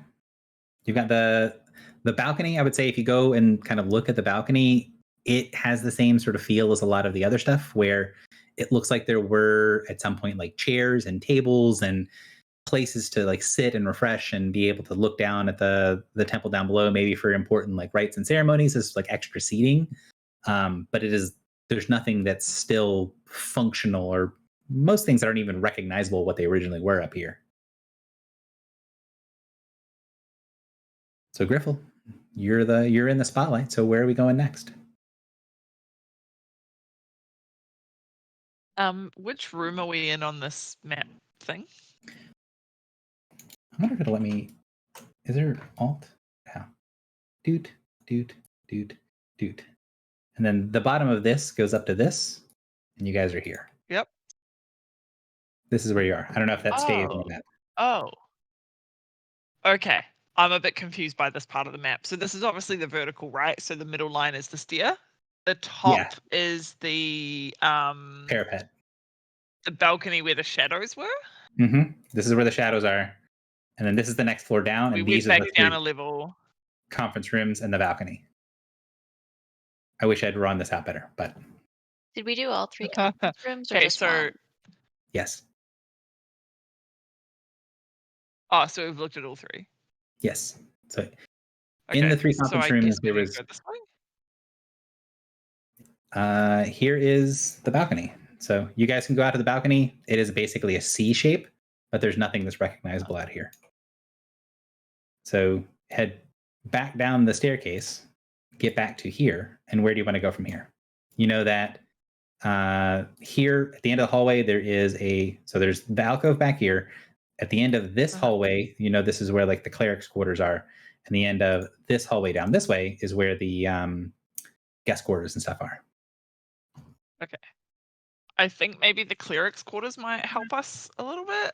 I don't know. Maybe someone wrote a very convenient note. I'm just praying that somebody wrote down their password on a piece of paper. Yeah, praying someone had a really bad memory and was like, "Don't forget." Series of post-its. All right. So, yeah, that's the plan. You head down. The cleric's quarters are not sealed. The door is closed, but it is not sealed, and it's not difficult to open. You can see that when the door is like openable, when it's movable, that sort of there's like a ball, like a crystal ball full of sand in the center that you kind of touch the outside of when the door is closed and is coated with sand. So your hand kind of passes into that centerpiece of the door. Further into the cleric's quarters, this place is a maze, and it is reasonably big. There are enough rooms here for there to be a personal study and a basically a 3-room apartment for about 30 people. So everything that you can imagine that kind of goes along with that is back in the cleric's quarters. So there's individual rooms for the clerics. They each have their own like library and meeting area. And then they each have like every couple of areas. There is a bathroom. There's a kitchen back here. There's sort of a like open meeting room area. Like this entire thing, it's like the bulk of the back end of the complex, right? Like this is where a lot of the meat and potatoes of the temple would have gotten done when it was in full force.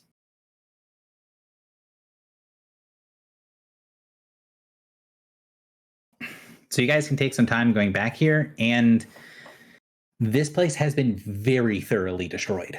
You can see that in many of the different sort of individual quarters, I would say 75% or more of the individual rooms have plaques or marks on the walls or things that were at one point hanging or inscribed that have been forbidden, that have been burned away. And like going through here, it gives you the sense that you're walking through sort of something that has been like intentionally hollowed out, like you're walking through like the interiors of a corpse.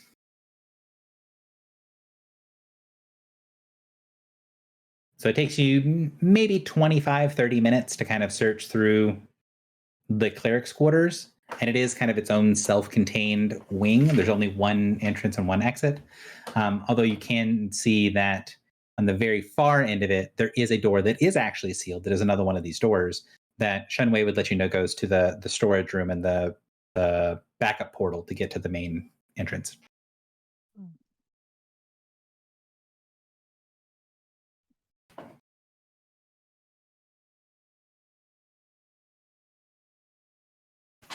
So, what to next?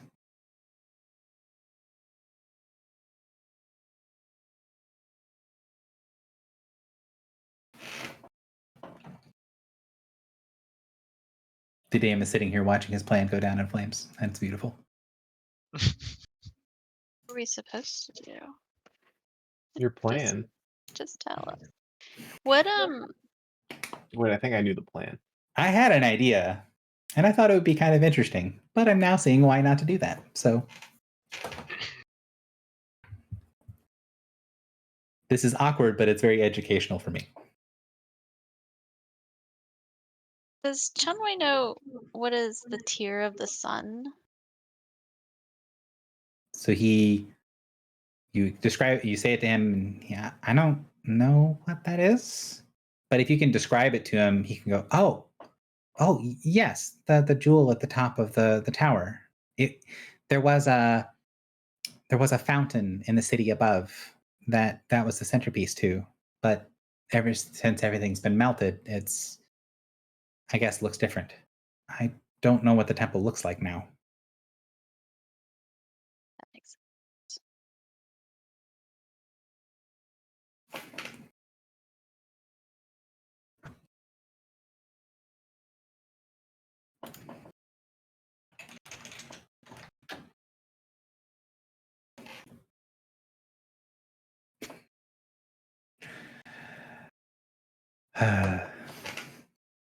Okay, so where have we not been yet? There's one more place, right?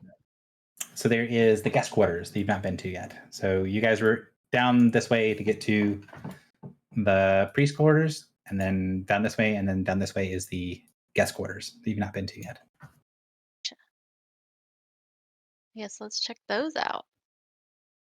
So going through them, they're smaller than the cleric's quarters, but they're also nicer. So these are like the sort of receiving rooms for the very wealthy donors and like visiting dignitaries, maybe if they were like high clerics or, high ranking clerics of other temples. So each one of these, rather than it being a ton of little apartments, it's like 10 very nice, like 5 or 6 bedroom suites, or not 5 or 6 bedroom, 5 or 6 room suites that are all set up and all have the different things. And as you kind of make your way through it, you get that sensation again of like everything here has been obliterated. Everything here has been intentionally destroyed. And when you make your way into one of the rooms, kind of opening up, expecting the same thing that you've seen in every other place here, you see a room that is perfectly fine, in perfect condition. It's got a big 4-poster bed, has a chest at the end of the bed, a writing desk on the right-hand side. There's some marks and markings on the walls, but nothing that looks like it's been destroyed. This room feels like it's completely intact. There doesn't seem to be any dust or sign of age here. It feels like someone just stepped out a moment ago.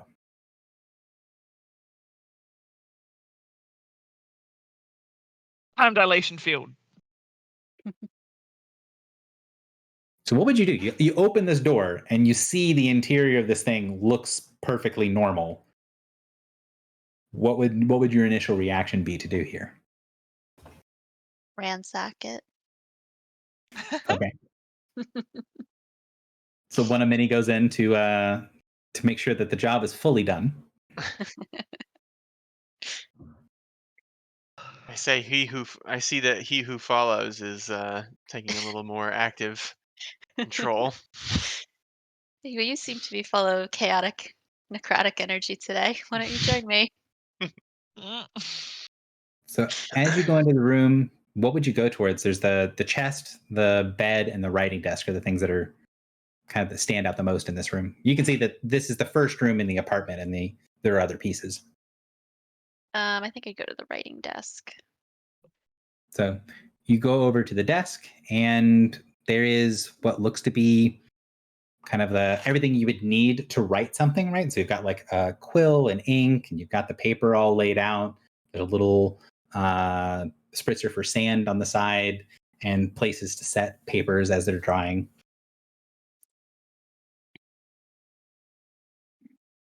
Can I do that pencil trick where I rub a sheet of paper to see what the last thing that was written on it is? So as you go and you try to touch the top of it, your finger sinks through. Oh. And you can see that there isn't anything substantial here. After you touch it, it's still there, but you can tell that it's an illusion. Ooh, okay. I'll pull out the gem of seeing that we have. Okay. And what does that do again? So you search across the room using the Gem of Seeing. Do you want to use the power on it? Yeah. Okay. So you go around the room. You can see with the Gem of Seeing on that the door that should lead further into the apartment is fake. Like it's not actually real. There is a illusion of a door there, but there isn't actually a physical door there. You can see signs underneath the illusion of where the door used to be, where it looks like there was actually a door there, but the room has been changed. And then you can see on the far side of the room, basically where you'd have to walk through the center of the bed, there is an actual door in the wall there. Ooh. Let's check it out, guys. So Let's go. walk through.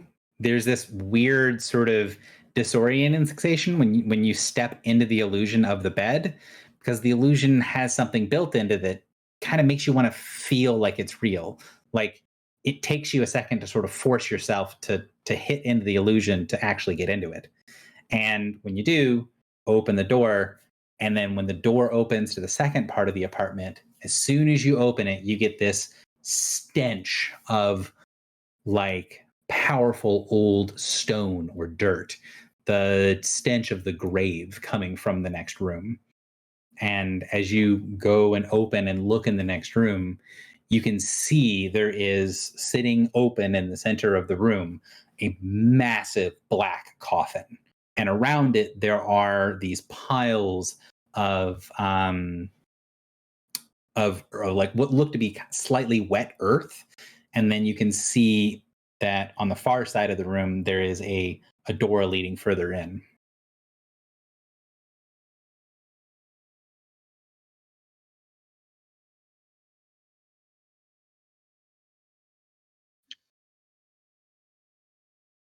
So big ass room, huge, like 12-foot tall black coffin in the center of the room that takes up almost the entire center of the room.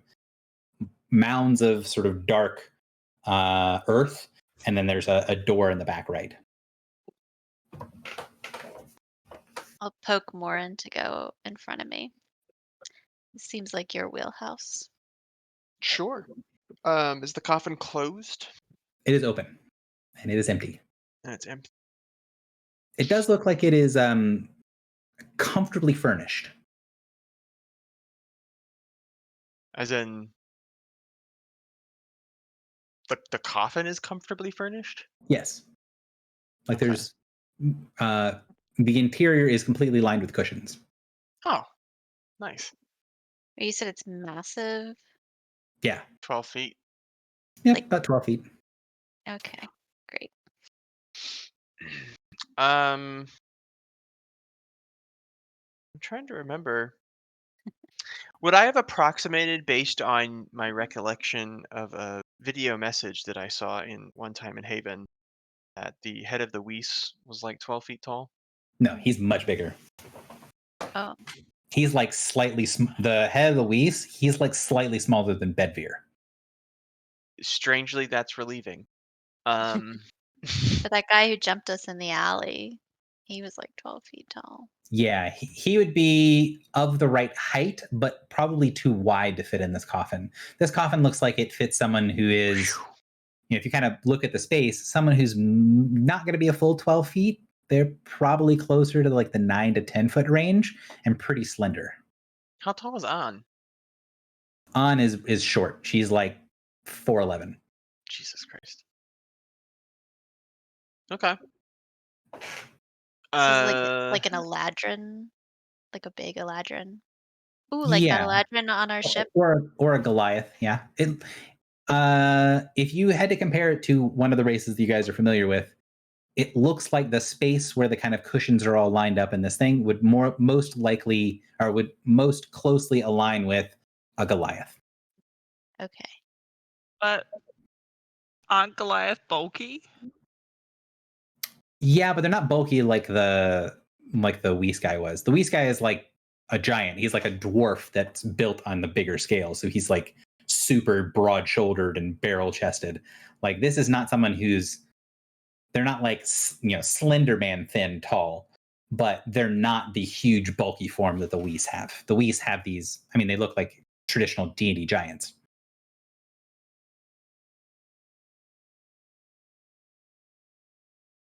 The one that you did the Speak with Dead with, he was like 8 or 9 feet tall. Oh, That guy looks like that extra tall Eladrin looks like he'd be right about the right size to fit in the coffin. okay. Ooh.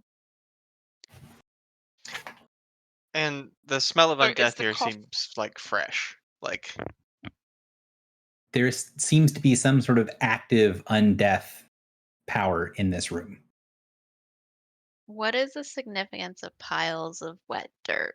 Is that like Dracula times, like they have to sleep in the dirt of their homeland? Is that a thing?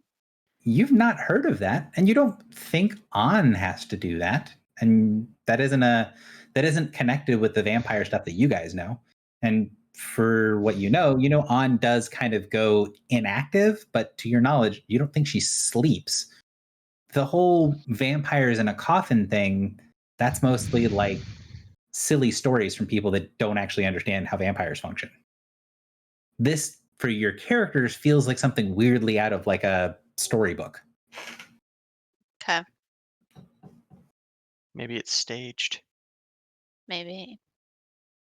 Maybe the stories are real. Can I continue to hold up the gem of seeing? I assume that you did. The door that's in the far side is also illusioned. Like there is an illusion over it showing that it is invisible, but with the gem of seeing, you can see the door. Okay. Yeah, let's go through that door. How big are the mounds of dirt? About knee deep. Is it across the entire room, or is it just like spots of dirt in mounds? It's arranged seemingly in a pattern around the coffin, and it's basically taking up most of the center of the room. You can walk along the edges of the room to not step in the dirt, but you have to walk like right on the edge of the wall to avoid stepping on the dirt. How many mounds are there? 11. That's what I'm worried about. There are 6 mounds. Okay.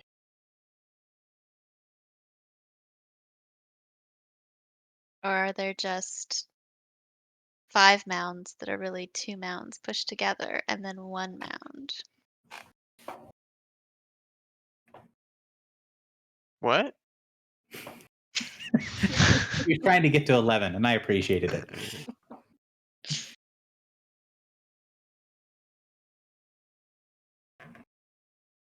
All right, through the door. So you go, open the door. This one leads to a small hallway, and then the door on the far end of the hallway doesn't have the symbol, like the illusion on it to make it invisible. But the door of the far hallway is very strangely broken. The bottom left part of the door has been sort of peeled forward, and the top right part of the door has been peeled back. But it looks like it's been warped by something of like incredible heat, maybe. But the door is going to be really difficult for anyone of like normal size to get past, because the top and bottom of it have been so like heavily warped that the door does not look like it's going to open. It would need to be like broken down, or maybe if someone pulled that bottom part up a little bit, they might be able to squeeze under. Can we see past the door? Yeah. So you can see past the door, and kind of taking a torchlight or taking the light of one of the miscellaneous light giving things that you guys have, looking further in, you can see that the interior of this room has been completely destroyed, and there are huge gouges in the wall, on the ceilings. You can see remnants of what looks like there was furniture at some point in this room, but it's been long since destroyed.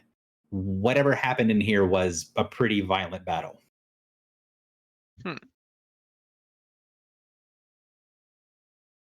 I'll check it out. So you portal through the little hole in the bottom of the door, and when you're kind of in the room and looking around, if you have the Gem of Seeing with you, you can sweep the room and see that this is the end. This is the last room in the apartment. And looking around, you can see that this room is significantly bigger than the other two rooms. So the first room is like 10 feet by 15 feet. The second room is like 15 feet square. And then this room is like 60 feet by 20 feet. So like it's like slightly bigger than like slightly smaller than like a basketball court almost could fit in here. And you can see that the design of the room looks like it was meant to have a bunch of other stuff in it, but everything was obliterated thousands of years ago, and you can't really see what a lot of stuff was. What you can see is that in kind of piles and shambles and corners of the room, there are just miscellaneous remains, bones and things that are kind of sitting in piles that look like they are long decayed and desiccated flesh.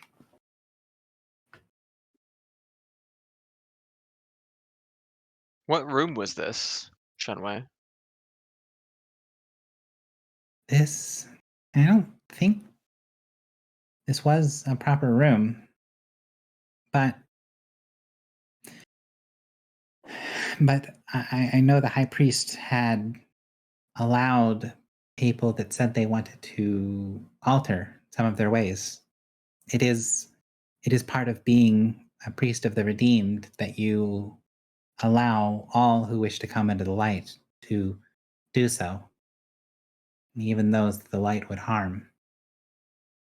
I think I know some of what was here, but I think this was the personal quarters built for someone whose name has been altered. You can see he's going to things and he's like, okay, that's not something I can hit. And he's kind of trying to hit it from a different angle, sort of working at the problem. Like, I know this thing has been forbidden, and it's painful for me to go close to that memory. And then he's kind of working at like other ways of trying to get at it. Might be able to help him sort of maybe describe what was here or something like that to help him figure out what he can actually tell you. Tall is Shadow Mantle.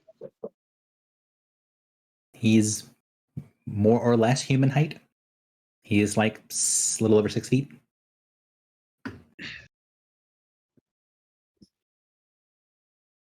So this room was used to change people so that they could be redeemed? Be part of the redeemed? The redeemed would make a space for everyone, no matter who they were, no matter how far gone they were, no matter what darkness was inside of them. And this place was special built for something that was very dark.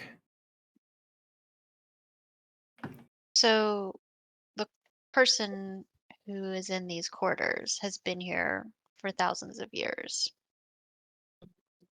No, this one was taken during the beginning parts of the struggle. We had a guest, one whose name I can't really remember or connect with, but it was a dark thing, an undead thing, something that couldn't make its way through most parts of the temple. Although I'm surprised I've been able to move around as well as I can. But it stayed here. It had a place here. But while it was here, something happened. During the early days of the wars, it was attacked either by our enemies or by its enemies. And we just thought it left. We didn't know all of this had happened. He's sort of standing in the middle of the obliterated room with Morin looking around at the scratch marks and stuff on the ceiling and the floor. Some of the gouges are like 8 or 10 inches deep, and they go for, 7 or 8 feet.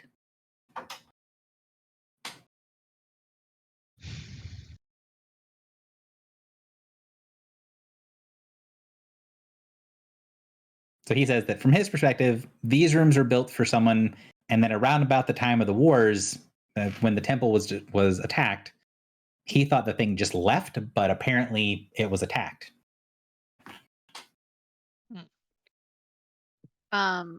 but it seems like it's still here.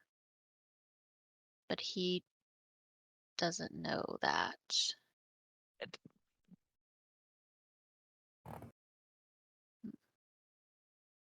And he can't tell us what it is because it's forbidden. He defaults to telling you what its name is, but that's the information that he can't get. Okay, Like so he's like, this is the person who is staying here, is kind of how he would default treat something, and he's having a hard time doing it a different way. what kind of Yeah. creature was this? He was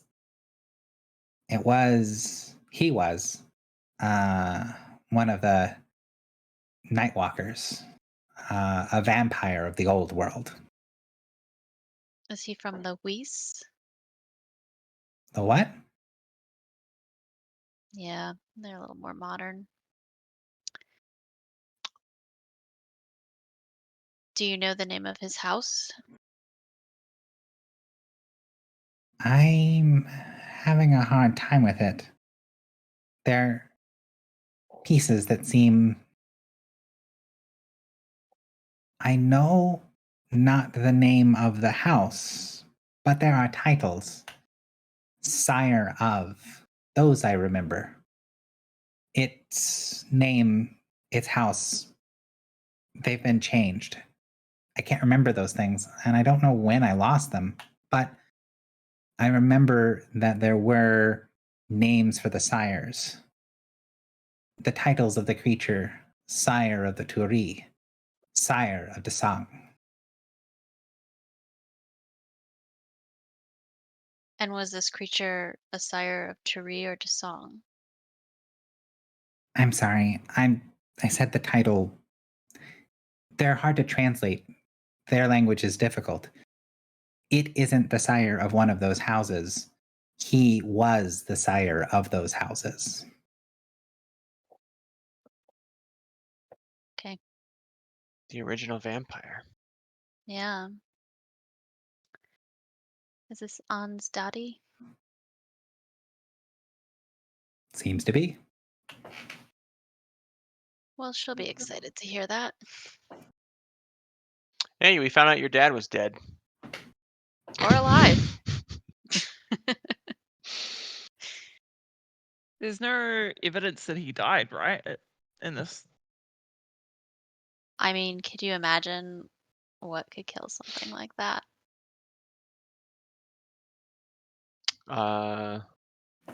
There was obviously some sort of major league battle that happened within this room, but you're pretty certain that he's not like sitting in one of those bone piles in the corners. I mean, remember the aftermath of the Beacon Room in Haven? Yeah. And those Yeah. were An's kids. Her little baby vamps.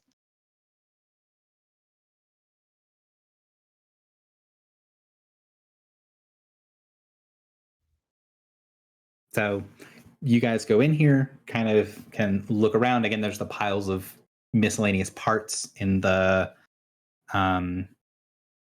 corners. Is there anything in particular that you'd want to like look at or examine in this room? Because most everything is just destroyed. Oh, I have something I want to do. Okay.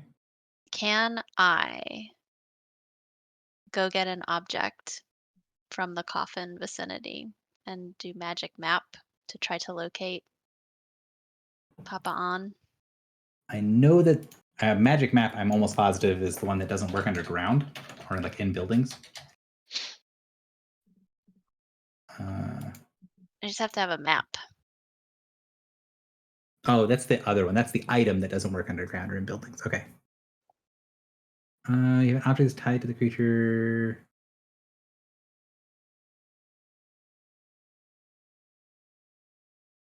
Yeah. Okay. So Chun Wei could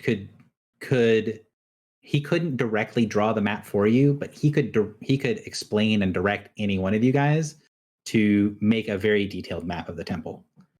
So you can take the map, put it down, and then spend some time to do magic map. Are you going to just take one of the like there are a couple of things like little pieces of stuff in the coffin? Would you take one of those pieces? I mean, could I just like hold the coffin, like put my hand on the coffin? Sure. Okay. So hold your hand on the coffin, have the map in front of you. You can see the little crystal focus swings and swings and swings, and then it just sort of like pulls its way out to the side. Mm, So I need an Arcana check from you. okay.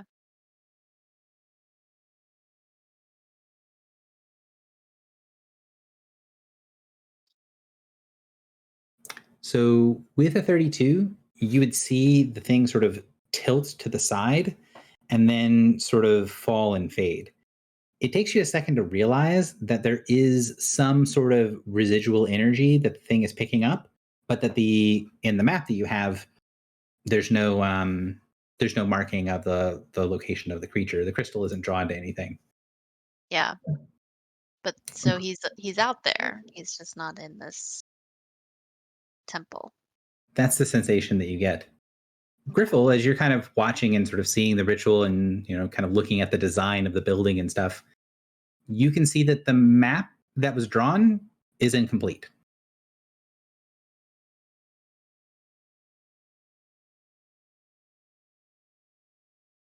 Foxy, are you there?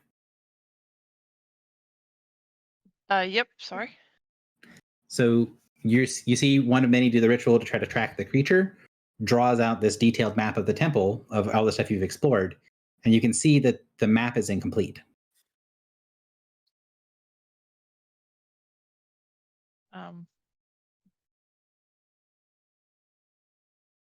How so? It's Like it's drawing this out, right? yeah, it's drawing out a better, more detailed version of that. Yep. The room in green isn't listed. Oh. We didn't go in there, did we? Nope. Why didn't we go in there? Mm. As Griffle is pointing onto the thing, like, why didn't we go in here? Go in Everyone's where? kind of looking at her strangely.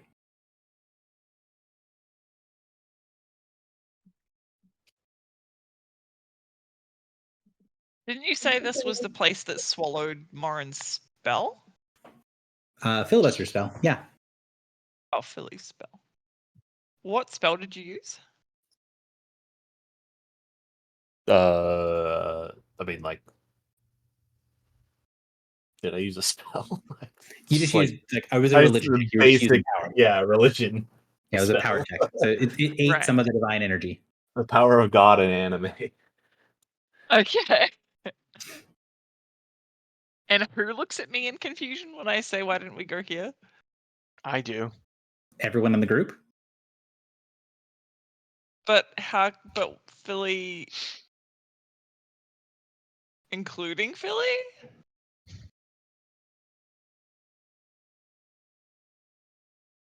Philly? I don't understand how, I don't understand how, like, you could be confused when this thing exists and swallowed some of your power. Did you interact with the door? So Griffle, Wait. you're starting to realize that like he doesn't seem to have any idea what the fuck you're talking about. Is this a thing that's on the map only for me? Seems to be. What? Like, as in When- in roll 20, there's something that's visible to me and not to the others. As you're talking about this thing on the map and how the map is incomplete, none of the other characters know what you're talking about, and Chun Wei does not seem to know what you're talking about. Okay, so when I want to go back to this hallway. I want to go back here. Okay. So this room is the room that has the sunburst door, right? Mm-hmm. And is that the same? Is that? Why can't? Oh, it's. How can I? No. Alt, I think, is the button to unbind it. You hold down Alt to move things around. So this room here is the one that has the sunburst door. Mm-hmm. And this is not the same thing that Filibuster sent radiant energy to, or divine energy towards, right? He did. So he shot divine energy for this. When he started building up the spell, a lot of the spell got sucked into this alcove and then eaten away. And then he finished the spell and threw it at the door, and it did nothing.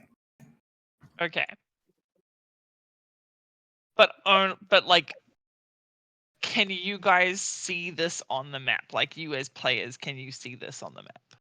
Yes. And me as the DM told them to ignore it. Oh. I was trying something a little different with playing with perceptions, and it did not pay off. Okay.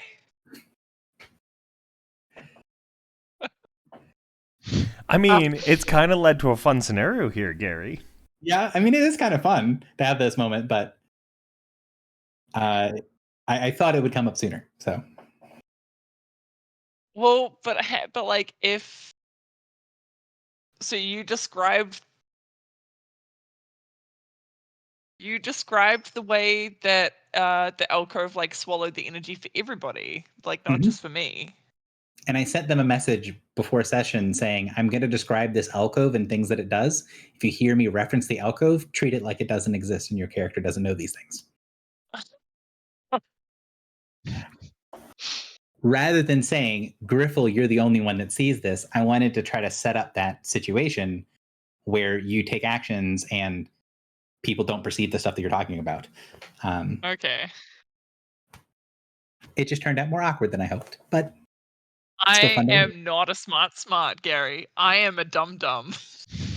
You should know this by now. I kind of thought it would come up before this, but this is a fine position for it to come up, and I like the idea of the magic map being the thing that reveals it, which is kind of fun.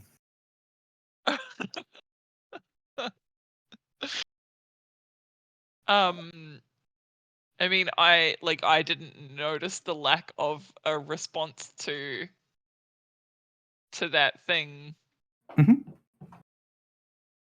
Because there wasn't a response to that thing. Which is fine.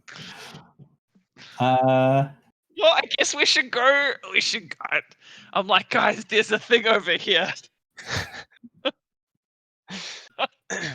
you head back to that T intersection at the beginning, where for the rest of the group treated it as we could either go left or we could go right. And you realize that straight is an option. And when you see that straight is an option, you step forward into this. Did she just disappear, or can we follow? From your perspective, she vanished. Oh. Can I turn? If I turn around, I can see them still? Yeah, you can see them. It doesn't, for you, it doesn't seem different at all. It just seems like, well, this is obviously where the continuation of the hallway goes, and they're standing just outside the threshold. Although you can tell as soon as you turn back that they're all sort of startled because you apparently just disappeared. I come back out again, and I'm like,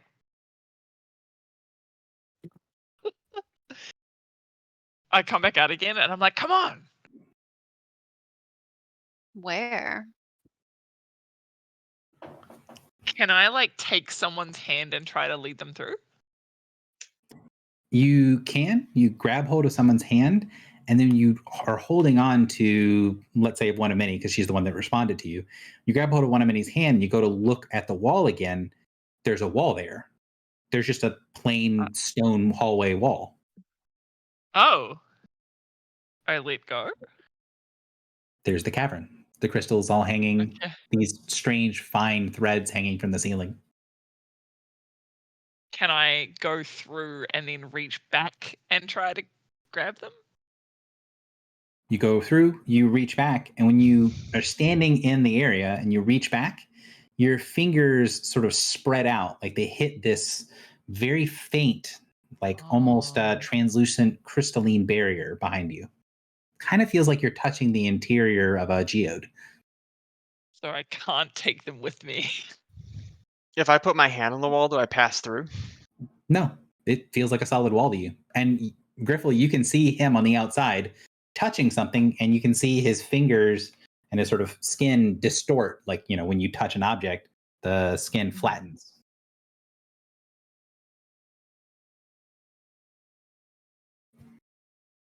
Okay, so I go back out and I'm like, there's a Kevin through there.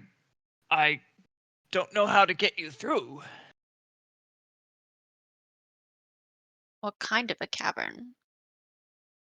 Well, there's some crystals and what looks like a tunnel and maybe a pedestal.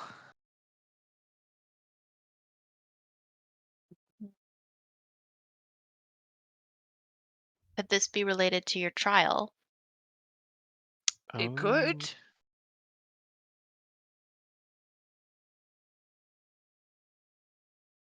Remind me on time. Are we at the end of session, or do we have an hour left? We're at We're the at the end end. of We're at the session. end. The end of session. So this is more or less where we're going to be stopping, is the edge of this crystal cave. Beginning of the trial. Is there actually a way to get these guys in? Or is this something I have to do by myself? This is something you got to do by yourself. Oh, So The trials. Here is the the question. trials. Here's the question for you, Griffle. For Griffle, but also for Foxy. The intention that I had and the assumption that I had of how this is going to play out was that it was likely going to be one of the situations of, I described this thing. I might have been better to actually put a picture of this on the thing rather than just do the description. Had like the door and then a picture and then the hallway. Regardless, lessons for next time. The idea was that going down here would take up a pretty big spotlight on you and would be a decent chunk of the session. Because it's happening at the very end of session where you're stepping through the door into this, we could do a vignette. We could just do just you and me going through this thing. And then if the other people want to watch it later, they can. Or we could do it in session. I do not have a preference. I think that the other players would enjoy it, but I also think that enjoyment could be not equal, but pretty close if they're watching it after the fact rather than being here, because it is going to be pretty much just you in the cave. I'm gonna throw that back to the rest of the party.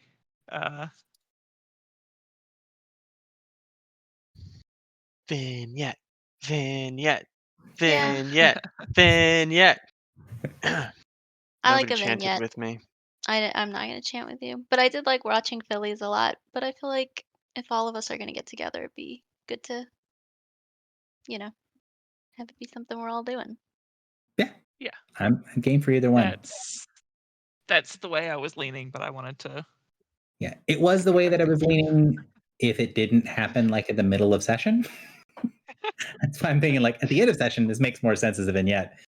When it was happening like midway through session, I was going to have it be something that has limited participation from people, but it is going to be very heavily focused on you. So yeah, at some point we can sit down and try to schedule a vignette, but that's where we'll end the session for the day, is people watching Griffle go and begin the trials. Godspeed, Griffle. Goodbye, friends. You hear. And my axe! And take my axe! Get our So, own and act. one of the things that I did, right, was the way that I was hoping this would pan out is I would give the descriptions and then give it to the other players, and then it's like, oh, we can't get through the door. Do we go down, go into the alcove, or go down the hallway, and then have it come up during the tradition or something else? It didn't come up for a really long time, so I was thrown off balance. I think I probably could have not worried about it and just let it keep going, because it was going to resolve eventually. But yeah, trying something new and seeing how it works.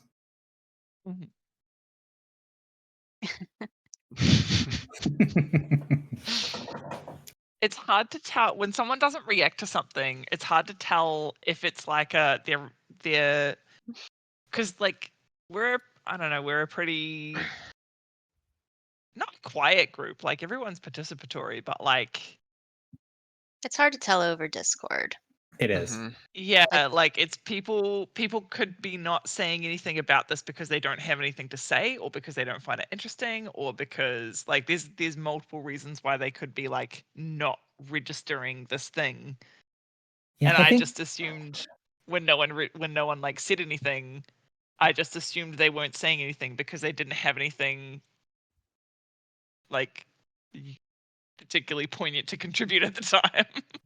I think I probably could have solved it by doing the splash screens, like doing the 3 splash screens side by side of like the ways forward are this door, this alcove, or this hallway, and then we could have had it could have been more front and center because I think if you saw this thing on the board, saw this thing on the screen, it might. And they decide, hey, we're gonna go down this hallway. Be like, well, hang on, what's that giant crystal room back there? Like, Was that crystal room back? Yeah.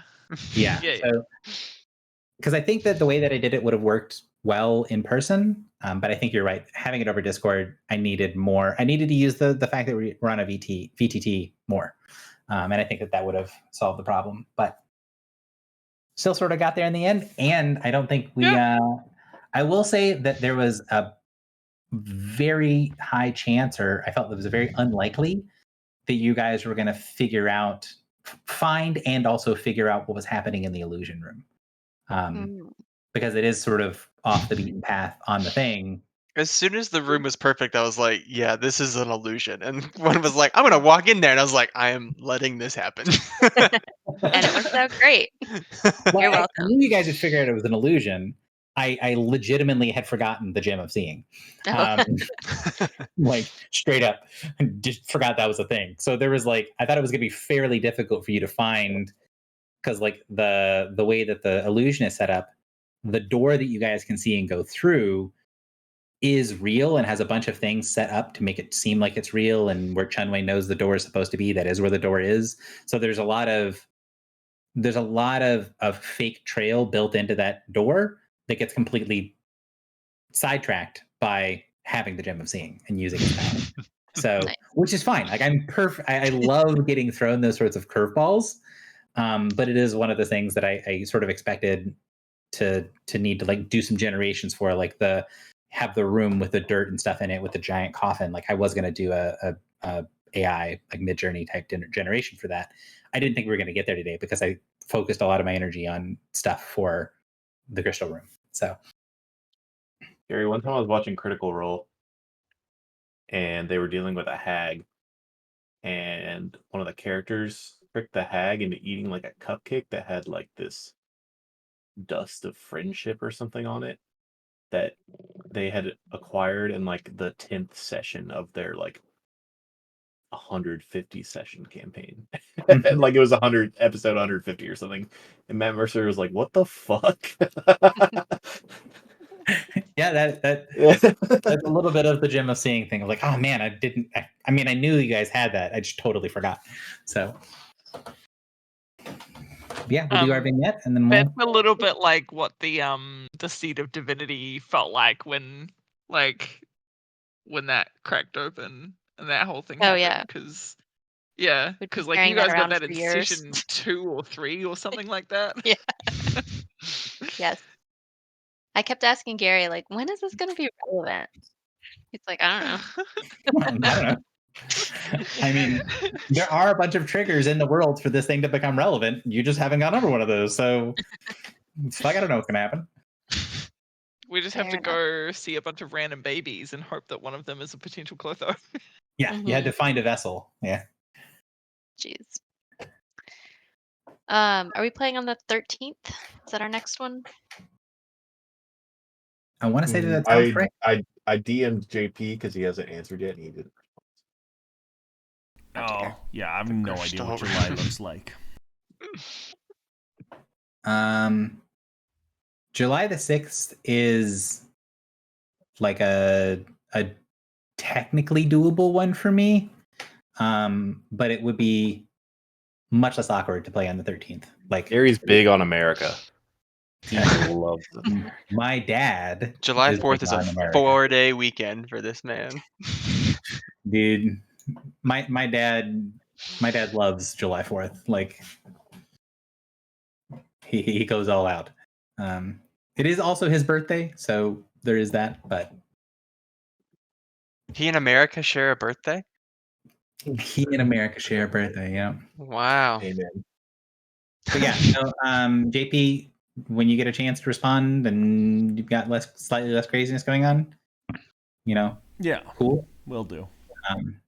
I think tentatively, let's plan for the 13th being our next game day. Josh, you got something else going on the 6th as well? Yes, I do. What do you? I'm that recovering it? from a hangover from the July 4th. No, I'm just kidding. I'm kidding. Also local America. We're getting together with some friends, and that's like the only weekend that they have available in all of June and July. Ooh, yeah, that's totally fair. Cool. Well, yeah, I think we'll plan on the 13th. Foxy, if you can set the 13th to be the day, and then if it ends up not working for Drock, then we can adjust and try to see what's going on there. But the 13th is an easy weekend for me. Well, guys, Well, Cool. This was Thanks, fun. everyone. Yeah. sorry session was undercooked and under-prepped for the stuff that we actually ended up doing, but had a lot of fun. Same It didn't here. feel undercooked. It was fine. It did not. Gary It was totally fine. spends 2 weeks prepping a vignette in session. That doesn't occur. What else is new? I don't know. We make plans. Yeah. Gary makes plans and the party laughs. Pretty much. Well, it was more like I have the temple very detailed written out, but I don't have a lot of the stuff that like I can use as tools to put on the maps and splash screens, and I do all that stuff later. And I did spend too much of my prep time on the vignette stuff. Well, then we And- expect good things in the interim. Yeah, I'm excited. Also, thought that the other thing that I prepped pretty heavily was what was on the other side of that door, because I thought there was a pretty decent chance you guys were going to figure out a way to get through the door. Wow. But I'm not Nope. saying You think we're so much smarter than we are. I'm not disappointed in you guys for not getting through the door, but it is one of those things of being like, oh, I put this door here. There's no way they can get through it. And then me as the DM going, I need to prep what's on the other side of the door in case They're they pull gonna some figure it out. bullshit. Because like it's kind of the same thing with the room that had the vampire thing in it. It's like I knew I needed to prep the rest of that stuff because like I didn't know how you were going to see through the false door, but there's probably some way to do it. And the answer is yes, there was. There's always a way. All right, I gotta let the dog out. I'll catch you guys later. Later, Bye, guys. everybody. Bye. Bye. Bye, Yes, guys.